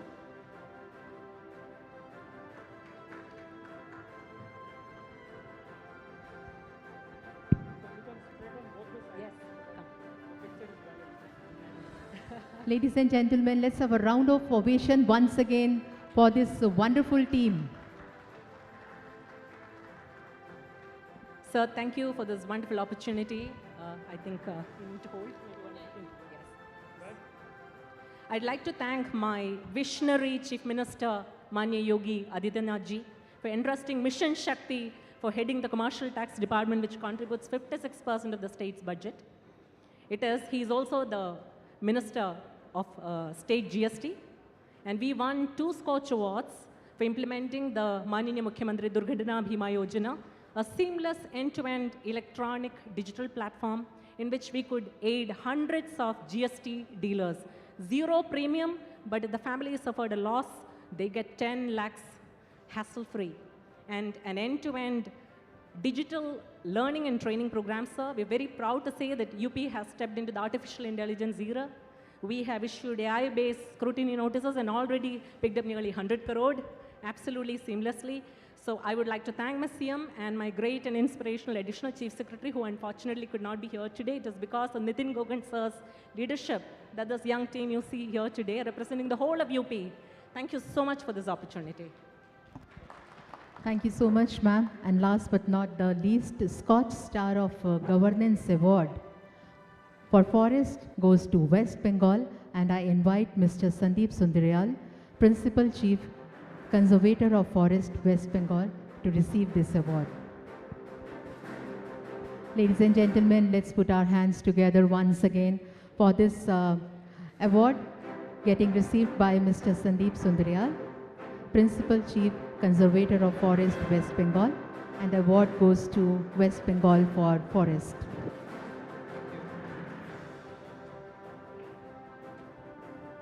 Thank you. It's a privilege to be here, and on behalf of the government of West Bengal, I would like to thank the SKOCH Group for this award, and especially the West Bengal Forest Department. We have roots back more than 150 years, and the last decade we have taken long strides in strengthening our bond with the people. So the joint forest management in West Bengal has moved forward into various areas in forest management, wildlife management, and we look forward to better things in future. Thank you. Thank you, sir. And here I once again announce name of Mr. Uday Kumar Swarup, Director MSME. If he is here, I request him to kindly come and receive his award. At the same time, I request all the awardees of Scotch Star of Governance Award to kindly be here once again on the stage for the group photograph. I request Mr. Keshav Kumar, Mr. Khurshid Ahmed, Mr. Mukul Chandra Behram, Mr. Lokesh Chaturvedi, Mr. Rabindranath, Mr. Uday Kumar, Mr. Debanjan Roy, Ms. Ministry S, and Mr. Sandeep Sundaryal to kindly join and make this moment more memorable for us. Let us capture this beautiful moment.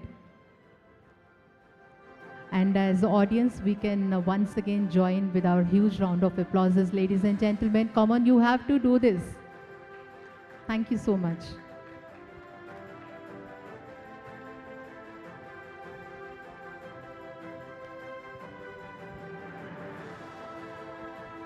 Thank you so much, ladies and gentlemen, on the stage. And with this, ladies and gentlemen, we are delighted to now announce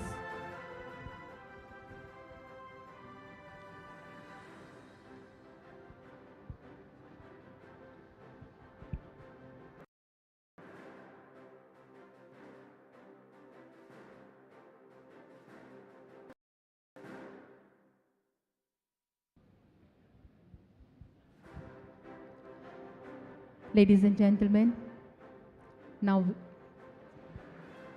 just give me a moment, please. Thank you so much.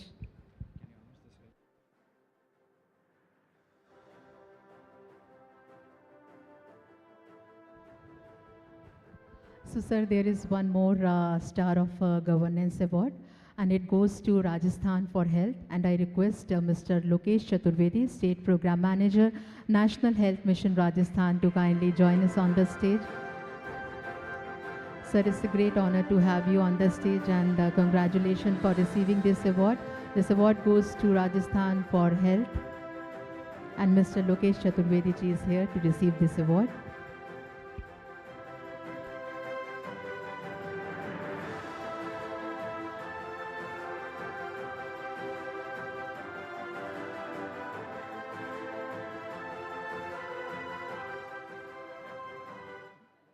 Thank you very much.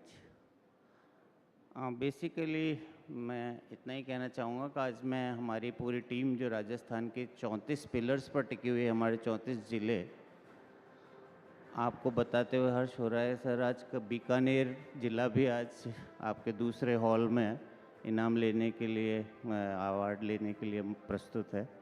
तो राजस्थान आज एक साथ 2 award ले रहा है, इसको देख के मेरे को खुशी हो रही है।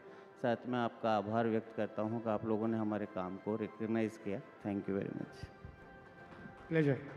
Thank you so much, sir, and Ghani Khamba to you. Ladies and gentlemen, we are delighted to now announce the SKOCH Governance Award bestowed on various government organizations for their outstanding projects. And before I announce the names of recipients, I request Mr. Deepak Dalal from SKOCH to kindly join, sir, to give away the awards. Mr. Deepak Dalal from SKOCH. Ladies and gentlemen, in this we have 3 silver awards to give away. I announce the name of organization, Department of Water Resources, Government of Odisha, and the project is Upper Indravati Lift Canal Project, and the recipient Mr. Mukul Chandra Behra, Engineer-in-Chief cum Special Secretary. I request Mr. Mukul ji to kindly come on the stage and receive this award. Ladies and gentlemen, Department of Water Resources, Government of Odisha, and the project is Upper Indravati Lift Canal Project.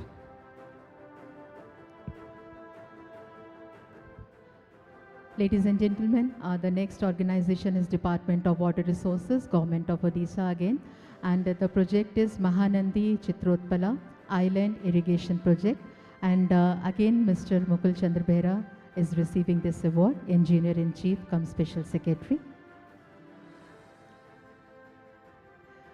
And we request him to stay here as we are announcing another award, Department of Water Resources, Government of Odisha.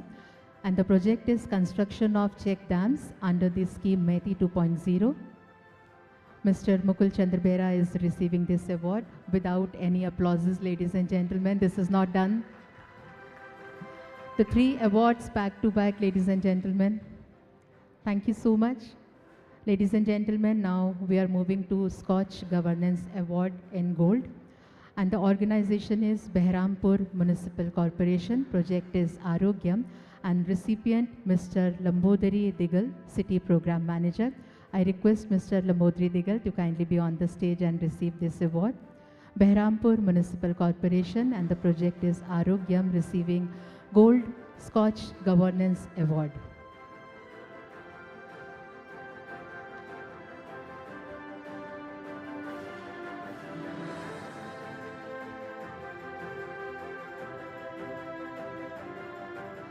Ladies and gentlemen, now I announce organization Bhubaneswar Municipal Corporation, and the project is Safa Bhubaneswar, and the recipient Mrs. Sulochana Das, Mayor. I request Mrs. Sulochana Das to kindly be on the stage. Thank you so much, ma'am, for joining. I request you to kindly be on the stage and receive this award. Bhubaneswar Municipal Corporation, and project for which they are receiving the award is Safa Bhubaneswar. Ladies and gentlemen, this is SKOCH Governance Award Gold.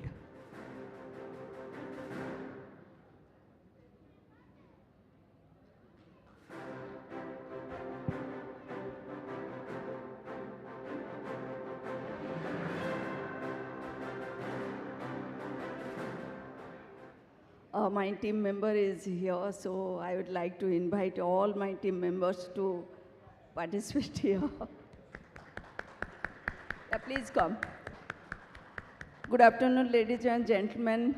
Thank you, SKOCH Group, for this wonderful honor. Thank you so much for adding another feather in our cap. Yesterday, actually, I am happy to say that our city has declared best smart city in the eastern region, and today this award. Thank you so much. Thank you so much, ma'am, and congratulations to the team. Next, Commissionerate of Cottage and Rural Industry, CCI, Government of Gujarat, and the project is Hastkala Setu Yojana. I invite Mr. D.M. Shukla, Executive Director, to kindly be on the stage and receive this award. Sir, we take a moment, please.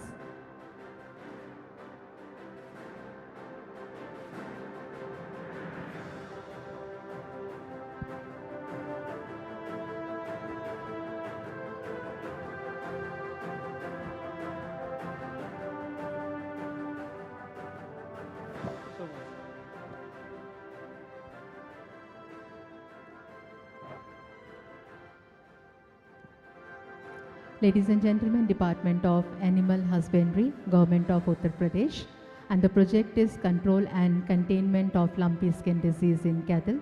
May I invite Dr. Indramani, Director, to receive this award. This is Scotch Governance Award Gold.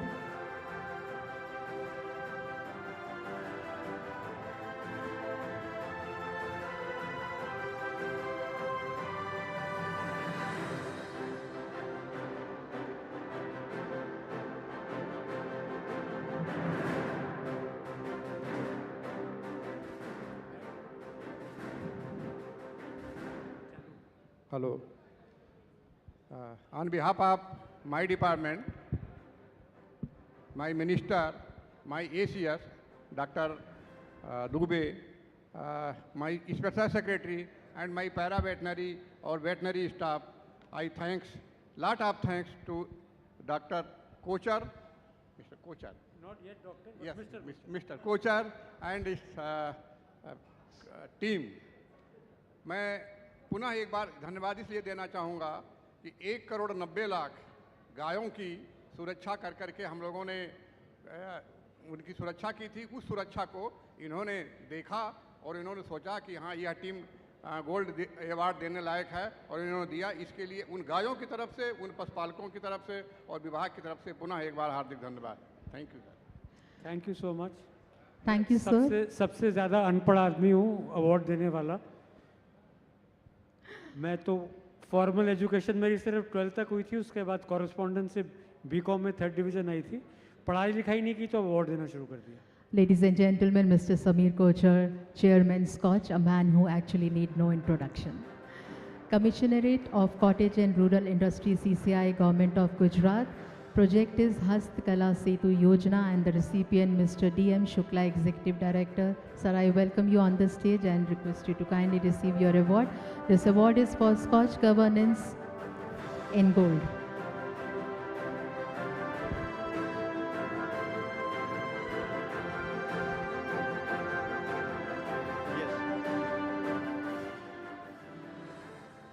आप सबका बहुत बहुत धन्यवाद। मैं दीपक शुक्ला हूँ। Gujarat government में cottage industries में एक बदलाव के दौर पर एक स्कीम हमने प्रोजेक्ट लिया हुआ था। आप जानते हैं कि बहुत ही छोटे छोटे गांव में जो आर्टिजन्स काम करते हैं, वो अपने पुरखों की जो कला है, वंश परंपरागत कला है, वो कला से वो वहाँ छूट रहे हैं, वो छोड़कर दूसरे काम में जा रहे हैं।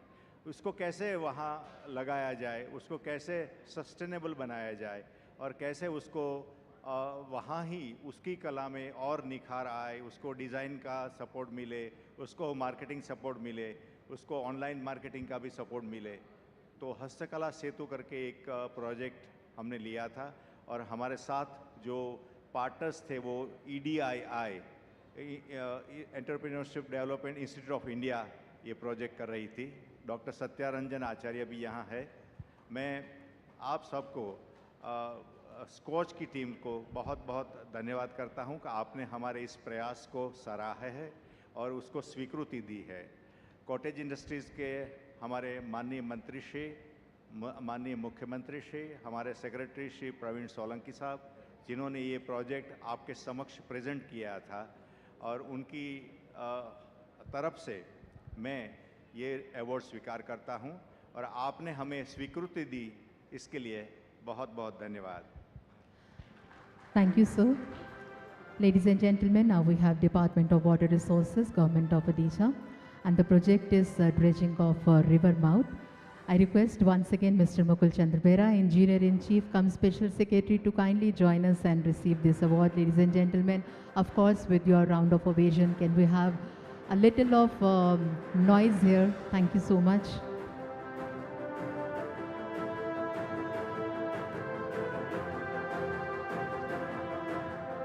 I must say that I am here on behalf of our DC cum ACS ma'am, Development Commissioner cum Additional Chief Secretary Water Resources, Anu Gog ma'am, who was supposed to be here for receiving these awards and who is really spearheading water resources sector in Odisha for all these successful programs. Really, I am thankful to her and I am thankful to the SKOCH Group. I request you to kindly stay, sir, as there is one more. Sir, Mr. Mukul Chandrabera ji, I request you to kindly stay with us. Department of Water Resources, Government of Odisha, and the project for which now they are receiving the award for SKOCH Governance Award in Gold is Lower Indra Irrigation Project.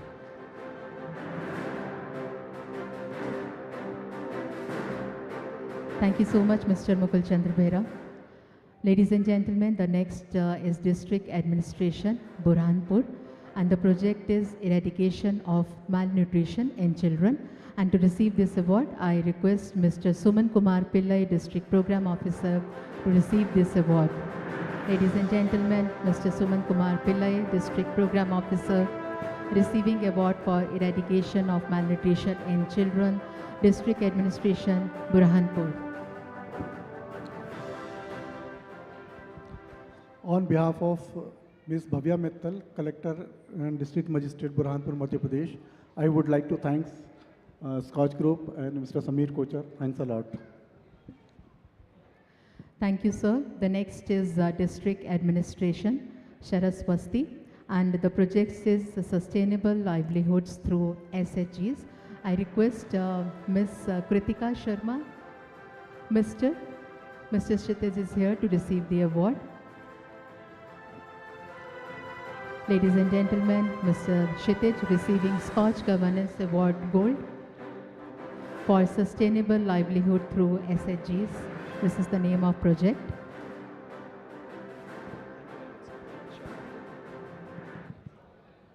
Jai Hind everyone. This is Kshitij MGN of Shravasti. I am here on the behalf of District Magistrate of Shravasti. I'd like to thank SKOCH Group for recognizing the efforts of our team. This award is a testament to the tireless groundwork done by our team, be it हमारे समूह की दीदियाँ, BC सखी, हमारे BMMs and the district officials who are working tirelessly on the ground to make it impactful, to generate livelihood for the people. And I'm happy to share that, sir, today we have village organizations that was set up a year back, and now they are generating around 10 lakhs revenue per month, per year on the basis, and they are generating livelihood for 500 plus families. So thank you very much, sir, and pleasure. Thank you so much, sir. And the next organization who is receiving SKOCH Governance Award in Gold is Jammu Kashmir Rural Livelihood Mission, and their project is Umeed. I request Ms. Indu Kanwalchip, Mission Director, to kindly come on the stage and receive this award. Ladies and gentlemen, Ms. Indu Kanwalchip, Mission Director, receiving award for Project Umeed, Jammu Kashmir Rural Livelihood Mission.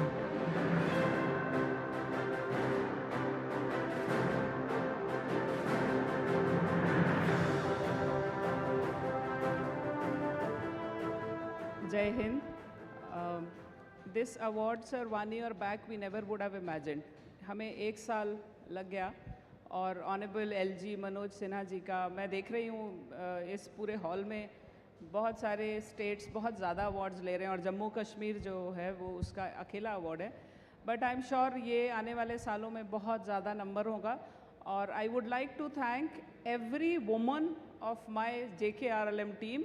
मैं ये जो award accept कर रही हूँ ये पूरी Jammu Kashmir rural livelihood mission की तरफ से एक्सेप्ट कर रही हूँ, हमारी हर एक बहन जो सेल्फ हेल्प ग्रुप में जुड़ी है.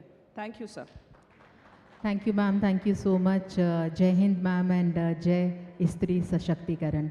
The next organization is the Municipal Corporation of Delhi, and the project is the Bharat Darshan Park Waste to Wonder Park. And to receive this award, I request Dr. Alok Singh, Director of Chief Horticulture, MCD, to kindly come on the stage and receive this award. Ladies and gentlemen, Dr. Alok Singh, Director in Chief Horticulture, MCD, receiving this award for the Bharat Darshan Park Waste to Wonder Park project by Municipal Corporation of Delhi. Let's have a huge round of applause for Delhi, of course.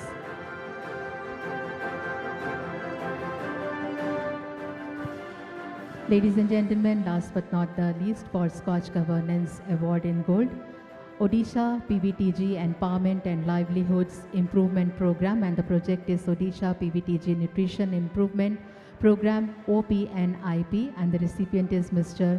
P. Arthanari, Program Director. Sir, we welcome you on the stage.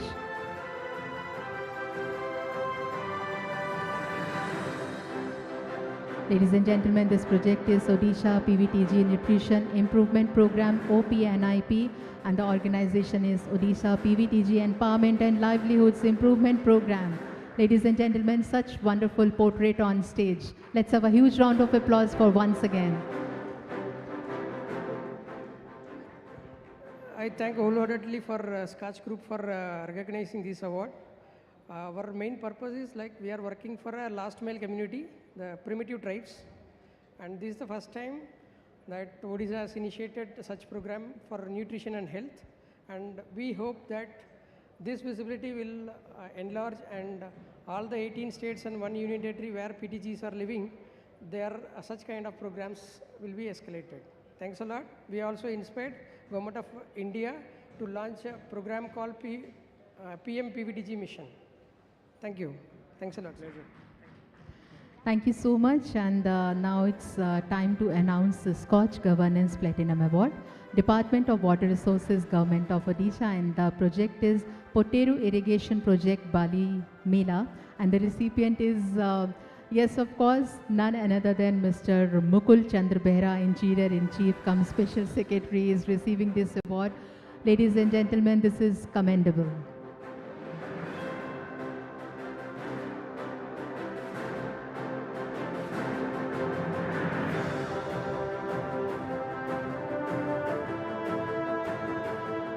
और इसी के साथ हमारे scotch governance award के जितने भी awardees हैं उन सबसे हम निवेदन करेंगे कि कृपया एक बार फिर से आप मंच पर आएँ और आप सबके साथ हम एक चित्र संयोजन ज़रूर करना चाहेंगे. Ladies and gentleman, for the awardees I request all the awardees for this category to kindly be on the stage and so that we can have a group photograph with you. Scotch Governance Award, Platinum, Gold and Silver.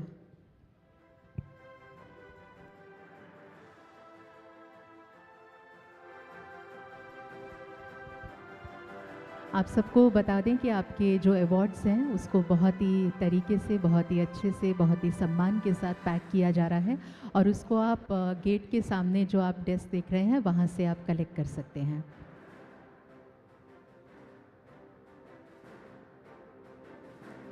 Ladies and gentlemen, with this we conclude 94th Scotch Summit. Please join me in rousing round of ovation for all the Scotch Awardees 2023. Ladies and gentlemen, हम लोग यहाँ पर जितने हैं उससे ज़्यादा तालियों की गूंज हमें सुनाई देनी चाहिए. Let's have a huge round of applause once again. Thank you so much. And I really feel honored to be in front of such great personalities and dignitaries. Thank you so much for joining and thank you so much for your valuable presence once again. आप सभी का धन्यवाद करते हुए हम आप सभी को प्रीति भोज के लिए आमंत्रित करते हैं. Request all of you to kindly proceed to Deputy Speaker Hall for lunch. नमस्कार, आप सभी का आभार. जय हिंद.